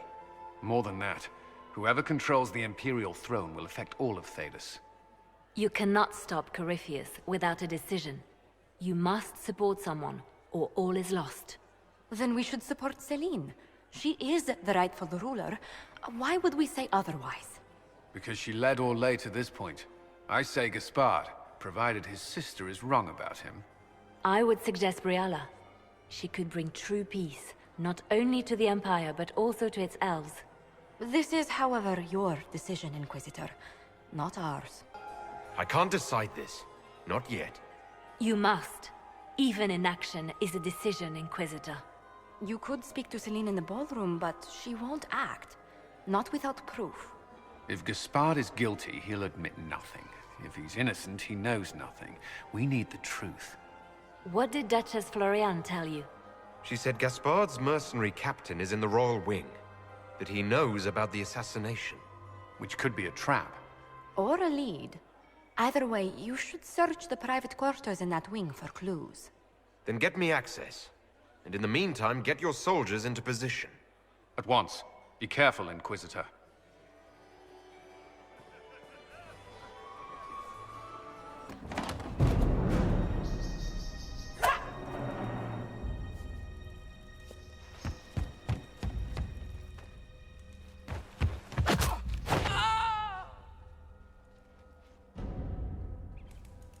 Thank you. Are you all right? I don't think I'm hurt.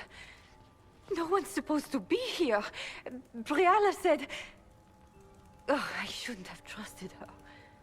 Briala told you to come to this wing of the palace. Not personally. The ambassador can't be seen talking to the servants. We get coded messages at certain locations, but the order came from her. She's been watching the Grand Duke all night. No surprise she wanted someone to search his sister's room. Is there anyone else who knows the code and the drop location who could have written those orders? I don't know. Any of us could do it, but... No. No one else would send me here. It had to be Briala. So this room belongs to Grand Duchess Florian? It used to. This had been her private room in Halam Shiral since she was a child. But this part of the palace was damaged, and the royal family moved to the guest wing. What were you trying to find in Florian's old room? The message didn't say. I should have known it was a setup. This wing is sealed. How did you get in here? Easy. The door was unlocked. One of the others probably handled it. It takes great courage to come to the royal wing unarmed. It's not courage to blindly follow Briala's orders into a trap. I knew her. Before. When she was Celine's pet. Now she wants to play revolution, but I remember. She was sleeping with the Empress who purged our alienage. Would you be willing to testify to that, if I asked? Absolutely. If the Inquisition will protect me, I'll tell you everything I know about our ambassador. Most Orlesians would say that's Celine's scandal, not Briala's. Go to the ballroom. Find Commander Cullen. He'll keep you safe. Thank you. Make her protect you, Inquisitor.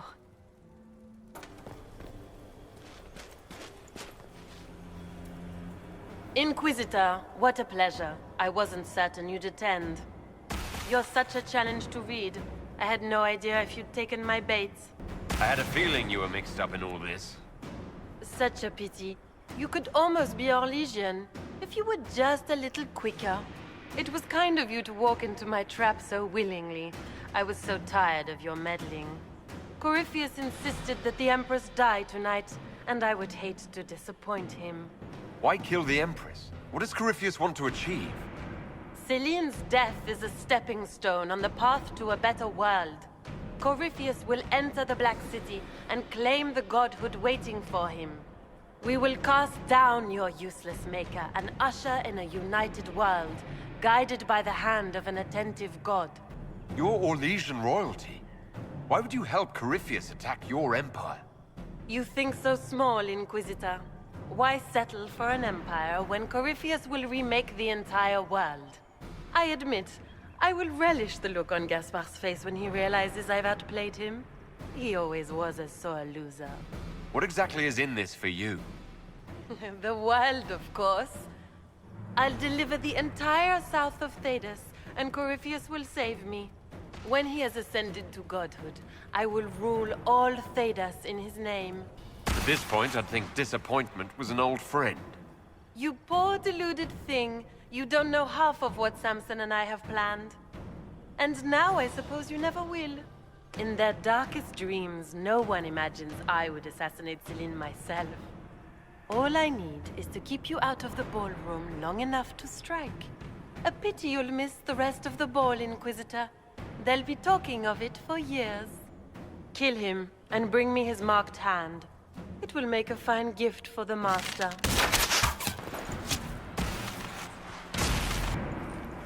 Andraste's tits, what was all that? Were those demons? There aren't any more of those blasted demons coming, right? No more demons. It's safe. Maker? I've never seen one that close before.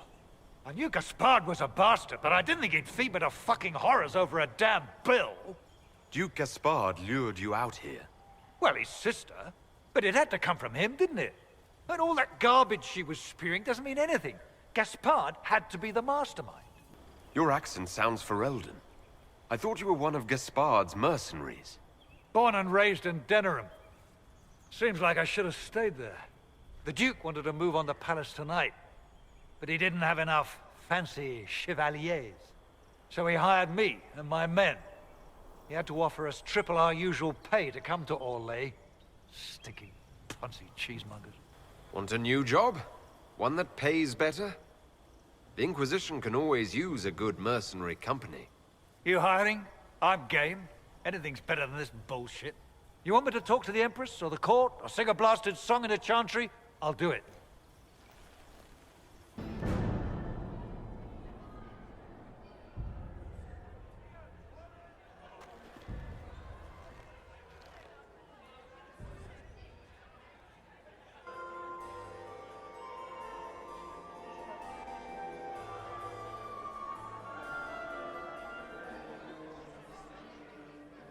Thank the Maker you're back. The Empress will begin her speech soon. What should we do? The Grand Duchess is the assassin. Don't let her anywhere near the Empress. Duchess? At once, Inquisitor. Let all gathered attend. Her Imperial Majesty will now address the court.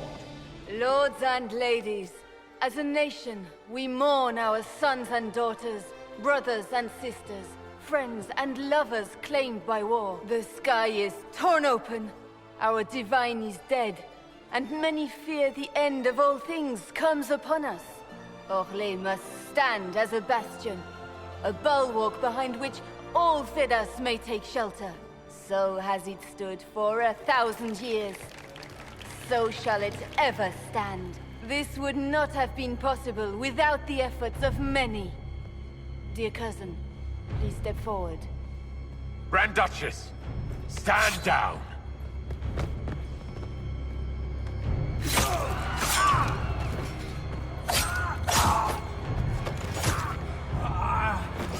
Now!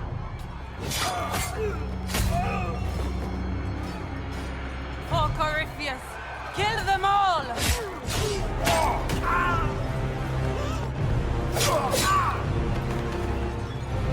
Cullen, protect the people! Yes, Inquisitor.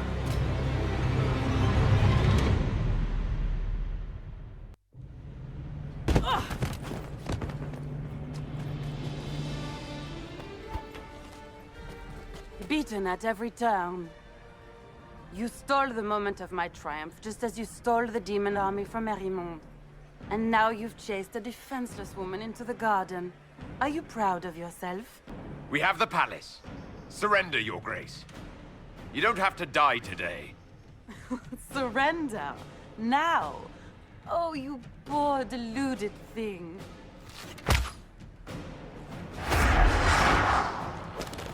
The night is still young.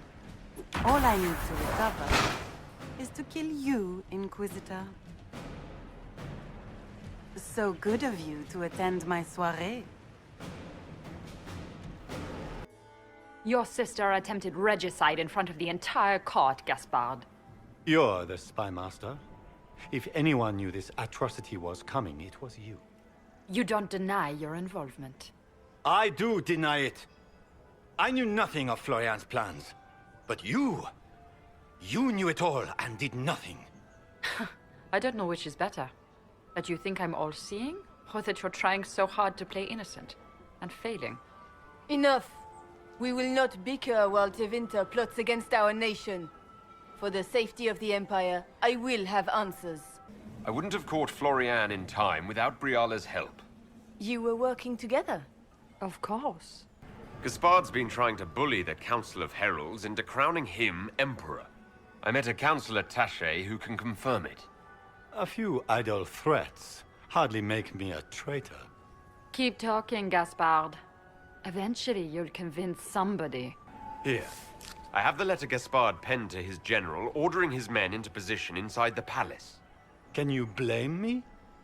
Considering what transpired, preparing to repel an attack was the course of wisdom. And his mercenary captain will be happy to tell you all their plans for the coup tonight. Briala found all of this out for your sake, Celine. In light of overwhelming evidence, we have no choice but to declare you an enemy of the Empire. You are hereby sentenced to death. You have enough proof to dissolve his support for the throne, Your Majesty. You don't need to take his life. As a favor to you, Inquisitor, I will let him live. Gaspard, you are hereby banished from the Empire on pain of death. Is that all? You're too kind, Celine. Thank you, Inquisitor, for all your efforts tonight. I owe you my life, and Orlais owes you its future.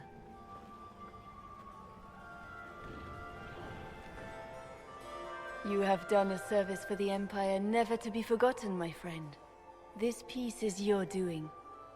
You truly are the instrument of Andraste.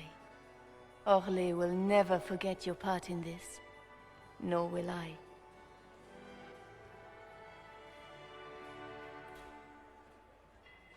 Lords and ladies of the court, the civil war which has plagued us is at an end. The Orlesian Empire is whole again. Those who drove us into war for selfish gain have been dealt with as traitors. Gaspard de Chalon is guilty of treason. He is no longer our cousin, and shall never again hold title or land in Orlais. We have lost enough. No more! Now, we can move forward to healing and restoration. In our hour of need, the Inquisition has faced these dangers beside us. It is the honor of Orlais to stand with Andraste's herald to end this crisis. And in ages to come, our children and grandchildren can say that we left them a brighter world. Will you address the court, my friend? Ending the war was the first step. A final goal must be peace for all Thedas. Well said, Inquisitor. We of the court must use our resources. Not every battle is won on the field, but that is tomorrow. Tonight, feast, my friends. Enjoy our victory. There will be many more to come. The Orlesian nobility make drunken toasts to your victory, and yet you are not present to hear them. Do you tire so quickly of their congratulations, Inquisitor? 'Tis most fickle, after all your efforts on their behalf. Everyone suddenly wants to talk to me. You, at least, I'm glad to see. Then I have happy news, as you shall be seeing a great deal more of me. By imperial decree, I have been named liaison to the Inquisition. Celine wishes to offer you any and all aid, including mine. Congratulations. I had no idea you were interested in joining the Inquisition. The assignment has been given to me, regardless of my personal interest. Celine knows you face an opponent who wields great magical power, which is far more important than her own curiosity. You will require my knowledge if you are to defeat such magic. Regardless, Corypheus is a threat to Orlais and to myself. Thus, I am not opposed to the appointment. What skills do you have that would benefit us? I have knowledge which falls beyond the realm of most mages. I suspect this is also true of Corypheus, thus it behooves you to add to your arcane arsenal, yes? Mundane knowledge will not bring the rift in the sky to a close, after all. When you say knowledge beyond the realm of most mages, do you mean blood magic? I know many obscure, forgotten, and forbidden arts. Some of it you might consider blood magic, yes? Should thought of that frighten you, allow me to offer reassurance. Knowledge alone does no harm. What I possess, I place at your disposal, to make use of or ignore as you desire. Welcome to the Inquisition, Morrigan. A most gracious response. I shall meet you at Skyhold.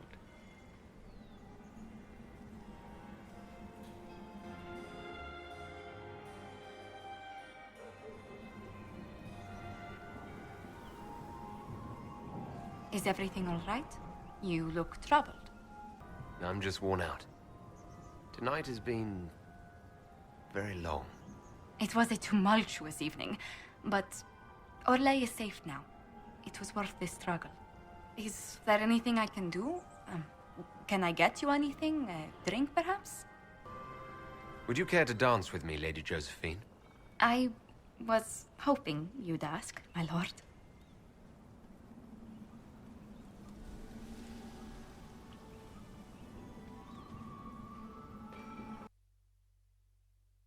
The matter is urgent, Lady Josephine.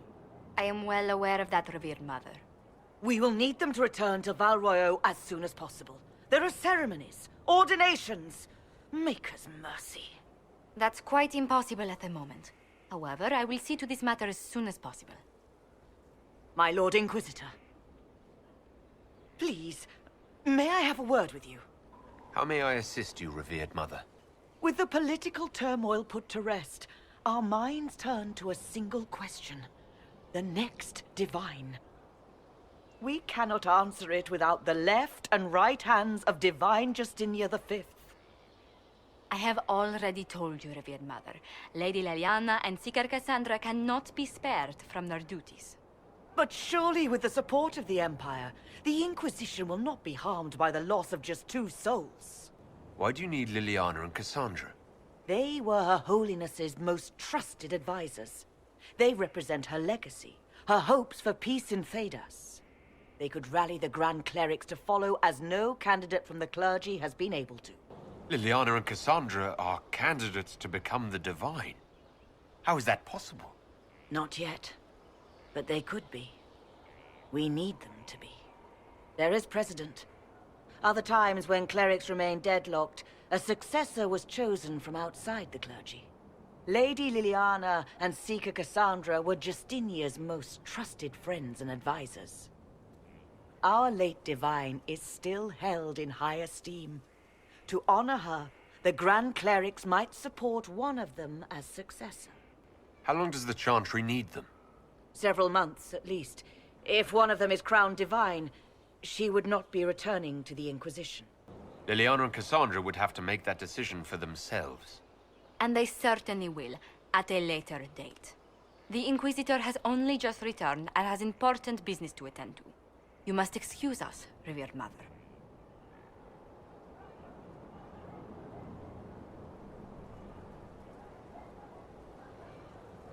Don't let them detract from your victory at Alam-Shiral. We've beaten his wardens and stopped his intrigues. Soon, Corypheus will have no place to hide. Cullen is hoping to press our advantage. We'll plan our next attack when you're ready. First, this wasn't my idea. It is an issue born of titles and heir apparency and... Alam-Shiral is having difficulty freeing trade routes formerly controlled by Duchess Florian. Had she been tried, her assets would be forfeit and considerable bureaucracy avoided. So they ask that we judge her. There is worth and weight in every judgment, no matter how unusual. That was the time allotted for rebuttal. Her crimes negated any claim to... Forgive me, there is an odor. Strangely enough, something similar happened to an uncle of Emperor Leandra II. His trade routes were returned to the reigning monarch. Why don't we just follow suit? A wise choice. Thank you for making it swiftly. Will you not consider it, Lady Cassandra? The clerics are still sequestered. If no one steps forward, they will debate until... And you think I could make them agree? I've had enough for one day, Mother Giselle. Talk to her, your worship. Is there a problem? It seems like she's bothering you. Mother Giselle is kind, and she means well. So, yes, she was. I assume you've heard that Leliana and I are both candidates to be the next Divine. Because of what happened at Halam Shiral, of course, the Empire favors you. Thus, everyone close to you. So now the Chantry bandies our names about without even asking us first. How can you and Leliana be candidates? You're not even priests. It's not without precedent. Amar III was sister to the Emperor, and Galatea a commoner. Leliana and I were, at least, part of the Chantry hierarchy. It would be accepted. If they'll pick non-priests, why am I not a candidate? Because you're a man, first and foremost. If they name you a candidate, they may as well join the Tevinter Imperium. Truly, though, I imagine it's because they're frightened of you. A weight such as yours would break the Sunburst throne and tear the Chantry to pieces. I just don't know why they believe Leliana or I would be any better. If you don't want it, then tell them so. Surely it was never meant to be like this. The Chantry, the Circle of Magi, the Templars, this cannot be what they intended when it all began. The Chantry should provide faith, hope. Instead, it cannot veer from its course, even in the face of certain death. I'm surprised to hear you, of all people, say that. Oh? Am I not the same woman who declared the Inquisition against the Chantry's wishes? In all my years as a Seeker, I did what I was told. My faith demanded it. But now my faith demands something else. That I see with better eyes. The Chantry has failed, Cassandra. I wonder if the legions of faithful throughout Thedas would agree with you. Did you know Varric is Andrastian? Oh, he blasphemes with every second breath, but deep down he believes. His heart is virtuous. But he would never step foot in a Chantry. It should be the first place to which the virtuous turn. It needs to change. Perhaps I must be the one to change it. You're not the only candidate. What about Leliana? Leliana says she wishes to follow Justinia's legacy. But she and I remember a different person. Justinia knew her fellow clerics and the people would only accept so much change. Leliana would cast it all aside and start over, I think. And that would be chaos for us all. What would you change about the Chantry? The Circle of Magi has its place, but it needs reform. Let the mages govern themselves with our help. Let the Templars stand not as the jailers of mages, but as protectors of the innocent. We must be vigilant, but we must also be compassionate to all peoples of Thedas, human or no. That is what I would change. I have influence, and I can use it to help the Chantry make up its mind. I cannot ask you to do that. You don't have to. If you think that is the right thing to do, then thank you. I suppose I should not be so concerned. The clerics speak my name for now, nothing more. For now, restoring order and stopping Corypheus remain our priority. So it's true. Some look to Cassandra or even me as Justinia's successor. I never thought the idea would gain momentum. There is, after all, no shortage of vultures circling the Sunburst throne.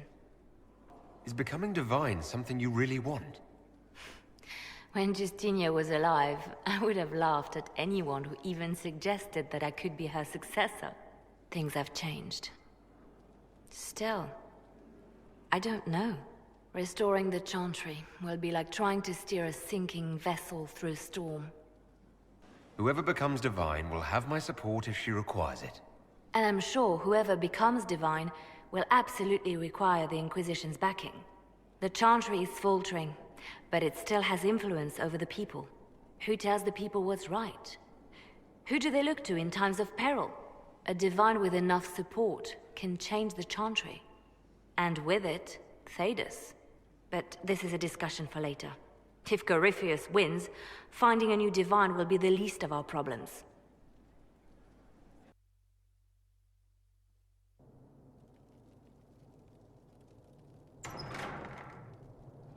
The place is deserted. Is this normal, or...? Dorian. Father? You knew about this? Is that why you brought me here? I'm only trying to help. Help? Is that what you call this? He didn't know I would be here, Dorian. I apologize for the deception, Inquisitor. I never intended for you to be involved. Of course not. Magister Parvus couldn't come to Skyhold and be seen with the dread Inquisitor. What would people think? What is this exactly, Father? Ambush? Kidnapping? Warm family reunion? This is how it has always been. Considering you lied to get him here, Dorian has every right to be furious. You don't know the half of it. But maybe you should. Dorian, there's no need to. I prefer the company of men. My father disapproves. This is not exactly news, Dorian. And why should it be? Why should anyone care? I have no idea. This display is uncalled for. No, it is called for. You called for it by luring me here. This is not what I wanted. I'm never what you wanted, Father. Or had you forgotten? That's a big concern in Tevinter, then.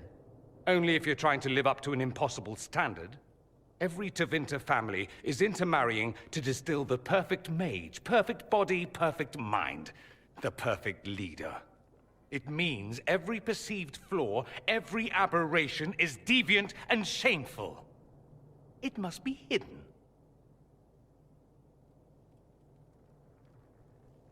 Your father might be here to reach out. You could give him a chance. Let's just go. Dorian, please. If you'll only listen to me. Why? So you can spout more convenient lies? He taught me to hate blood magic. The resort of the weak mind. Those are his words. But what was the first thing you did when your precious heir refused to play pretend for the rest of his life? You tried to change me. I only wanted what was best for you. You wanted the best for you? Your fucking legacy. Anything for that.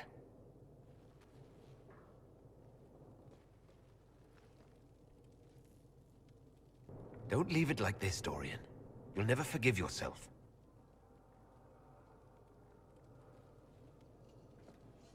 Tell me why you came. If I knew, I would drive you to the Inquisition. You didn't. I joined the Inquisition because it's the right thing to do. Once, I had a father who would have known that.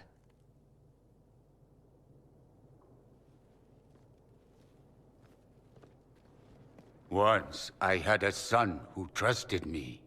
A trust I betrayed. I only wanted to talk to him, to hear his voice again, to ask him to forgive me.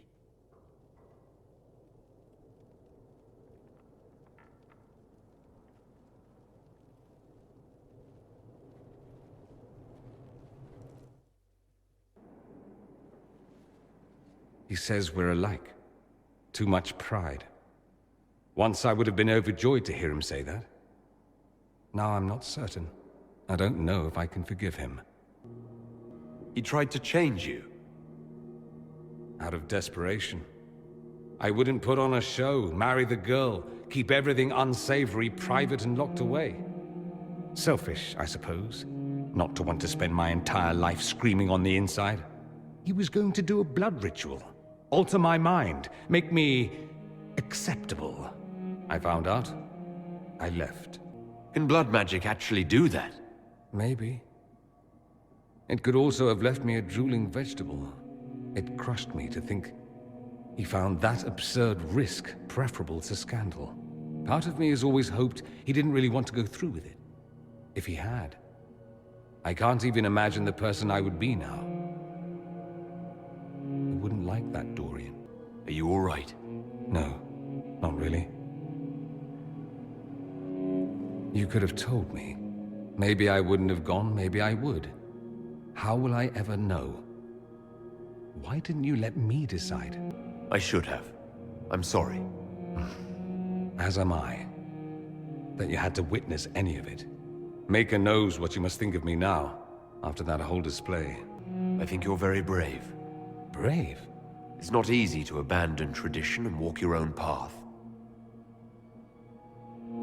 At any rate, time to drink myself into a stupor. It's been that sort of day. Join me sometime, if you've a mind. Oh, What's going on here?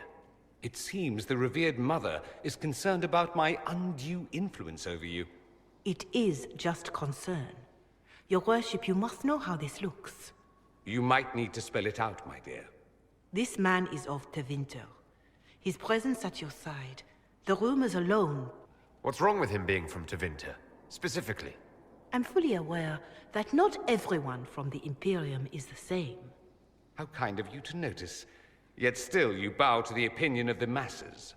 The opinion of the masses is based on centuries of evidence. What would you have me tell them? The truth? The truth is I do not know you, and neither do they. Thus, these rumors will continue. There's no cause for concern, Your Reverence. With all due respect, you underestimate the effect this man has on the people's good opinion. Do the people know how he's helped the Inquisition? See, I meant no disrespect, Inquisitor. Only to ask after this man's intentions. If you feel he is without ulterior motive, then I humbly beg forgiveness of you both.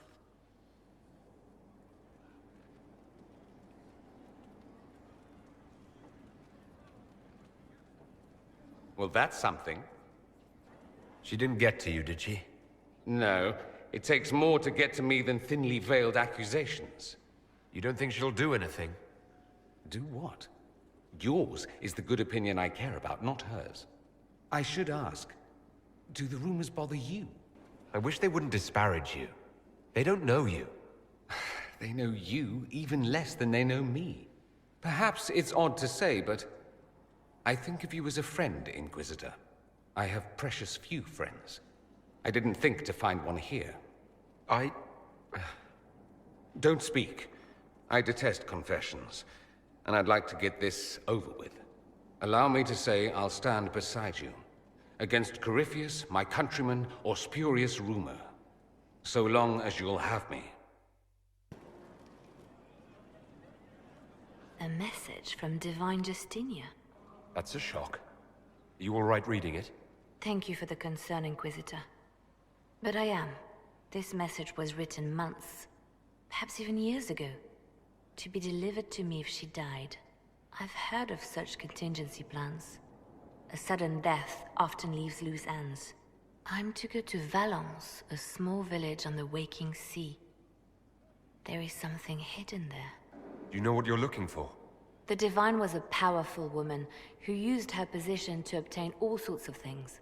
Whatever she hid in Valence would very likely benefit the Inquisition and must be kept from falling into the wrong hands. If I'm lucky, she will have instructions for me. Why hide things in Valence? What's so special about it? Justinia was revered mother at the Chantry there for many years before she became the Divine. It is a place that holds great meaning for her. I'll help in whatever way I can. Wonderful. I was hoping you would agree to come with me to Valence. One more thing. If what is hidden in Valence is as valuable as I think, we're not going to be the only ones looking for it. I shall meet you at the Chantry in Valence. Try not to delay.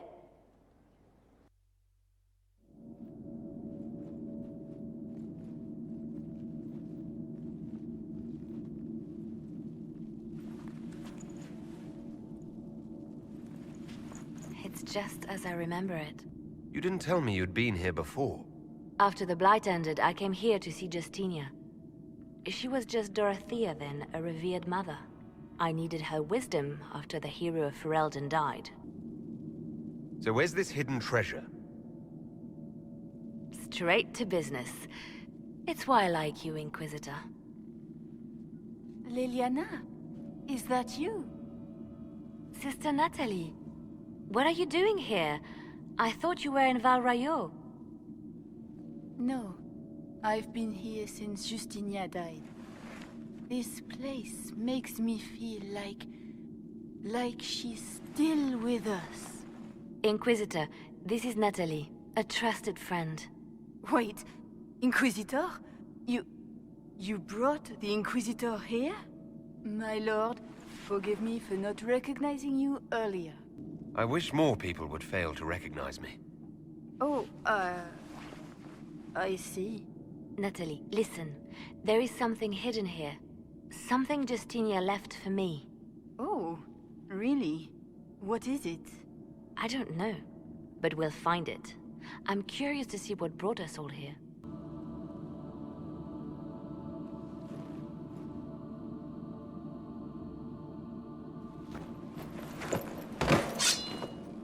Sorry to keep you waiting. Liliana, stop. What are you doing? I'm protecting us. They never sing the benedictions here on Fridays, Natalie. Something so simple. And you got it so wrong. I wanted to believe, but you were lying from the start. Keep that pretty mouth shut if you must, dear. You've already told me everything I need to know. The prickleweed burrs on your hem, talking about the sun rising through the breach. It all points to a single place.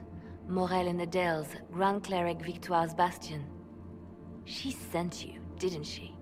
Victoire was always an opportunist. Who is this Grand Cleric? I've never heard of her. An experienced cleric. She never agreed with Justinia, but kept her ideas to herself. I suppose now, with Justinia dead, she thought she could make her move. I want to know what this Grand Cleric planned here. She sent Natalie here to see what Justinia was hiding, no? The Inquisition has turned Thedas away from the true Chantry. It must be stopped. Stop us?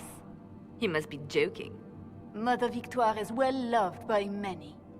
The Inquisition has more enemies than you know. And Victoire thinks she can ally with them. We don't have to be at odds, Natalie. You could come with us. Join the Inquisition. I was called to serve the Grand Cleric. I will not betray her. Kill me then. I am not afraid to die for my beliefs. At least I still know what I believe. We don't have to kill her. No. I must protect the Inquisition. She is an enemy. I see what you've become. The righteous stand before the darkness, and the Maker shall guide them.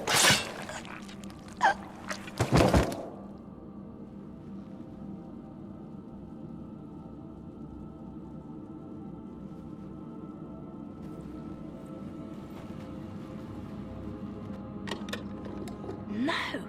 This can't be it. There's nothing here. It's not what you expected. That doesn't mean it's nothing. There's a message carved in the lid. The left hand should lay down her burden. She's releasing me.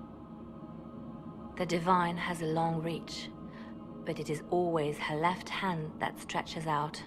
1,000 lies, 1,000 deaths. Her commands, but my conscience that bore the consequences. She apologized in the Fade. She said she failed you. This is what she meant. All this time, Justinia carried the fear that she was using me. Just like I'd been used in the past. But Marjolaine's games were trifles. Justinia gambled with the fate of nations. She needed me. No one else could have done what I did. She knows that. Sacrifices are necessary. You know that. I know. And hearing you agree gives me the courage to do what must be done.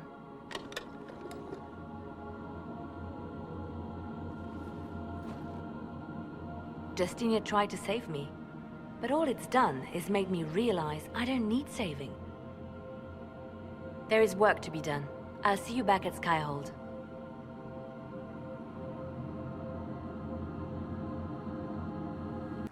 Grand Cleric Victoire wishes to make an enemy of the Inquisition.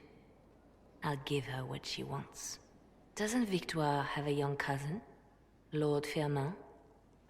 She dotes on him. Yes, mistress. I believe that is so. Good. Have him collected. He shall be an honored guest, and make sure the Grand Cleric hears about it. At your command. Is everything under control? Perfect. The Grand Cleric and others like her will fall in line soon enough. You see, when I'm ruthless, it gets us where we need to be. It's something to be proud of. Why fix it? How funny that her regret is what finally puts my own to rest. I chose to become her left hand, knowing what it meant. It was my weakness that stopped me from fully committing to my task. You have a good heart. It's not a weakness. You are too kind, Inquisitor. Call it what it is. The Inquisition needs me just as the Divine did, to do what no one else dares. Death and deception are my trade. It is what I am. It is what I always will be. Inquisitor, I must speak with you. What is it? I must explain something first about the Montiliers' fortunes. My family made their fortune as traders in Antiva until a scandal exiled us from Orlais some ages ago. It devastated our finances. The Montiliers have, in fact, been in debt for over 100 years. I had no idea your family's situation was so precarious. Hardly anyone outside the family does. For generations, we've done everything to keep creditors at bay. Sold our lands to stave off interest. It's just...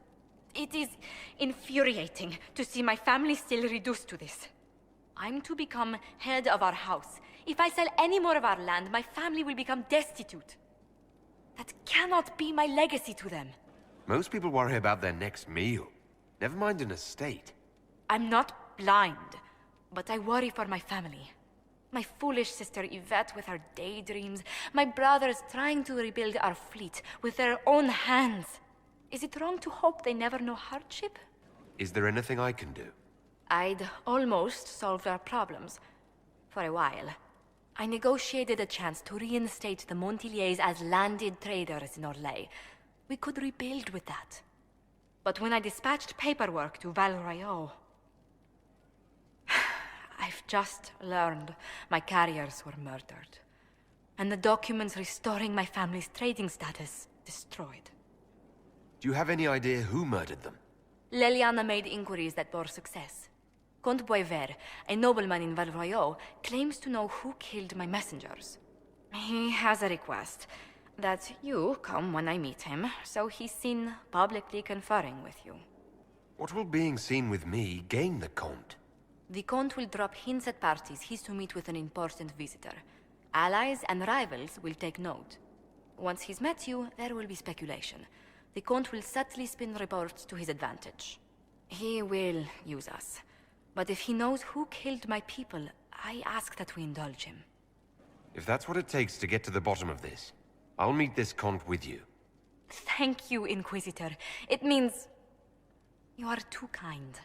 I must know who killed my couriers just to harm my family.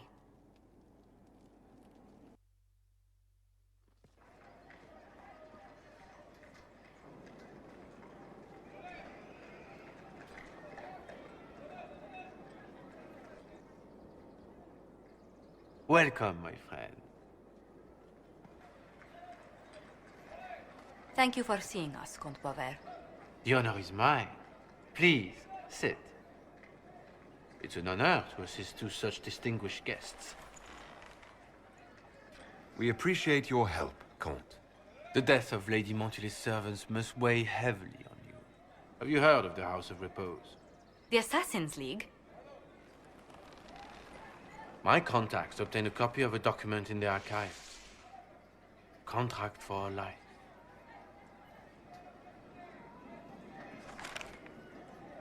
The House of Repose is hereby sworn to eliminate anyone attempting to overturn the Montiliers' trading exile in Orlais. They're not just after your messengers, Josephine. They'll try for you, too. I am afraid so, yes. The contract was signed by a noble family. The Du Paraquets. But the Du Paraquets died out as a noble line over 60 years ago. Indeed. But the contract was signed 109 years ago. How can a family try to kill you after they died out? The Du Paraquets were our rivals. They drove the Montiliers from Val Royeaux. This contract was drawn up over 100 years ago, but it wasn't invoked until I tried to overturn my family's exile. Unpleasant though it may be, the House of Repose is merely fulfilling its contractual duty. If the people who wanted your family dead are gone, why are the assassins still after you? A contract is a contract, Inquisitor. Our Legion businesses live and die by their reputations. The entire guild's welfare would be endangered if an agreement was tossed aside on a whim of time or fate. She's quite right, Your Worship. The House of Repose is doing what it feels necessary. By its I'll do what I can to stop these attacks, Josephine. Thank you, Inquisitor. I think I may know how. The Du Paraquets still have descendants under the common branch. If we elevate them to nobility, a Du Paraquet could annul the contract on my life. That will take time, Lady Montilier. Time during which the House of Repose will be obliged to hunt you. Will they now? You are exceedingly well informed. You're not to have said you'd heard rumors, at best. A bit of subterfuge. This contract on your life is an ugly business. One the House of Repose deeply regrets. But this is Orlais. Even an assassin's word is his bond. Does Comte Boisvert actually exist? Absolutely. The Comte's offer to reveal the killers of Lady Montilier's messengers was genuine. So was his information somehow. An end to be tied up later.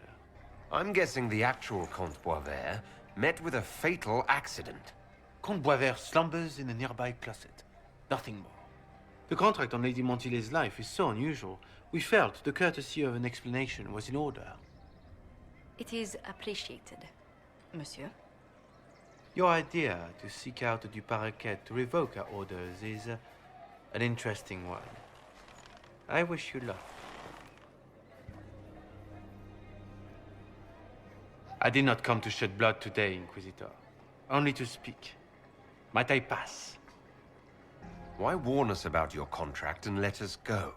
In Orlais, it is only decent to inform those involved in a contract when extraordinary circumstances conspire. And the guild's reputation would suffer if you ignored the contract. I quite understand. Thank you, my lady. May we conclude with my departure? Go, then. Good day, Your Worship. My lady, I pray we never meet again.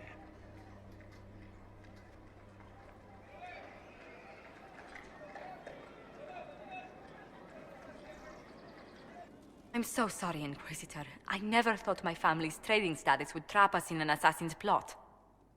You couldn't have known it would lead to this House of Repose coming after you.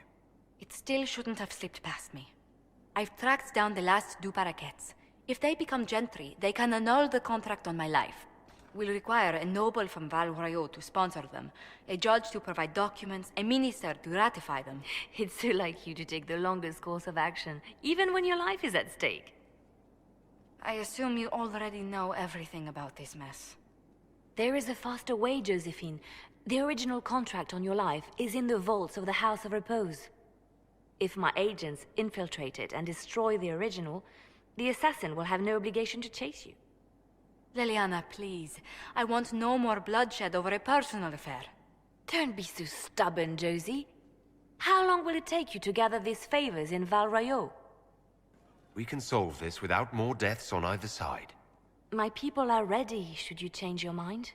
I'll post a watch on our ambassador in case the House of Repose visits. I appreciate it, but I still believe elevating the Du Paraquets will solve this.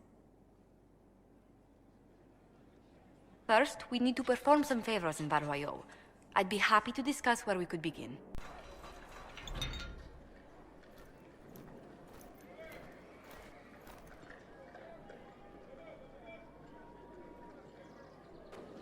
Thank you for seeing me in private, Minister Belize. I chastise you for taking me from the party, Inquisitor, but the Marquis throws such dull affairs. It's hardly worth it. I assume you wish to discuss your petition to elevate these Du Paraquets to a minor lordship. Tell me, why should I allow you to pollute the Orlesian nobility any further than it's already been muddled? The Duparaquets used to be noble. You'd be restoring an old house of Orlais. Restoring it far too late. What are the Duparaquets now? Traders? Farmers? Really, it is too much. The very thought causes me pain. What can you possibly provide that will make your petition worth my effort? Diplomatic connections that reach far beyond the boundaries of Val Royeaux, perhaps? I might make use of your ambassador. The Montiliers aren't what they were, but at least they're from proper stock. Arrange for me to be introduced to the court of Antiva. I hear winter is most pleasant by their sea. Very well, Inquisitor. Should you fulfill this bargain, I shall raise the Duparaquets into lordship.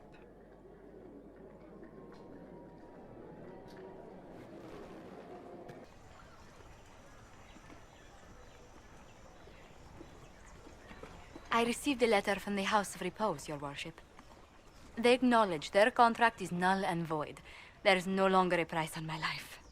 I'm glad you don't have to live your life looking over your shoulder anymore. I regret we were forced to deal with them, that you were endangered by my part in the game. Did I ever mention I used to be a bard? You were a singer. Bards entertain the Orlesian court. They sing, play music, make charming conversation, and spy. Many young nobles put on a mask and practice playing the game in such a fashion. What made you interested in becoming a bard? I was attending a university in Val Royeaux when I learned about bards. There was such an air of romance about them. Stories of secrets, trysts, and fascinating people. A group of us, young gentry from Antiva, decided this exciting life was for us. You seem a bit steady for such an outgoing lifestyle. The life of an entertainer didn't suit me at all. During one particular intrigue, I encountered a bard sent to kill my patron. We fought. Or perhaps scrapped is the better word. Both of us terrified. We were at the top of a steep flight of stairs. The other bard threw a knife, and I pushed him away from me. You can imagine the result. You were only defending yourself. But it was such a waste, Inquisitor. When I took off his mask, I knew him. We'd attended parties together. If I'd stopped to reason, if I'd used my voice instead of scuffling like a common thug, I'll always wonder who that young man would have grown into. He seemed willing enough to murder you for the game. Perhaps. I feel I'm the last to judge whether or not he would have actually used the blade. In all the commotion... forgive me, I don't believe I ever thanked you for helping me with this. I'd do it again in a heartbeat. Such a gracious woman deserves nothing less. Such talk. I'm quite overcome. Should I stop? Oh, no. I mean, yes. I meant, no, I don't... Well, if you meant to draw a blush to my cheeks, you've completely succeeded. Let's return to Skyhold before anyone notices. It's time to plan our next attack. What's the state of the Inquisition? We're well loved in Orlais. Say the words and Empress Celine will send her support. And your actions at Adamant denied Corypheus his army of pet demons. With Orlais' support, our numbers match his. Corypheus's followers must be panicking. My agents agree. Our victories have shaken his disciples. Perhaps they'll rethink following the Darkspawn Magister from the dawn of time. Where is Corypheus now? After you dealt with the Duchess, Corypheus uprooted his major strongholds. He's moving south to the Arbor Wilds. His army clearly wasn't prepared to flee. Our victories have them on the defensive. They've terrorized Thedas long enough. We end them now. If Corypheus is hiding in the Arbor Wilds, that's where we'll go. But what is Corypheus doing in such a remote area? His people have been ransacking elven ruins since Haven. We believe he seeks more. What he hopes to find, however, continues to elude us. Which should surprise no one. Fortunately, I can assist. You have my attention, Lady Morrigan. What Corypheus seeks in those Forgotten Woods is as ancient as it is dangerous. Which is? 'Tis best if I show you.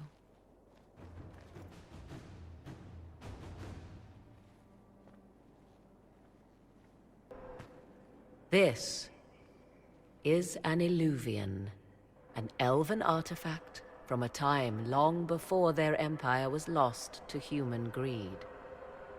I restored this one at great cost, but another lies within the Arbor Wilds. That is what Corypheus seeks. You can restore an artifact like this? There was a price, but one I gladly paid. I found legends of an elven temple within the Arbor Wilds, untouched. It proved too dangerous to approach, and thus I turned elsewhere to find my prize. If Corypheus has turned southward, he could succeed where I failed. The Illuvian would be his. What does it do? A more appropriate question would be, where does it lead?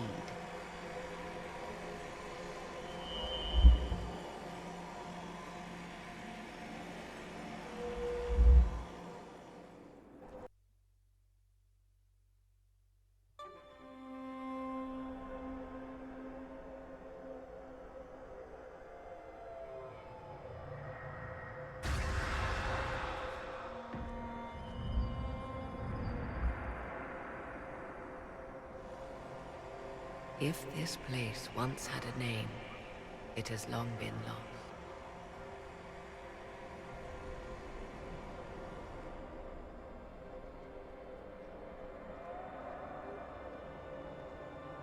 I call it the Crossroads, a place where all Illuvians join, wherever they might be.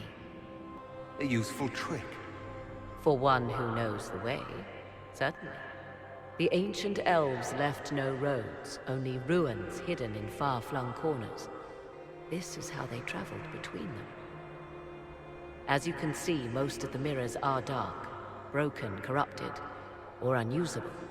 As for the rest, a few can be opened from this side, but only a few. How did you find out about this place? My travels have led me to many strange destinations, Inquisitor. Once, they led me here. It offered sanctuary. Sanctuary? Not all the mirrors lead back to our world. The ancients were nothing if not resourceful. If they don't lead back to our world, then... Places between, like this one. I can describe it no better. For a time, I was safe from those who hunted me. But only for a time. One cannot remain in between forever. What do you mean, a few can be opened from this side? Some of the Illuvians have been left unlocked, like doors accidentally left ajar. All others are closed. They can be opened only from beyond. Opened how? With a key. I suppose you have such a key? The key can be many things. Each Illuvian is different. I have knowledge as well as power. Often that is enough. Corypheus wants to come here. This is not the Fade, but it is very close. Someone with enough power could tear down the ancient barriers. And enter the Fade in the flesh. Like Corypheus wanted to do with the Anchor. He learned of the Illuvian in the Arbor Wilds as I did. He marshals the last of his forces to reach it.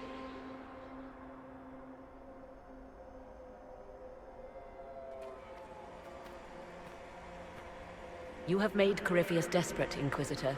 We must work together to stop him, and soon.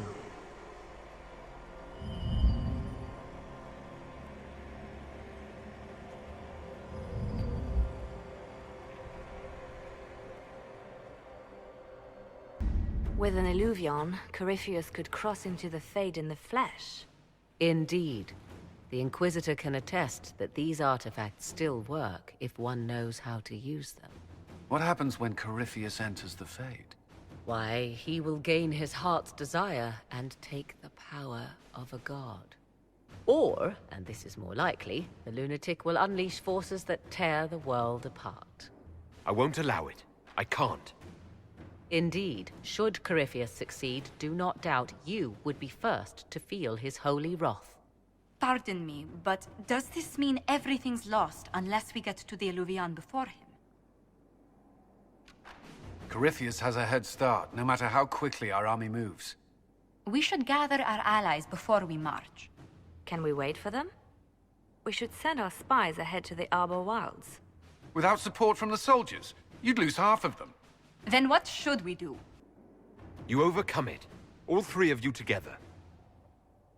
Josephine, have our allies send scouts to meet us in the wilds. Liliana, your fastest agents will join them. Together, we'll have enough spies to slow down Corypheus's army until Cullen's soldiers arrive.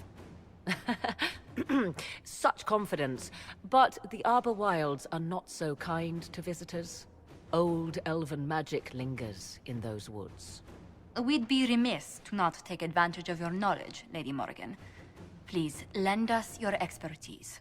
'Tis why I came here, although it is good to see its value recognized. Any further instructions, Inquisitor?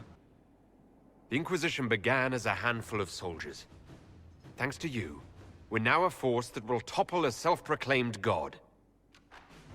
I could ask for no finer counsel, no better guidance. I speak for all of us when I answer. We could ask for no finer cause. We'll hound Corypheus in the wilds before he can find the temple or this Illuvion.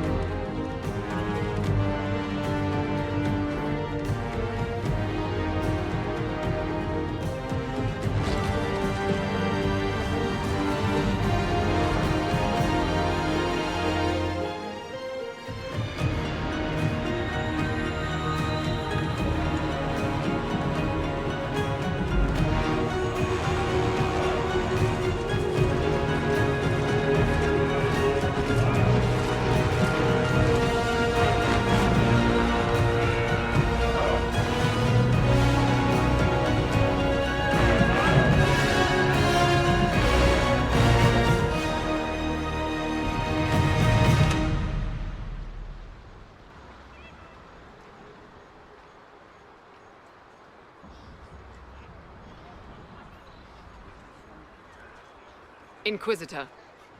How goes the battle, Captain? We're holding, barely. The Red Templars are fighting harder than ever with their master nearby. Our scouts saw Corypheus traveling towards an elven ruin to the north. We can clear you a path through his armies. Make the monsters pay, Captain. Leave none standing. We shall not flinch, your worship, not a one of us. Andraste guide you, Inquisitor. I wonder, is it Andraste your soldiers invoke during battle, or does a more immediate name come to their lips? We're in the middle of a war, Morrigan. Time is short. If your scouts report accurately, I believe these ruins to be the Temple of Mathal. Which is? A place of worship out of elven legend. If Corypheus seeks it, then the Illuvion he covets lies within.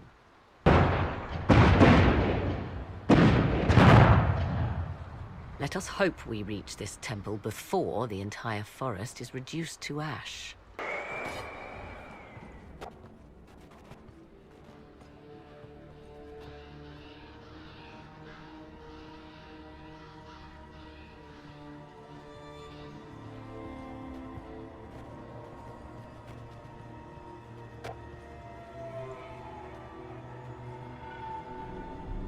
Namelana Sabanalet. They still think to fight us, Master.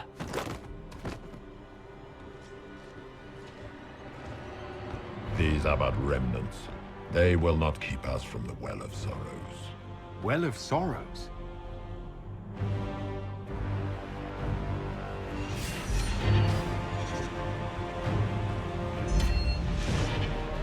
Be honored. Witness death at the hands of a new god.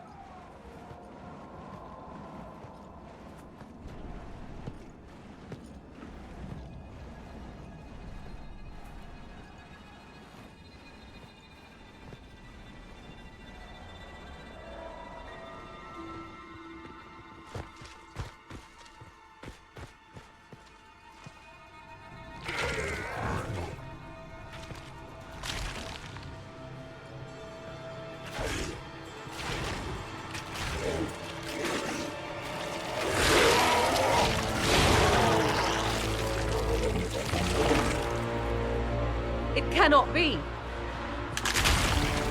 Across the bridge! Now!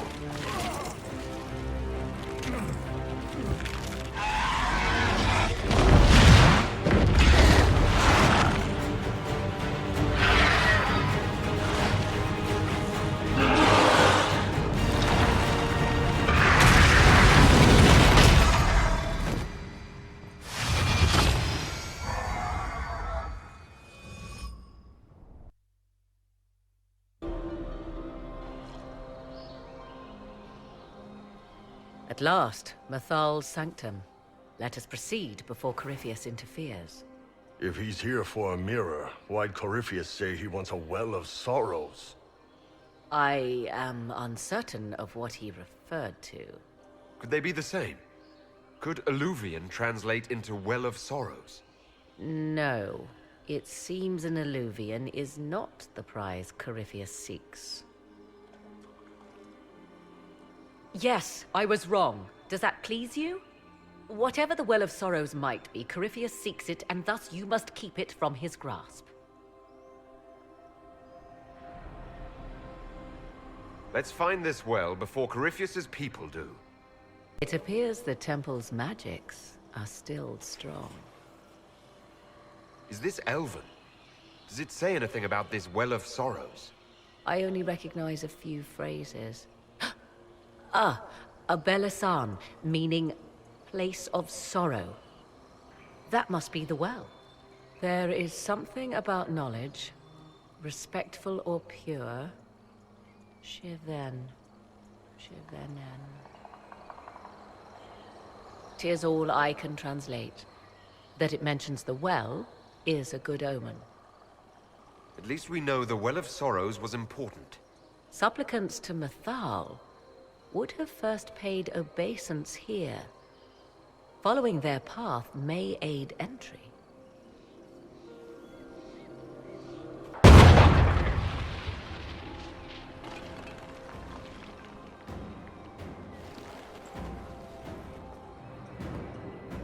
Hold them off!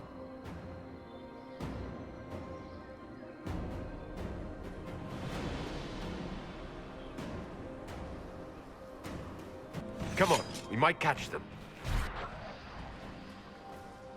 Hold a moment. While they rush ahead, this leads to our true destination. We should walk the petitioner's path as before. You forget that army fighting for us out there? Longer we play around, the more Inquisition soldiers die. There's a hole jump in. Just a thought. Maybe rushing through this place like a mad bull isn't the best plan. You see the urgency? We cannot find the Well of Sorrows unprepared. We don't know what's behind those doors. They might have a reason for going another way. Had they the option, they would have proceeded. That must lead to their goal. Their goal? Or yours?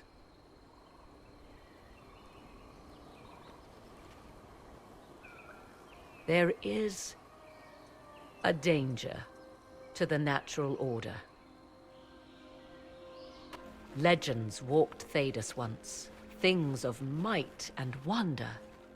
Their passing has left us all the lesser. Corypheus would squander the ancient power of the well. I would have it restored. I wasn't expecting your answer to be so romantic. Trust me, your surprise is matched only by my own. Mankind blunders through the world, crushing what it does not understand.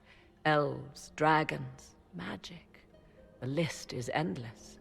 We must stem the tide, or be left with nothing more than the mundane. This I know to be true. I read more in the first chamber than I revealed. It said a great boon is given to those who use the Well of Sorrows, but at a terrible price. What exactly did that altar say about the Well of Sorrows?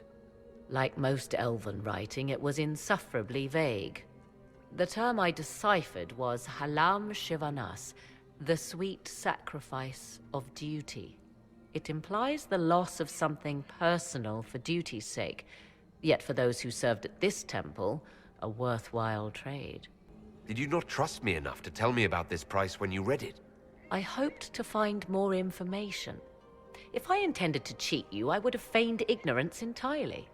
My priority is your cause, but if the opportunity arises to save this well, I am willing to pay the cost. And gain what? That is what we must discover. The rituals may point the way. 'Tis not what I expected. What was this chamber used for?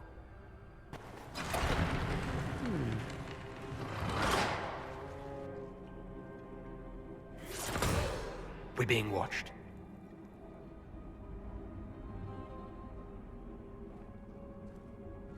Venavis. You are unlike the other invaders. You bear the mark of magic, which is familiar. How has this come to pass? What is your connection to those who first disturbed our slumber? They are my enemies, as well as yours. I am called Abelas. We are sentinels, tasked with standing against those who trespass on sacred ground. We wake only to fight, to preserve this place. Our numbers diminish with each invasion. I know what you seek. Like all who have come before you, you wish to drink from the Vira Belasan. The place of the Way of Sorrows. He speaks of the well. It is not for you. It is not for any of you. So you're elves from ancient times? Before the Tevinter Imperium destroyed Arlathan? The Shemlin did not destroy Arlathan. We Elven warred upon ourselves. By the time the doors to this sanctuary closed, our time was over. Wait, that's not right. What are you saying? You would not know truth. Shemlin history is as short as the pool of your years. What did the Imperium do then? Are you saying it wasn't a war? The war of carrion feasting upon a corpse, yes. We awaken only when called, and each time find the world more foreign than before. It is meaningless. We endure. The Vira Belasan must be preserved. What is this Vira Belasan exactly? It is a path. One walked only by those who toiled in Mithal's favor. He speaks of priests, perhaps. More than that, you need not know. We did not come here to fight you, nor to steal from your temple. I do not believe you. Our duty is clear. The Vira Belasan shall not be usurped, even if I must destroy it. Masal Dinan. No!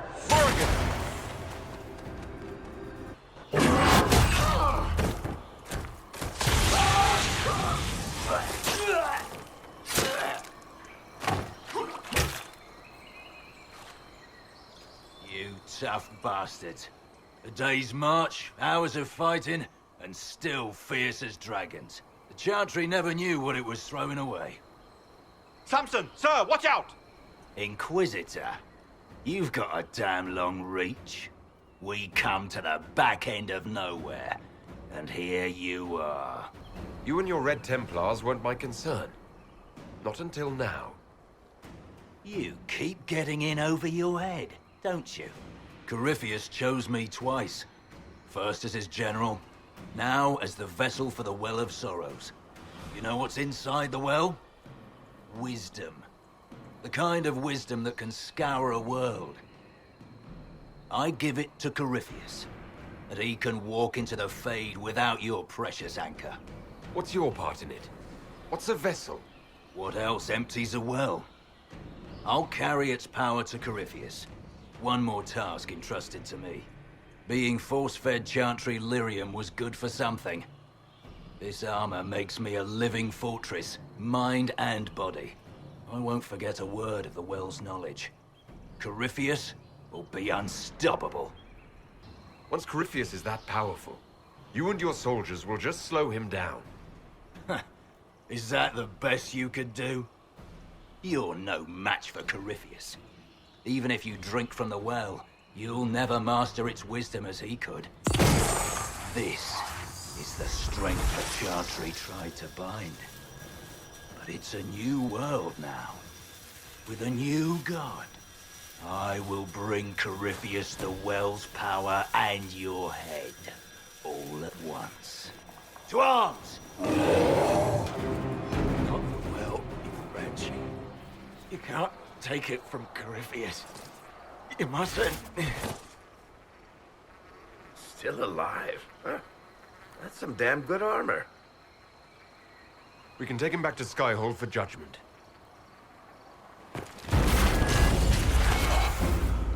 Abelard!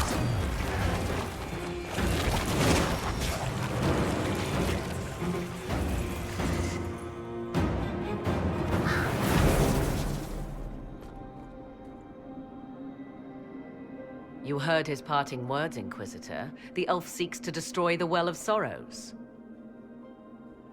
So the Sanctum is despoiled at last. You would have destroyed the well yourself, given the chance. To keep it from your grasping fingers. Better it be lost than bestowed upon the undeserving. Fool.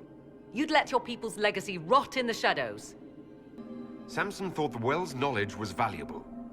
It could help stop Corypheus. I care nothing for your petty conflicts, Shemlin. You'll care when Corypheus arrives for the well. The well clearly offers power, Inquisitor. If that power can be turned against Corypheus, can you afford not to use it? Do you even know what you ask? As each servant of Mythal reached the end of their years, they would pass their knowledge on through this. All that we were, all that we knew, it would be lost forever. Look around you. Everything your people were, it's already gone. It is. Why remain? Why perform a duty without purpose? Our duty is all that remains. Those who drank from the Vira Belasan paid a great price, bound to the service of Mythal for eternity. You claim Mythal was truly a god? To you, it shall make no difference.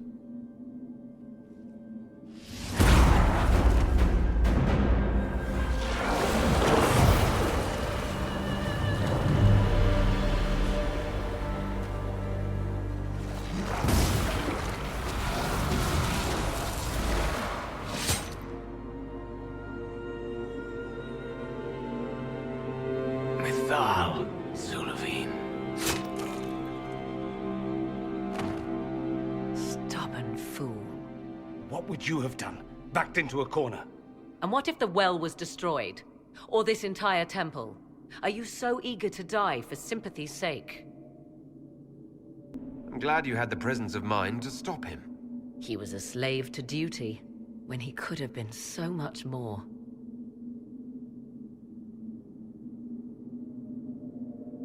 You'll note the intact Illuvian. I was correct on that count, at least. Is it still a threat? Can Corypheus use it to travel the Fade? You recall when I took you through my Illuvian, I said each required a key? The well is the key. Take its power, and Mathal's last Illuvian will be no more use to Corypheus than glass. I did not expect the well to feel so hungry. Let's not be reckless. I don't want anyone hurt. I am willing to pay the price the well demands. I am also the best suited to use its knowledge in your service. Of those present, I alone have the training to make use of this. Let me drink, Inquisitor. What training makes you so qualified? I have studied the oldest lore. I have delved into mysteries of which you could only dream. Can you honestly tell me there is anyone better suited? What about you, Dorian? A human from Tevinter scoops up the last bits of elven knowledge? I know why you ask. I know it's important, but I can't be that man. Perhaps you're right. I am. You know I am. You're not concerned about the price. Bound forever to the will of Mithal. Bound to the will of a dead god? It seems an empty warning. Perhaps a compulsion yet remains. Who can say otherwise? I do not fear it, even so. Are you sure you want this, Morrigan? We don't know what will happen. We do not, and yet it must be done. I am ready. Thoughts? It all seems ghoulish. Let Morrigan use it, if she wants it so much. You're asking me? This is a lot of weird... I barely understand how any of this works. Any chance this well could help us against Corypheus? I say you take it. Enough deliberation. Give me your decision. It's yours.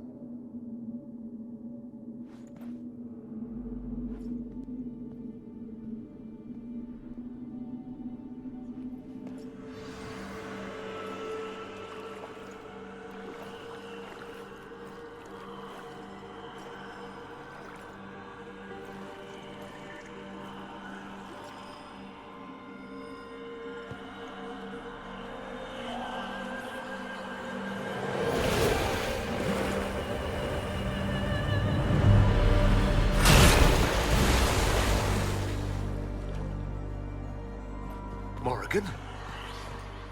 Are you all right? Elasin Salah. Visan Allah. I am intact. There is much to sift through. But now we can...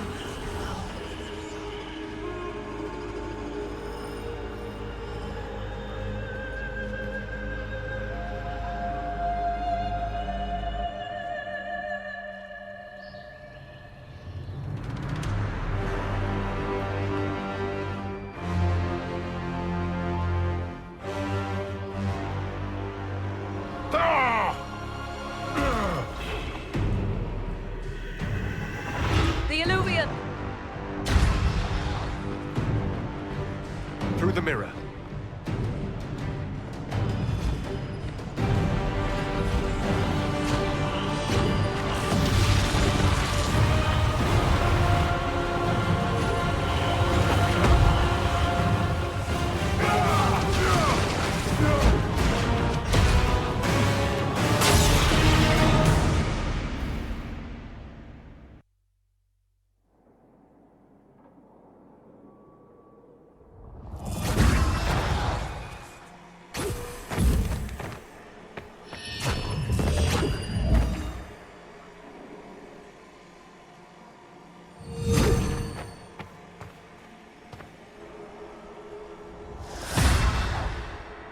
It is done.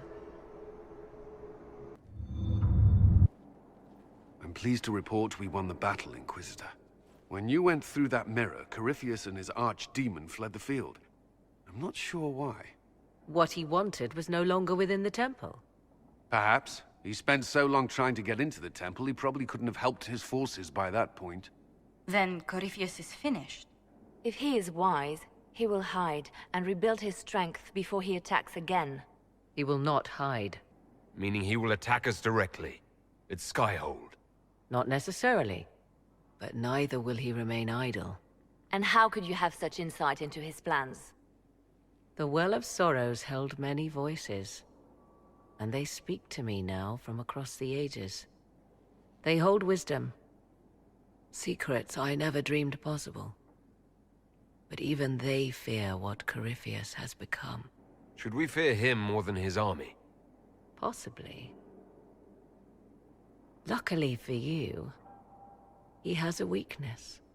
The dragon he calls is not truly an archdemon. It is a dragon in which Corypheus has invested part of his being. He doubtless did so out of pride to emulate the gods of old. That pride can be exploited. Kill the dragon, and his ability to leap into other bodies is disrupted. He can be slain. You're sure? If there are no bodies for him to jump to... You assume there is a limit to the range of his power. There is not. Then what do you propose? Killing the dragon is no simple task, if it could even be found. There is a way to defeat the dragon, to match Corypheus in his power. The well whispers it to me now. Your help will be required, Inquisitor. Speak to me when you are ready, and we shall begin. I'll see to Skyhold's defenses in the meantime.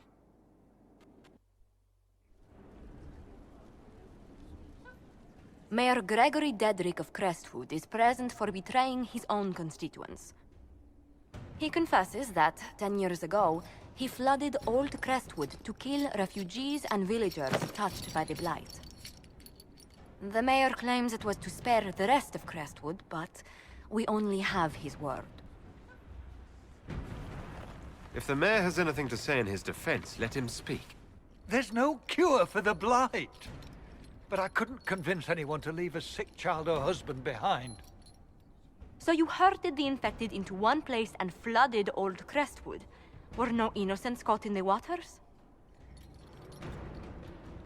Nearly everyone in the village had the Blight. I swear it. Have mercy. I couldn't tell the survivors I'd drowned their own families to save them. I couldn't. You lied for 10 years about your crime, then fled after confessing your guilt. For avoiding justice, you are exiled from Ferelden. I doubt the Crown will disagree. I knew your coming meant the end, one way or another.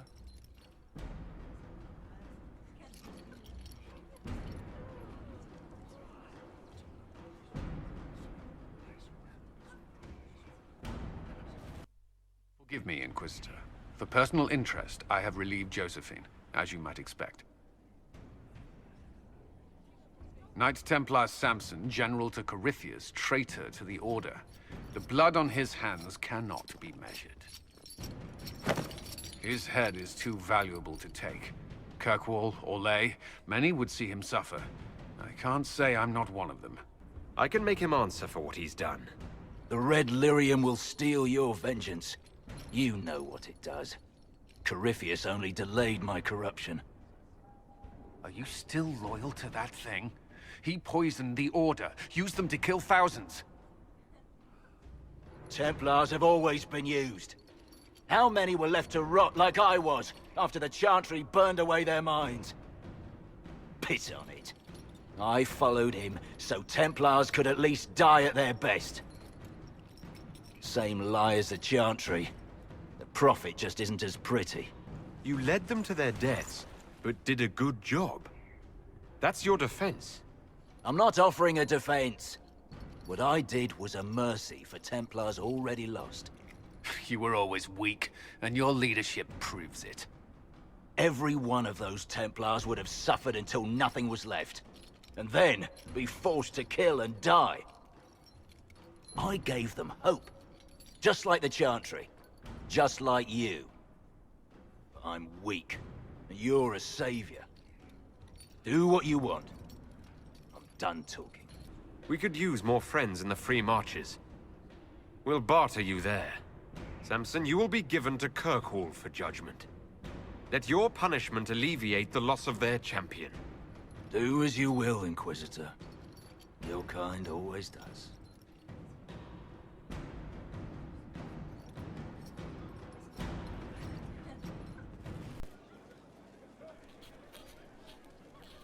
Is this a bad time?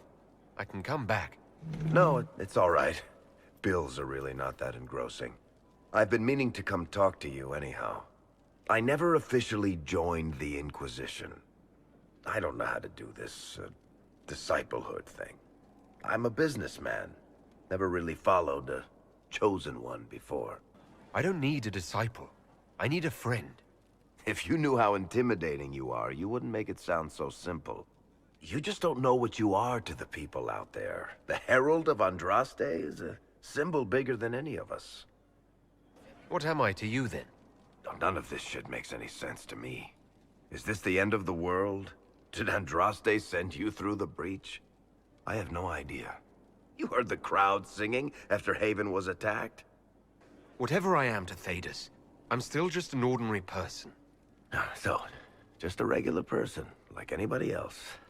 Right. I should probably get back to work.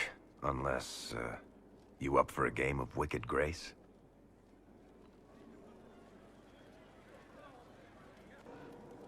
The Temple of Mythal sounds truly astounding. I would have liked to have seen it. What will you do with the power of the well once Corypheus is dead? This war proved that we can't go back to the way things were. I'll try to help this world move forward. You would risk everything you have in the hope that the future is better. What if it isn't? What if you wake up to find the future you shaped is worse than what was? I'll take a breath, see where things went wrong, and then try again. Just like that.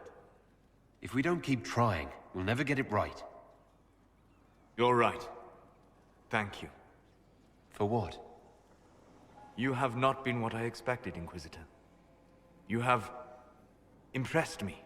You have offered hope. That if one keeps trying, even if the consequences are grave, that someday things will be better. Forgive my melancholy. Corypheus has cost us much. The Temple of Mythal did not deserve such a fate. The orb he carries, and its stolen power, that at least we may still recover. With luck, some of the past may yet survive. Thank you, Solus. We couldn't have done this without you. You are welcome.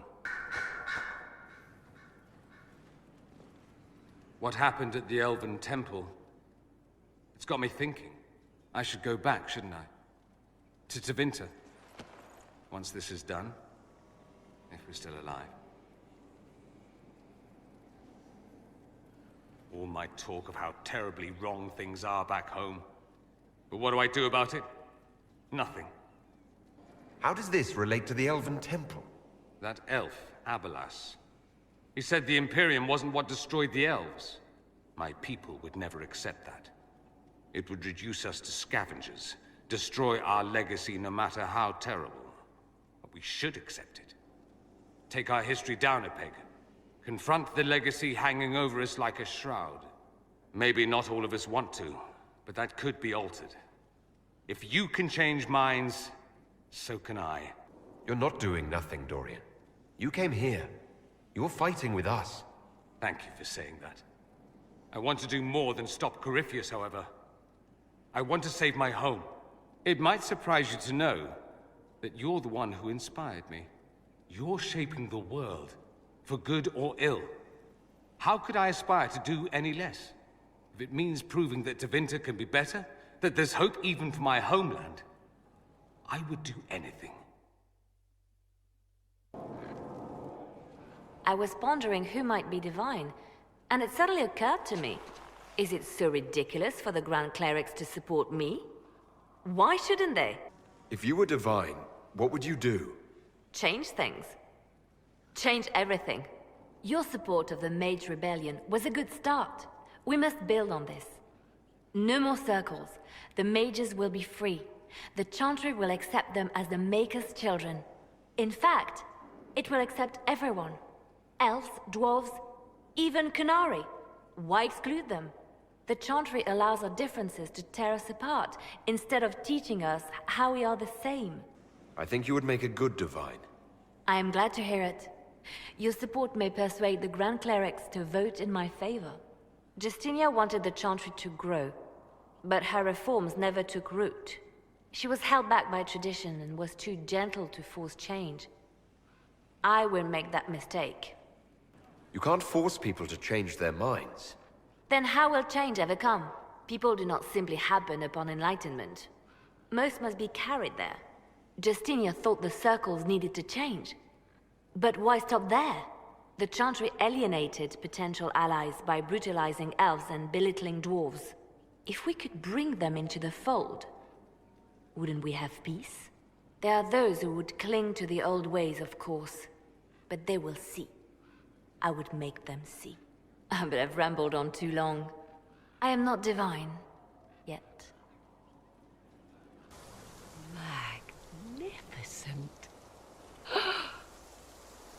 Oh, suddenly, it all makes sense. I now understand the nuance behind elven words. The ancient lore reveals patterns I would never have suspected. It is exhilarating, the rush of images. Truth dangling just out of reach. Tell me more. Take the Illuvians. It was always assumed their use was lost after the Tevinter conquest of Arlathan. But the ancient elves had closed all paths to the crossroads long before. They warred with themselves, and the Illuvians were sealed to prevent an enemy from using them to attack. So much is misunderstood. It will take years to absorb, if I get the chance. I'm pleased I could give you that at least. And pleased I am to have the chance, believe me. None of which has anything to do with why I asked you here, of course. Earlier, I said there was a way to match the power of Corypheus, Inquisitor, and there is. We must summon Mythal. Didn't you say that Mythal was long dead? Or a myth? Whatever Mythal was, goddess, myth, or ancient being, the voices of the well say a part of her power lingers on. How, or in what form, I cannot say, but that power is exactly what we need. I must go to an altar in the wilderness to perform the summoning, and you must be with me. Will the summoning be dangerous? The altar could have a guardian or other surprises, thus your company would be best. Imagine what we will learn, Inquisitor. Some would give their lives to unearth secrets such as this.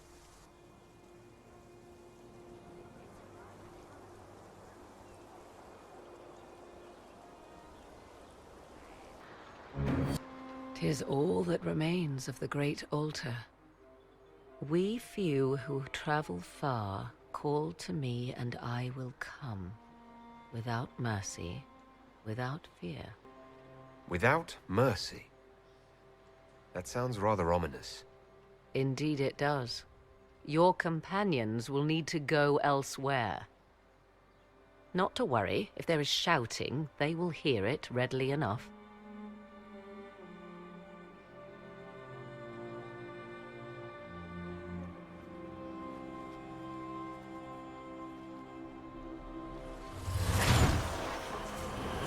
You know who I am. From High Priest to High Priest, I am the last to drink of sorrows. Come to us, Mythal. Whatever you are, whatever remains, I invoke your name and your power.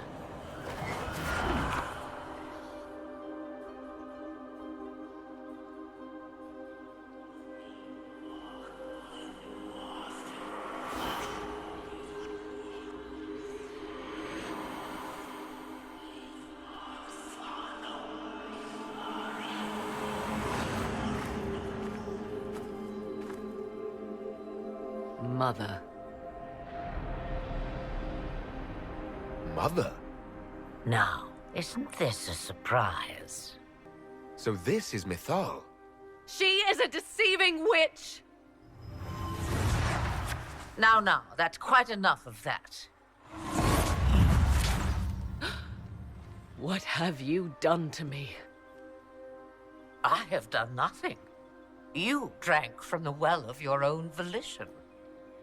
Then you are Mythal?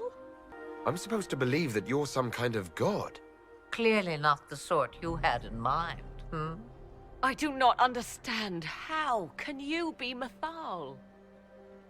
Once I was but a woman, crying out in the lonely darkness for justice. And she came to me, a wisp of an ancient being, and she granted me all I wanted and more. I have carried Mythal through the ages ever since, seeking the justice denied to her. Then you carry Mythal inside you. She is a part of me, no more separate than your heart from your chest. You hear the voices of the well, girl. What do they say?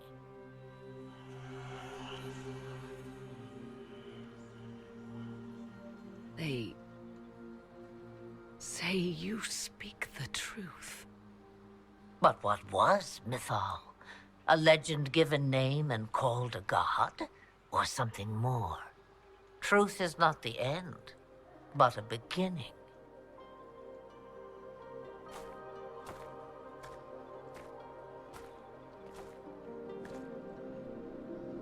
A herald indeed, shouting to the heavens, harbinger of a new age.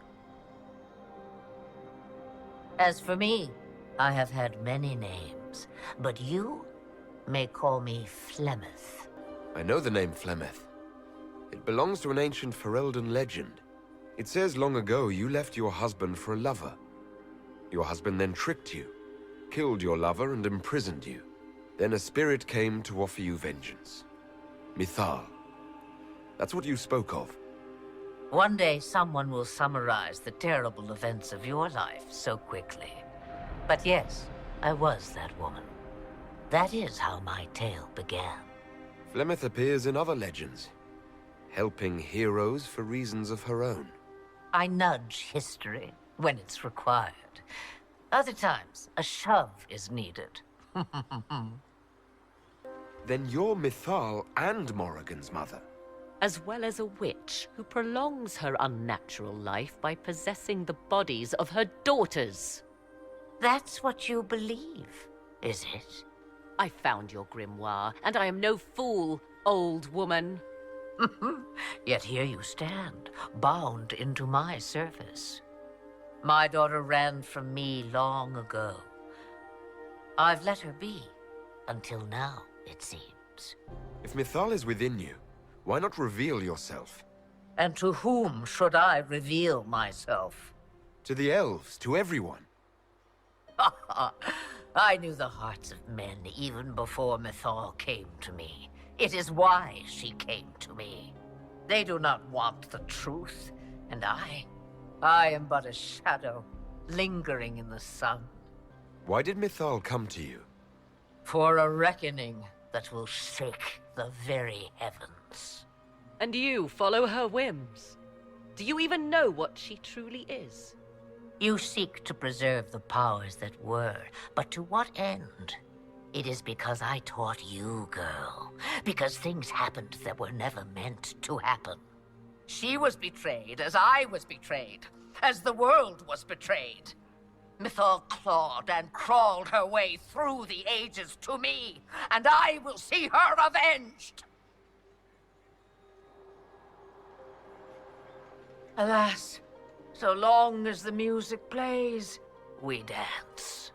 We summoned you because we need your help.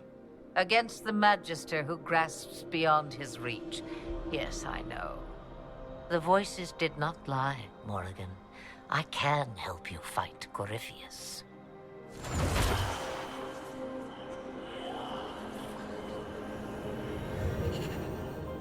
Do you understand, child? Yes. I think I do.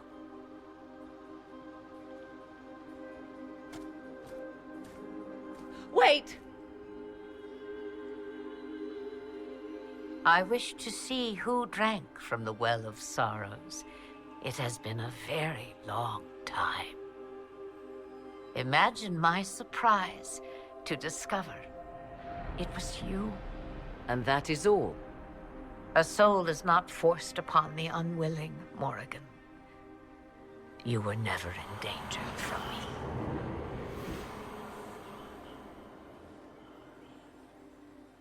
All things considered, Inquisitor, I now wish you had drunk from the well. Will you be all right? I am uncertain. What she said is true, at least. I have the answer to your problem. I can match the Archdemon's power when the time comes. All that remains is for you to find Corypheus.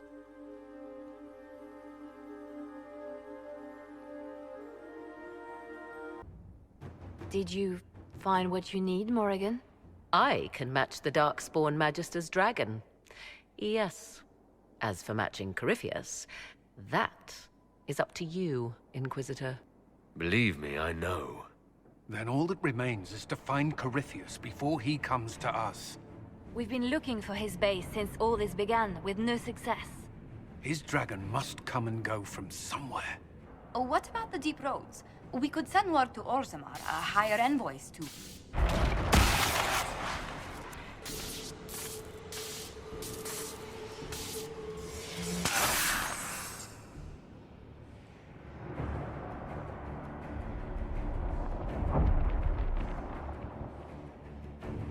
It seems Corypheus is not content to wait. He's in the Valley of Sacred Ashes. You either close the breach once more, or it swallows the world. But that's Magnus. Wouldn't it kill him as well?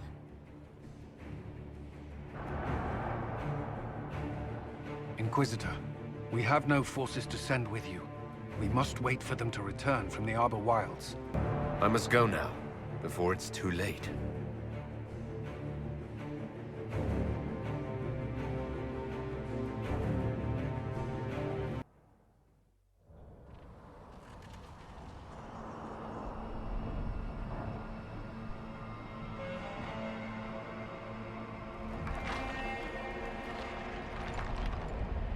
Tell me, where is your maker now? Call him. Call down his wrath upon me. You cannot, for he does not exist. I am Corypheus. I shall deliver you from this lie in which you linger. Bow before your new god and be spared. Never!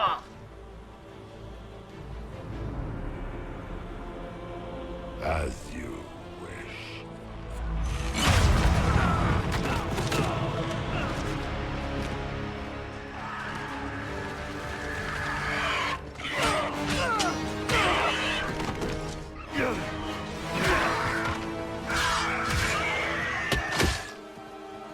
I knew you would come. It ends here, Corypheus. And so it shall.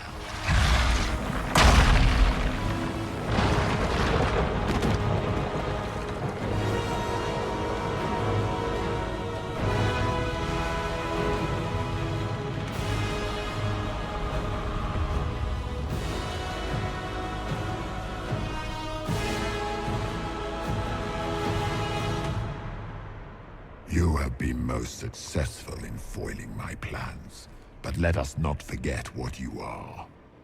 A thief in the wrong place at the wrong time, an interloper, a gnat. We shall prove here, once and for all, which of us is worthy of godhood. I came here to stop you, Corypheus. Nothing more.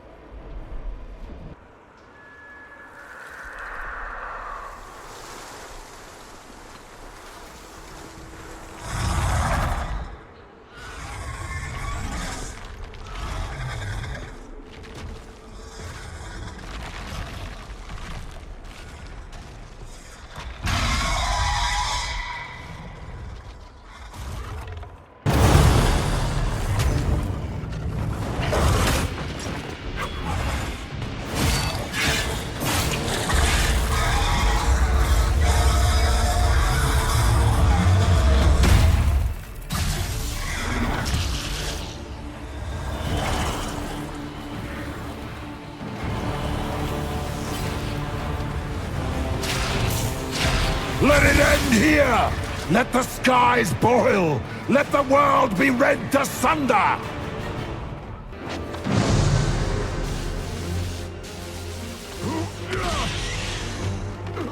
Not like this! I have walked the halls of the Golden City, crossed the ages. Do not, ancient ones, I beseech you! If you exist, if you ever truly existed, aid me now!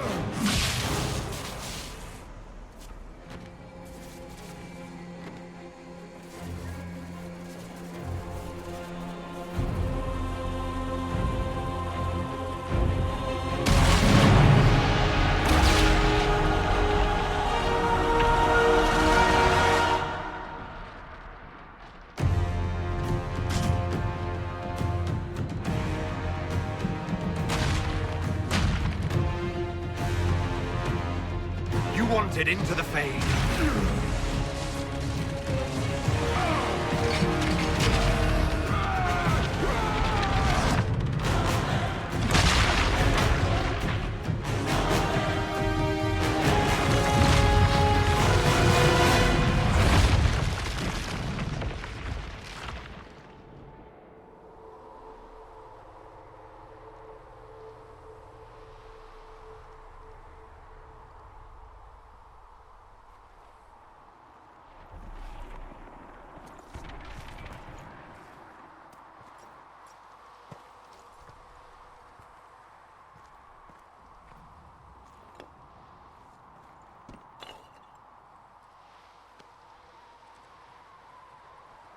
Solus?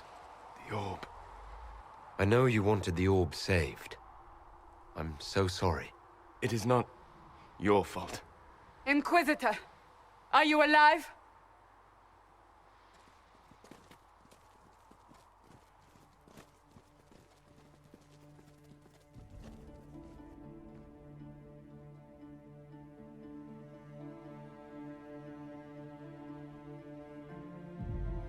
Victorious, I see. What a novel result. And it seems the breach is finally closed. Looks that way. What do we do now?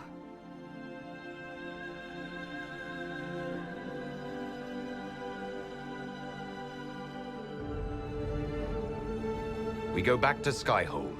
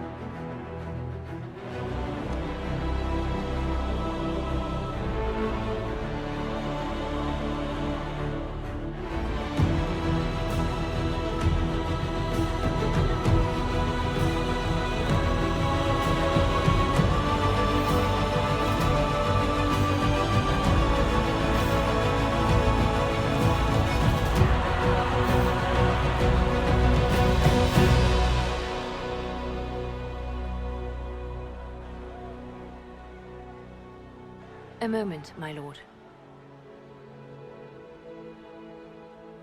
My agents have found no trace of Solus. He has simply vanished. If he does not wish to be found, there's likely nothing we can do. But I will keep looking. Why would he just leave? Something must be wrong. You said he was upset about the orb. That can't be the only reason.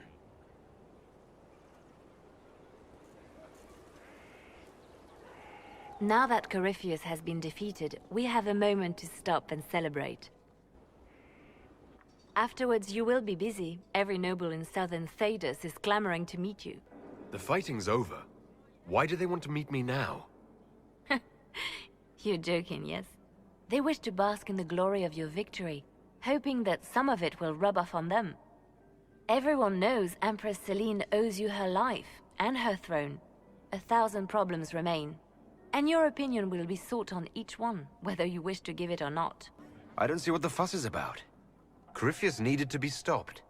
And you are the one who stopped him. Previously, you were an upstart, nothing more than a leader of rebels and heretics. Until Corypheus revealed himself, they could not see the single hand behind the chaos. Once he did, they knew. A Magister and a Darkspawn in one creature, the ultimate evil. Now you are the only power left standing. Enjoy the evening while you can, Inquisitor.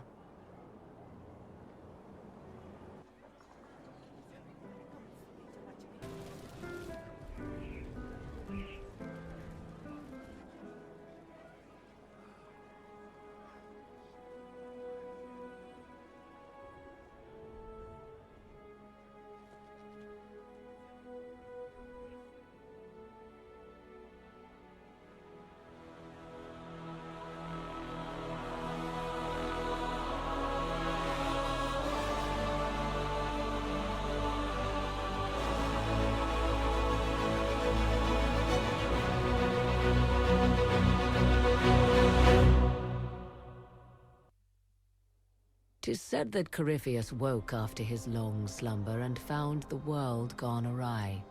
He fought to bring back those days of magic and shadow, to raise himself as a god and set things right. Now, we are left with a scar in the sky to remind us of what almost was. It tells us that a great victory against chaos was won, but left the world forever changed. Consider the mighty empire of Orlais, where Empress Celine remains on her golden throne. The civil war is ended, the elven resistance pacified, but it is said Gaspar yet plots his return from exile. How long before the Empress missteps, and he raises banners once more? This fear hounds her every move. Fortunately for Celine, her gratitude towards the Inquisition has remained strong. Some claim she clings too tightly to the Alliance. Others know it is all that stands between her and defeat. The Grey Wardens of the South slowly rebuild in the months following the events at Adamant. They declare it time for the Order to emerge from the shadows, to join the rest of humanity in fighting their ancient foes. Rumors abound that they severed ties with their leaders at Weishaupt, and that a bitter war now rages between them. What becomes of Stroud is unknown, save that all news out of Weishaupt soon ends. Does the sudden silence indicate a battle within, or something far worse? 1 month after the defeat of Corypheus, the Chantry names Cassandra as successor to the Sunburst throne.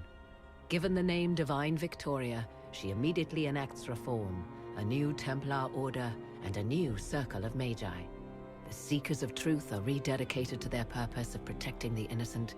A proclamation of support for the Inquisition is issued, recognizing its service to all of Thedas. Despite her popularity, the new Divine's reforms are seen by some as going too far. A new sect arises, demanding a return to the status quo. Negotiations quickly break down. The new Seekers prove their mettle by being instrumental in defeating this sect and restoring the peace. The Inquisition's mages, the former rebels led by Grand Enchanter Fiona, are left with a choice. In the end, they refuse Cassandra's invitation to rejoin the Circle of Magi and instead reform the College of Enchanters as a new order. The college, they say, will allow mages of the South to gather in peace and seek new solutions to age-old problems. From the beginning, the College and the Circle have clashed, and some fear it will lead to a new war of the mages upon themselves.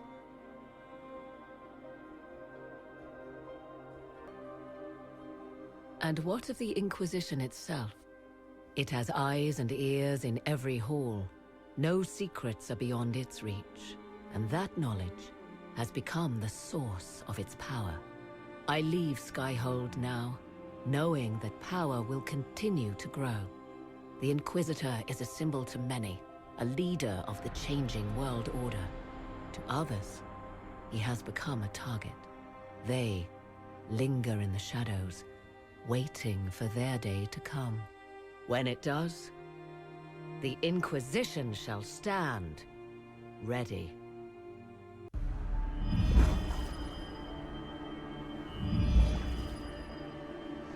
I knew you would come. You should not have given your orb to Corypheus, Red Wolf.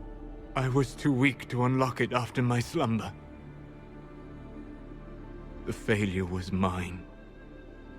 I should pay the price. But the people... they need me. I am so sorry. I am sorry as well, old friend.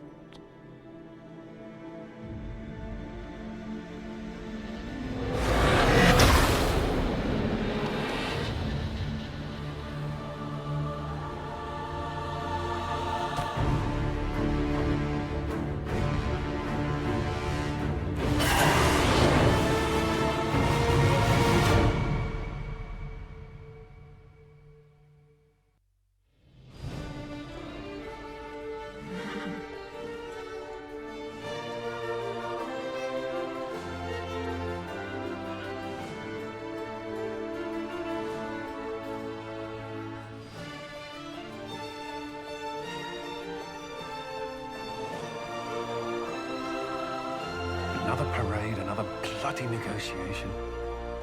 Smiles, everyone. We must be careful how we present ourselves. Why did Divine Victoria call the Exalted Council?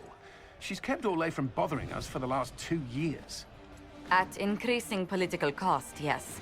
She has done all she can, but the Exalted Council has become necessary. Orlais would control us, and based on their many marriage proposals, they have specific plans for you. Our real concern is Ferelden. They would see us disbanded entirely.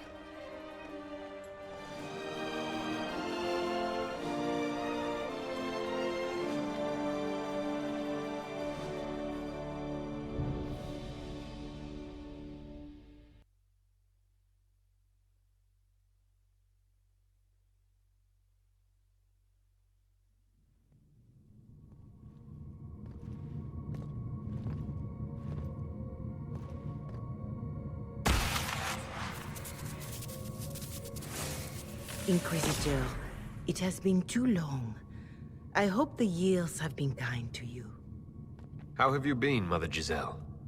I spent last summer in Emprise du Lion, distributing food sent from the Exalted Plains.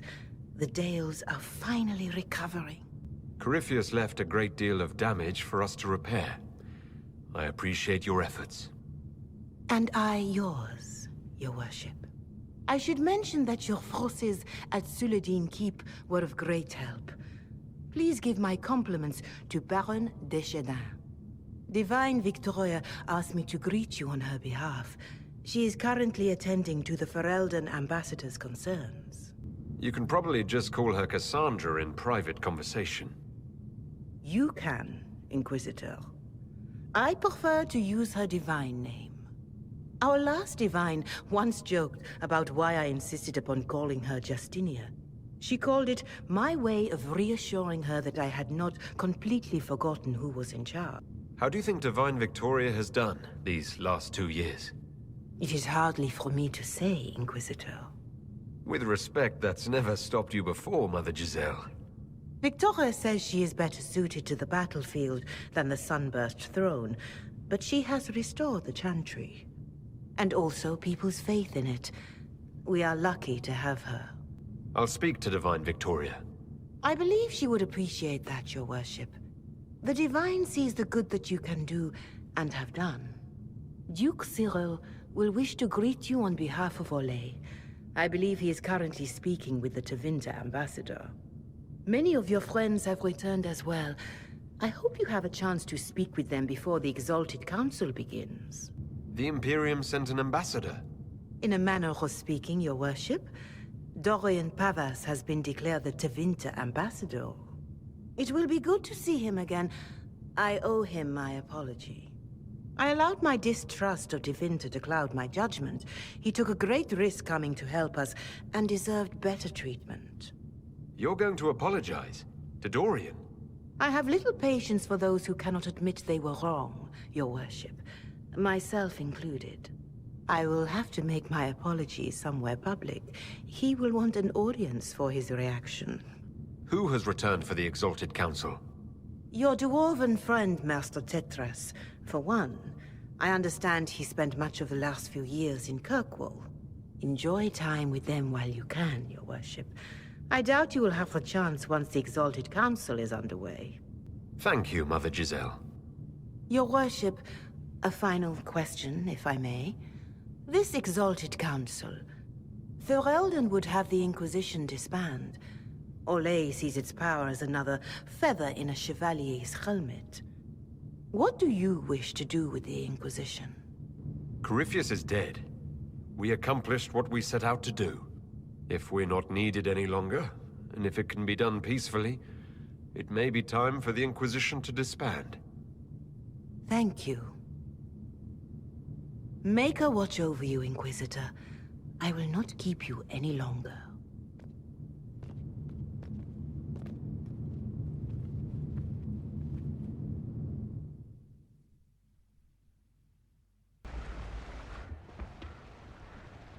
You there! You're to dodge, not catch. If that ball were a fireball, you'd be dead.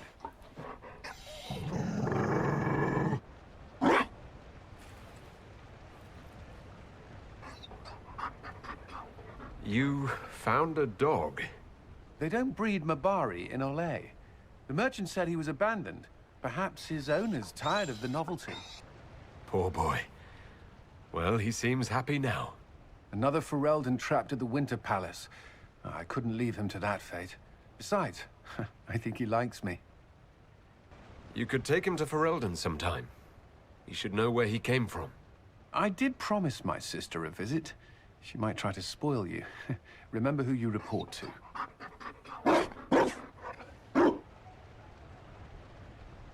The Inquisition will change after this. I'm not yet sure what that will mean. Whatever happens, our people, you, Liliana, Josephine, will have my support, in whatever form you require. I can't imagine the Inquisition without you. I am honored, and likewise, Inquisitor. You can help. Dodge this, and I'll find overpriced Orlesian dog treats before we go.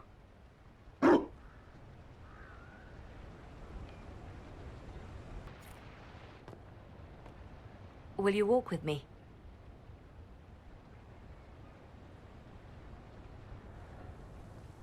The first time I came to the Winter Palace, I was only 18.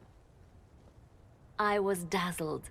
Such rich hangings, splendid marble columns, more golden lions than I could count.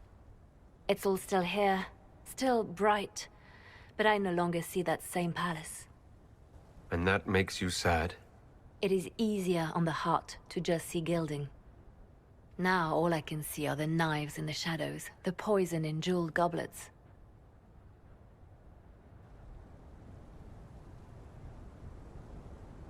They seek to tear the Inquisition down. You feel it, no?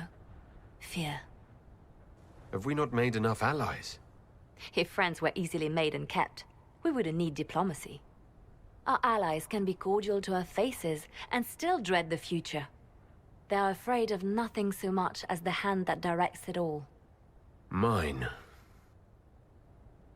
Already your actions have begun to reshape Thedas. Your influence is felt everywhere. It was only a matter of time before they moved. I'm surprised it took this long. When the time comes, consider giving them what they want. What? You're not serious. They cannot act against what they cannot see.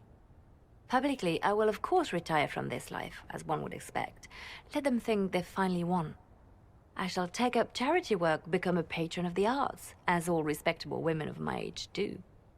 And perhaps take on a protégé. Our work never ends, Inquisitor. We just need fewer witnesses. Darling, you made it. Excellent.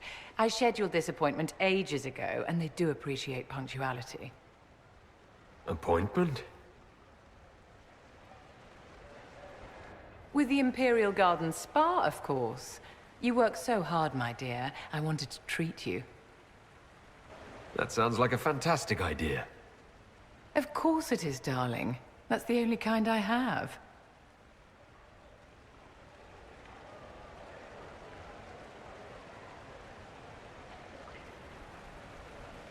What are the cheese wheels for?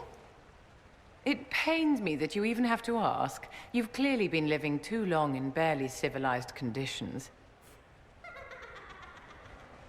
Did you hear something? Relax, darling. It's spa day. How have you been? It seems ages since we've spoken. No doubt this peace conference is boring you to death. I can hardly blame you. So much hot air. So, how are you, Vivienne? Are you with anyone? Oh, aren't you just precious? Don't you feel better, my dear? This place really does work miracles. What happened? Darling, it's spa day. Don't fret. You'll undo all the good they've done. Come along, Inquisitor. They have other appointments, you know.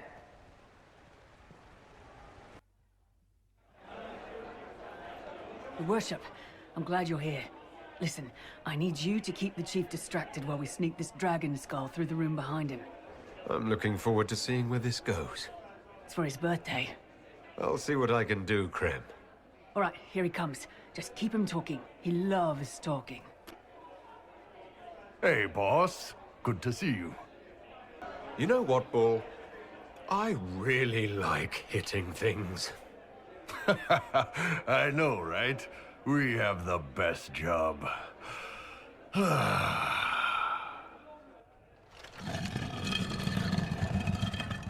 It's fascinating to see the remnants of Syrian culture here. Most of it was deliberately erased during the Orlesian unification, under the reign of Mafarath's son, Isarath. Uh-huh.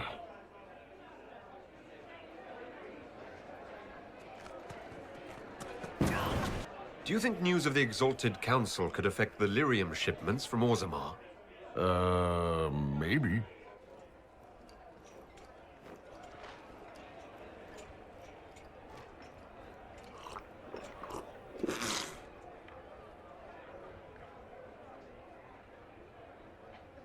Did you know that Ferelden has its own names for lords? The country is divided into Ternirs governed by Terns.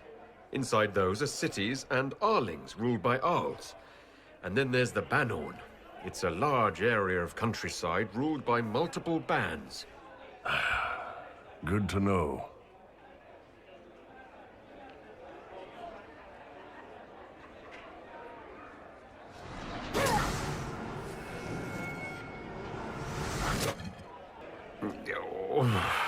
I'm sorry, I can't do this. Sure you can. They must have that thing almost across the room by now, right? Ben Hasrath, remember? Surprise! Happy birthday, Chief! Oh, you guys! You got me.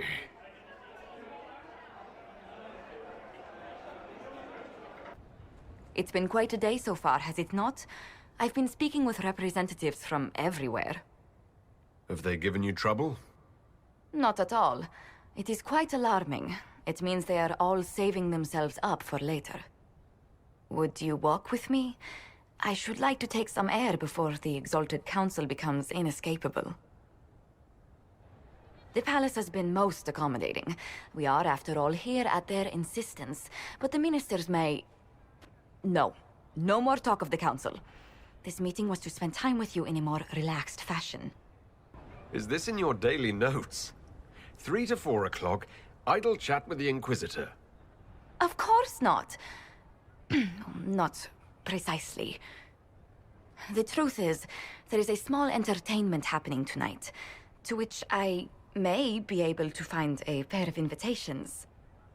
You'd like me to go with you? Very much so. In all the years you worked with Orlais, you had so little time to enjoy its culture. Perhaps you're right. These meetings and talks don't allow for much leisure time. And then back to Skyhold without a moment's pause to take in where we are. With all that's been happening, I promised myself a single evening out. I'd very much like to go with a friend. And what is this small entertainment? Something to ease our minds. I would very much like to surprise you with the details. Thank you for thinking of me. I'd be delighted to attend. Splendid. I will arrange things at once. The past years have been so busy. We have earned at least a few moments of rest. A calm night out sounds...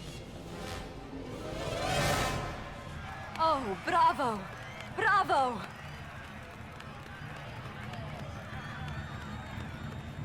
This was your idea of a restful evening. Ah, wasn't it lovely? It's been so long since I've gone to the opera. But tell me, did you enjoy the performance? That was one of the greatest things I've ever seen. Truly. That part with the glittery... And they actually set fire to... Yes, I truly enjoyed it. Then I call tonight a great success.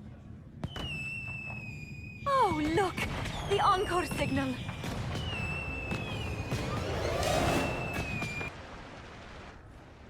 Divine Victoria, am I interrupting?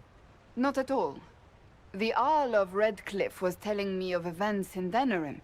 He represents Ferelden at the summit. Inquisitor, good to meet you. How are things in Redcliffe, my lord? Blessedly quiet. The mayor conveys his greetings. Redcliffe remembers its savior. I'll try not to keep you from more important matters. Very well. We'll continue this later, your perfection. I am supposed to be impartial while speaking for the Chantry, but I confess that neutrality is beyond me. For all our differences, I began the Inquisition. I helped set it on its path. Its fate will always matter to me. Is there anything I can do to make your job easier? You could find me a sword and something to hit. I must attend to other matters. If you need me, I am ready to assist. Unconditionally. I'm glad you finally arrived, Inquisitor. The Crown's anxious for news. And your thoughts on Ferelden's position? The breach is long gone, yet Skyhold's army remains. Ferelden can't continue to ignore soldiers on its borders. The Inquisition has grown. I can see how its presence might cause concern. Then you understand why we must demand a reduction of your military forces. A power without allegiance to either Ferelden or Orlais? Even I see neither of our countries can let it rest. I won't keep you longer. We'll have words enough when the Exalted Council begins. Orlais is on your side, Lord Parvis. The Inquisition's support is not a thing to lose lightly. Which is why the Orlesian court is circling it with a net and collar? But you'll have to excuse me. I see an old friend I must greet. Inquisitor, how long has it been? Don't actually tell me. I despise feeling old. It's good to see you, my friend. You arrived ahead of me. I hope all's well? It's everything I expected. We've been spared the burden of surprise. Orlais wants the Inquisition tamed, Ferelden wants it gone, the Chantry meddles, and Tevinter sends but one ambassador. That's me, by the way. A reward for my interest in the South. Thankfully, Ambassador Pavis is a token appointment. Call on me as you like.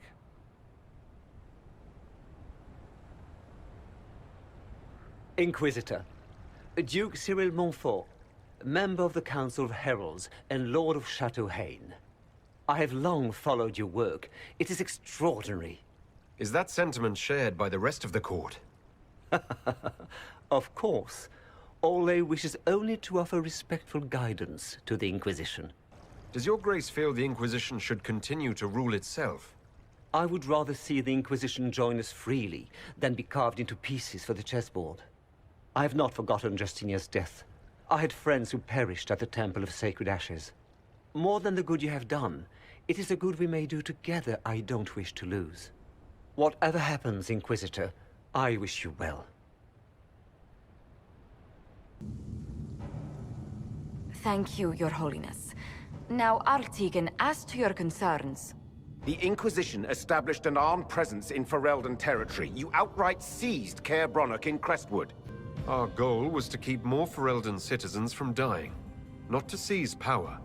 Your help was appreciated 2 years ago, Inquisitor. Now order has been restored, yet you remain. Invading under pretext of restoring order is exactly what the Grey Wardens did to us centuries ago, and we exiled them. Now the Inquisition is doing the same thing with Grey Wardens in their ranks. Your concern is ill-founded. The Grey Wardens have proven their worth time and again. Of course Orlais tolerates this interference. The Inquisition is the only reason Selene still has the throne. Rest assured, Tegan, the Empire of Orlais will not stand idle if the Inquisition oversteps its bounds. Unlike Ferelden, however, Orlais understands that these were the well-intentioned mistakes of a young organization. An organization in need of a guiding hand. Yours, no doubt. Pardon me, Inquisitor. Sister Leliana asked to speak with you in private. My apologies. An urgent matter has come to my attention. Ambassador Montillier, can you handle this for a short while? Of course, Inquisitor. This is highly irregular. Are we not even worth the Inquisitor's time?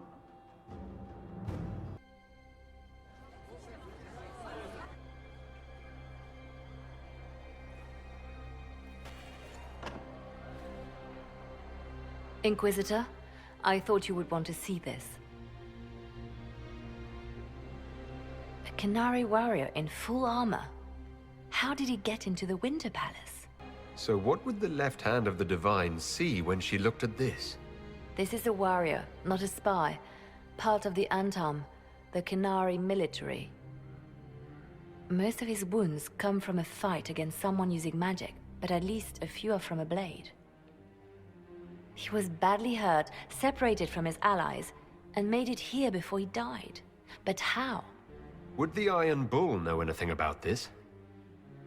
I asked, and he is as surprised as we are. He says that if this were an official Canary operation, he would know. That suggests we're dealing with a rogue faction. We need to find out what's going on. Can Josephine manage the diplomats while I look around? She will be fine. It's all speeches and posturing for the first few days anyway. I will ask Divine Victoria to call a recess for now. I will also have our friends ready themselves for battle if need be. You think that's likely? I think the Exalted Council may be more exciting than we expected. One dead Canary was bad enough. Now we have more, and they're hostile. This makes no sense. The Canary may not be friendly to the Inquisition, but they have no reason to attack us. They also have no reason to be here, or using Illuvians at all. I've had the mirror placed under guard for now. I just wanted the Exalted Council to go smoothly. We must ensure that the Canary do not disrupt the negotiations. The Exalted Council is in a very delicate state. I'm certain you can soothe the nobles' ruffled feathers while we solve the real problem. Not when the Inquisitor insults everyone present by walking out in the middle of the talks.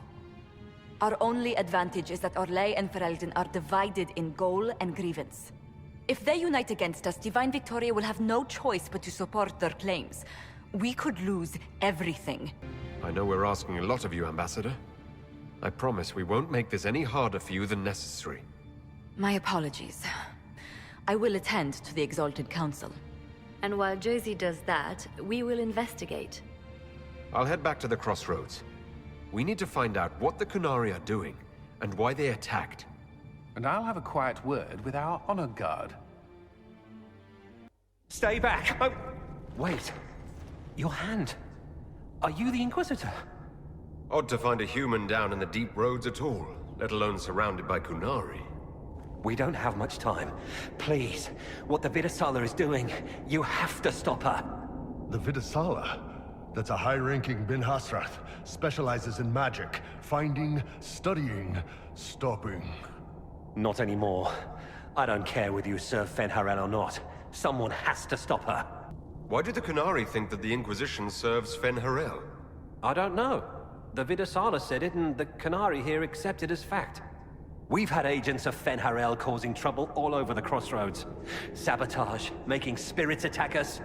I assume the Inquisition was their army. That you came here because Fen'Harel told you to. Who are you exactly? My name is Jeren. Sir Jeren, once. I was a Templar in Kirkwall, until I joined the Qun. You're Qunari? Kirkwall was madness, chaos. The Qunari were like the eye of a storm. I stand for order and discipline, protecting the innocent from magic. But this plan, it's as mad as Meredith ever was. What is it you want me to stop? This place is a lyrium mining and processing center. The Qunari need it for... Have you ever heard of Sarabas? Dangerous thing. It's what the Qun calls mages. Even as a Templar, I'd never seen anything like the power Sarabas can unleash. And now Vidasala is giving them lyrium. A lot of lyrium. It's part of something she calls Dragon's Breath. That's a load of crap. There's no way the Vidasala would let any Sarabas within 1,000 feet of lyrium. There's more to it than that, but I couldn't find out what. The Qunari don't like it when you ask too many questions. Where are we? Why are there elven mirrors in the deep roads? This place is close to something like a lyrium spring. The more we mine, the more there seems to be. As for the mirrors, I don't know. Maybe the elves were mining here too. What are you doing down here? The Qunari wanted me to teach them everything I knew about lyrium. Where it comes from, everything it can do, how we put it to use. I knew enough from my time in the Order. They figured out more. I'm not sure how. Maybe they got to the Carter. The Qunari can't be mining their own lyrium. It kills anyone who tries other than dwarves. It killed the Qunari at first. But Qunari workers have a discipline only Tranquil can match. And they're quick learners. They figured it out. I'm not sure how to stop the Qunari from using lyrium. The lyrium's only part of the Vidasala's larger plan, Inquisitor. She said it would save the South. That can mean only one thing. An invasion. This mine is the only source of lyrium the Qunari have. They're using Gatlock, the explosive powder in the round casks, to mine, so they don't have to touch raw lyrium. If you get the primers from Central Supply, you can prime the Gatlock and detonate it. The mines will go up in flames. All right, I'll try to stop them here. I doubt my blessing counts for much now, but make her watch over you. Deep Stalkers and Cave-ins will cut off reinforcements, but they'll still come when they hear trouble. You've got to find the Vidasala to end this war before it begins. There's no telling how bad things will get when I destroy the mine. You'd better get moving. I will. Good luck, Inquisitor. Let's go. We have a lyrium mine to ruin. Dragon's breath. The Qunari always enjoy their metaphors. But what does it mean? Who knows? Qunari agents moving through Illuvians to attack the south is bad enough already. I still do not understand why they accused the Inquisition of serving Fen'Harel. Corypheus tried to set himself up as a god. Maybe someone who knows elven history is doing the same. But how does that implicate us? What made them decide that the Inquisition serves this Fen'Harel? Hopefully we will learn more after we have stopped them. Let's see the Exalted Council try to disband the Inquisition after we've saved them from this Dragon's Breath. We must find out what Dragon's Breath is first. For now, our only lead is the Qunari leader, the Vidasala. Gentlemen! My apologies, Lady Josephine. There has been an incident with one of your soldiers. How dare you? It was bad enough that the Inquisition chose not to inform the Exalted Council of the Kunari Corps. Ole would have been happy to help with the matter. But now your own guards are attacking servants? You have overstepped your bounds. Thank you for bringing this to my attention, gentlemen. I'll see to this personally. Thank you, Inquisitor. Ole stands ready to assist the Inquisition, as always. Secrets and lies. Do you understand why we fear your Inquisition? You act as if you're the solution to every problem. How long before you drag us into another war?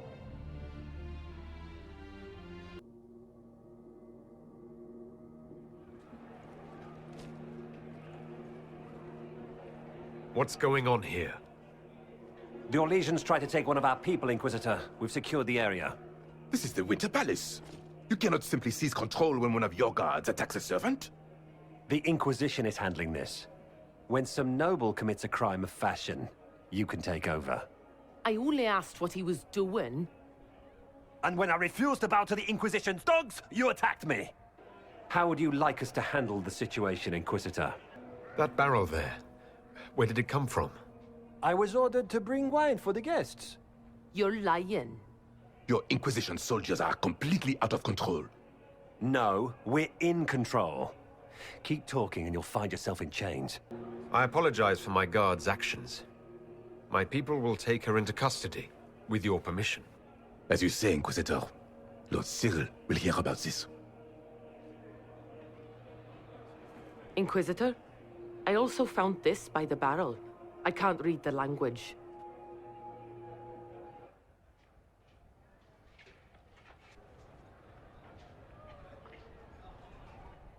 Did you resolve the problem with the guard? The guard is the least of our problems. Someone smuggled Gatlock barrels into the Winter Palace. Smile, Inquisitor. There are many eyes upon us. At least now we know the true extent of the dragon's breath. How are you still smiling? Years of training as a bard, Inquisitor. We cannot show weakness now. Enemies could be watching, or we can let them seize idle conversation between two friends. You think the dragon's breath is these Gatlock barrels? Of course. A surprise attack, even through the Illuvians, would have met fierce resistance.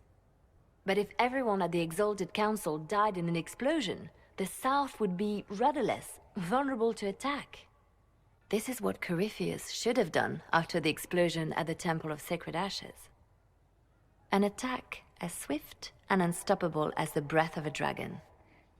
The guard who confronted the servant said she found this note near one of the barrels. It looks like Kunari writing. Let me see. I picked some up from the Iron Bull, though I'm told my accent is atrocious. These are orders for positioning the Gatlock in the palace. When duty has been performed, report to the Vidusala through the mirror marked by a bookcase. If we're going to find the Vidusala and stop this dragon's breath, this is our chance. Good. While you do that, I will have agents locate the Gatlock barrels and remove them safely. I will also send word to my foreign contacts. We must see where else this dragon could strike.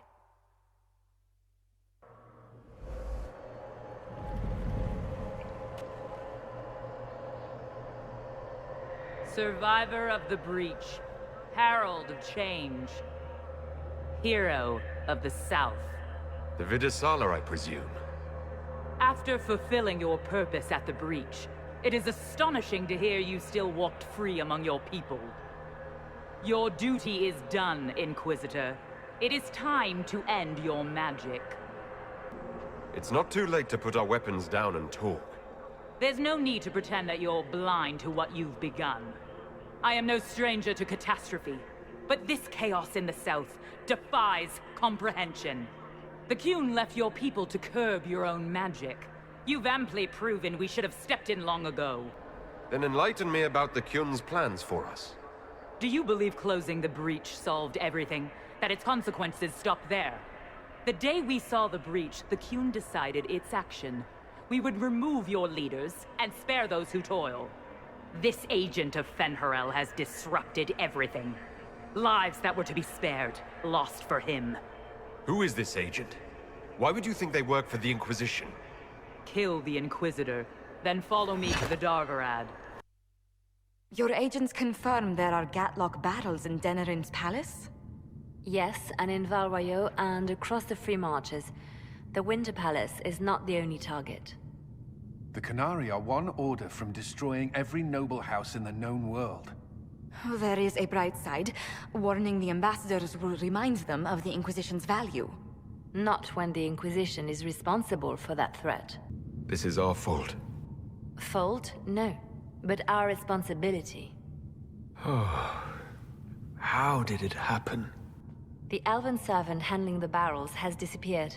Notes in his quarters suggest he was a Qunari spy. But the servant was Orlesian. That implicates Orlais, not us. But the barrels arrived at the Winter Palace on the Inquisition supply manifest. How are we supposed to fight a war when we can't even trust our own people? Do you know who got the barrels onto the Inquisition manifest? Yes, several of the Inquisition's elven workers have gone missing. I had their backgrounds checked. They joined the Inquisition after fleeing the chaos in Kirkwall. I remember when Kirkwall was at its worst. Many of the city's elves converted to the Qun, trying to find a better life. And the Qunari turned them into spies. A few years ago, we railed at the mages at Redcliffe for becoming corrupt. We did the same to the Grey Wardens. Look at us now. I fought to protect the Inquisition in this exalted council. And for what? So we could deceive and threaten those we claimed to protect? Once we locate the spies... This isn't about the spies. You hid the Qunari body. You've all but seized control of the Winter Palace. We did what was right, not what was politically convenient. Do you know what this has cost us with Orlais and Ferelden? They are planning to dismantle us as we speak. And perhaps they are right.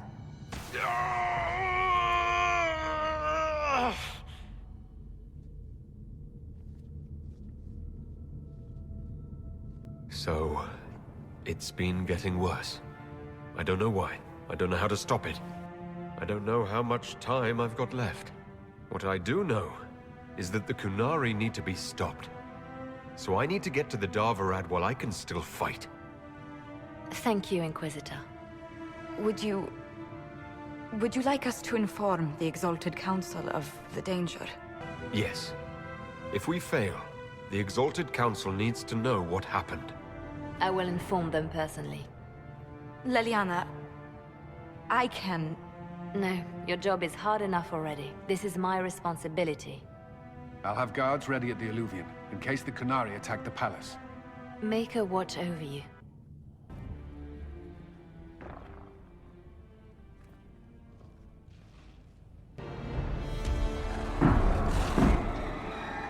Dragon's Breath is an actual dragon. Tethar! Bars! Inquisition! Nira Tasiasara! Miraba Sadim Kata! Hisrat, now, please! Vinekatas! Understood, ma'am. Change of plans. Nothing personal. Boss.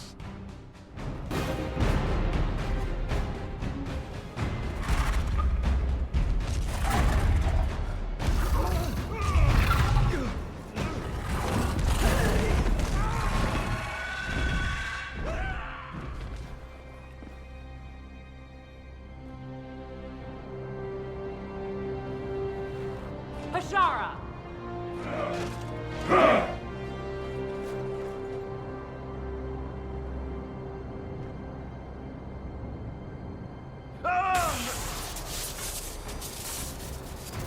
Dear Inquisitor, you have such little time left.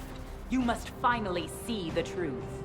Elven magic already tore the sky apart. If the agents of Ben Harel are not stopped, you will shatter the world as well. The Inquisition has nothing to do with these agents. Come, Inquisitor. I am the eyes and ears of the Qunari people. Do you think you can deceive me? You would have died from the mark on your hand, but for the help of one of their chief agents. The same agent who helped seal the breach, who led you to Skyhold, who gave Corypheus the orb, then founded the Inquisition. Soulless, agent of Fen Harel. Damn it, Chuckles. What have you done? Solus is an agent of Fen-Harel. I'm not surprised he kept the truth from you. The truly untrustworthy are themselves untrusting. Solus tricked us all. He pushed a dying Qunari into the Winter Palace to lure you into opposing us. Without him, we could have brought the South peace and wisdom along the gentle path. Now we must take the way of blades.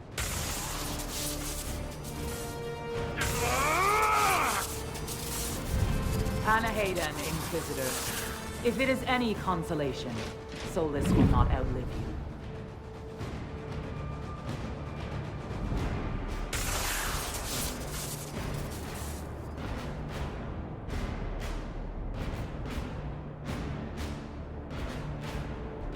Whatever else, Solus was one of us. I won't leave him for Vidasala.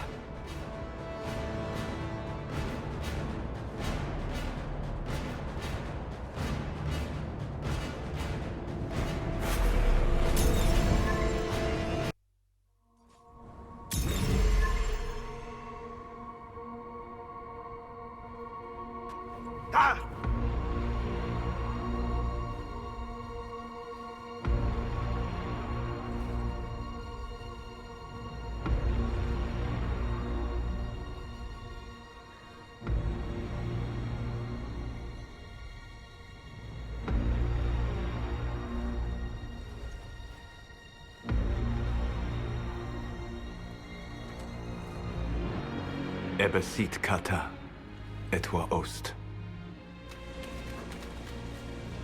Maraskata! Your forces have failed. Leave now and tell the Qunari to trouble me no further.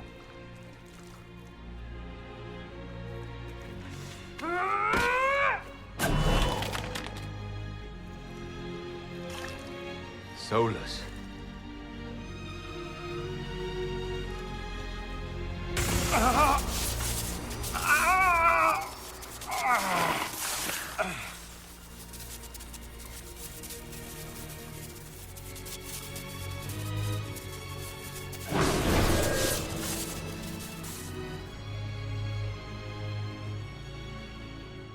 That should give us more time. I suspect you have questions. The Qunari were trying to kill you. I wanted to get here first. I know. They sought an agent of Fen-Harel. I am no one's agent but my own. I fear that the truth is much simpler and much worse than the Qunari believe. You're Fen-Harel. I was Solus first. Fen-Harel came later. An insult I took as a badge of pride. The Dread Wolf inspired hope in my friends, and fear in my enemies. Not unlike Inquisitor, I suppose. You also know the burden of a title that all but replaces your name. The Dalish legends about the evil trickster god are wrong. I saw the truth in the crossroads. You saw another story, written in desperation to give me more credit than I ever deserved. You were a hero, Solus. I sought to set my people free from slavery to would-be gods. I broke the chains of all who wished to join me. The false gods called me Fen-Harel, and when they finally went too far, I formed the Veil and banished them forever. Thus I freed the Elven people, and in so doing, destroyed their world. How did creating the Veil destroy the world? You saw the remains of Via Dethara. The library was intrinsically tied to the Fade, and the Veil destroyed it. There were countless other marvels, all dependent on the presence of the Fade, all destroyed. The elven legends of immortality, all true. It was not the arrival of humans that caused them to begin aging. It was me. The Veil took everything from the elves, even themselves. You love the Fade. Why would you create the Veil to hide it all away? Because every alternative was worse. Meaning? Had I not created the Veil, the Evanurus would have destroyed the entire world. You banished the false gods. You didn't kill them. You met Mythol, did you not? The first of my people do not die so easily. The Evanurus are banished forever, paying the ultimate price for their misdeeds. You said that the elven gods went too far. What did they do that made you move against them? They killed Mythal. A crime for which an eternity of torment is the only fitting punishment. I thought Mythal was one of the Evanuris. She was the best of them. She cared for her people. She protected them. She was a voice of reason. And in their lust for power, they killed her. The Evanuris were elven mages. How did they come to be remembered as gods? Slowly. It started with a war. War breeds fear. Fear breeds a desire for simplicity. Good and evil, right and wrong, chains of command. After the war ended, generals became respected elders, then kings, finally gods. The Evanuris. That's the past. What about the future? I lay in dark and dreaming sleep while countless wars and ages passed. I woke still weak a year before I joined you. My people fell for what I did to strike the Evanuris down. But still, some hope remains for restoration. I will save the elven people, even if it means this world must die. Why does this world have to die for the elves to return? A good question, but not one I will answer. You have always shown a thoughtfulness I respected. It would be too easy to tell you too much. I am not Corypheus. I take no joy in this, but the return of my people means the end of yours. It is my fight. You should be more concerned about the Inquisition, your Inquisition. In stopping the Dragon's Breath, you have prevented an invasion by Qunari forces. With luck, they will return their focus to Tevinter. That should give you a few years of relative peace. The Qunari said the Inquisition was unknowingly working for agents of Fen-Harel. I gave no orders. You led us to Skyhold. Corypheus should have died unlocking my orb. When he survived, my plans were thrown into chaos. When you survived, I saw the Inquisition as the best hope this world had of stopping him. And you needed a home. Hence, Skyhold. You gave your orb to Corypheus? Not directly. My agents allowed the Venatori to locate it. The orb had built up magical energy while I lay unconscious for millennia. I was not powerful enough to open it. The plan was for Corypheus to unlock it, and for the resulting explosion to kill him. Then I would claim the orb. I did not foresee a Tevinter Magister having learned the secret of effective immortality. What would have happened if Corypheus had died and you had recovered the orb? I would have entered the Fade using the mark you now bear. Then I would have torn down the veil. As this world burned in the raw chaos, I would have restored the world of my time. The world of the elves. If you destroyed the veil, wouldn't the false gods be freed? I had plans. I never thought of you as someone who would do that, Solus. Thank you. You must understand. I awoke in a world where the veil had blocked most people's conscious connection to the Fade. It was like walking through a world of tranquil. We aren't even people to you. Not at first. You showed me that I was wrong. Again. That does not make what must come next any easier. Whatever your reasons, we couldn't have defeated Corypheus without you. Your doubts are misplaced. Everything you accomplished, you earned. What's wrong with the Inquisition? You created a powerful organization. And now it suffers the inevitable fate of such. Betrayal and corruption. It's not that simple. Isn't it? Perhaps we should ask your friend, the Iron Bull. Tell me, where is he? Do you know how I discovered the Qunari plot? The plot I disrupted by leading them to your doorstep. The Qunari spies in the Inquisition tripped over my spies in the Inquisition. The Elven Guard who led you to the Qunari body? Who intercepted the servant with the Gatlock barrel? Mine. Why bother disrupting the Qunari plot if you're going to destroy the world regardless? You have shown me that there is value in this world, Inquisitor. I take no joy in what I must do. Until that day comes, I would see those recovering from the breach free of the Qun. Why? Because I am not a monster. If they must die, I would rather they die in comfort. In any event, it is done. I guess we owe you for that one, too. I hope it gives your people some final peace. You control the Alluvians now? Yes. You remember Briala from Halam Shiral? For a time, she controlled part of the labyrinth. One of my agents was supposed to take it from her, but he did not succeed. I had to override the magic personally. The Canari stumbled upon this section independently. With them gone, the Alluvians are now mine. There's still the matter of the anchor. It's getting worse. Yes, I'm sorry. And we are almost out of time.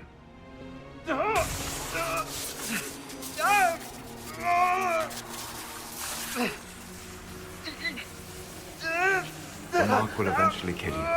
Drawing you here gave me the chance to save you. At least for now. You don't need to destroy this world. I'll prove it to you. I would treasure the chance to be wrong once again, my friend. Take my hand. I'm sorry. Live well, while time remains.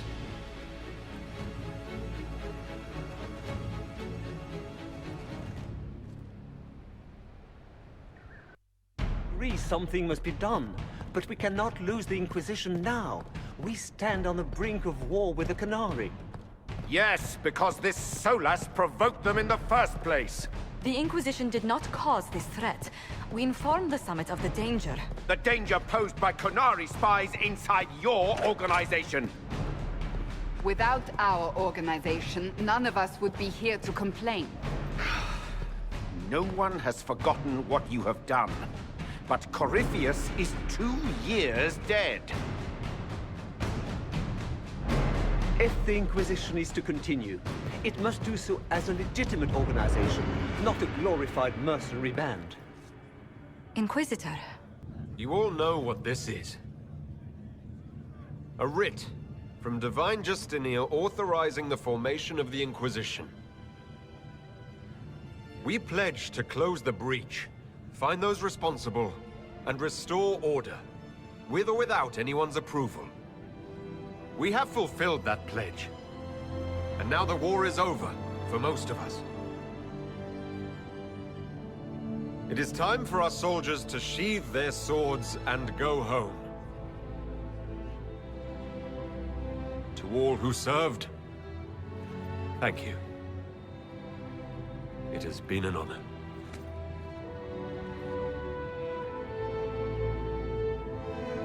Effective immediately, the Inquisition is disbanded.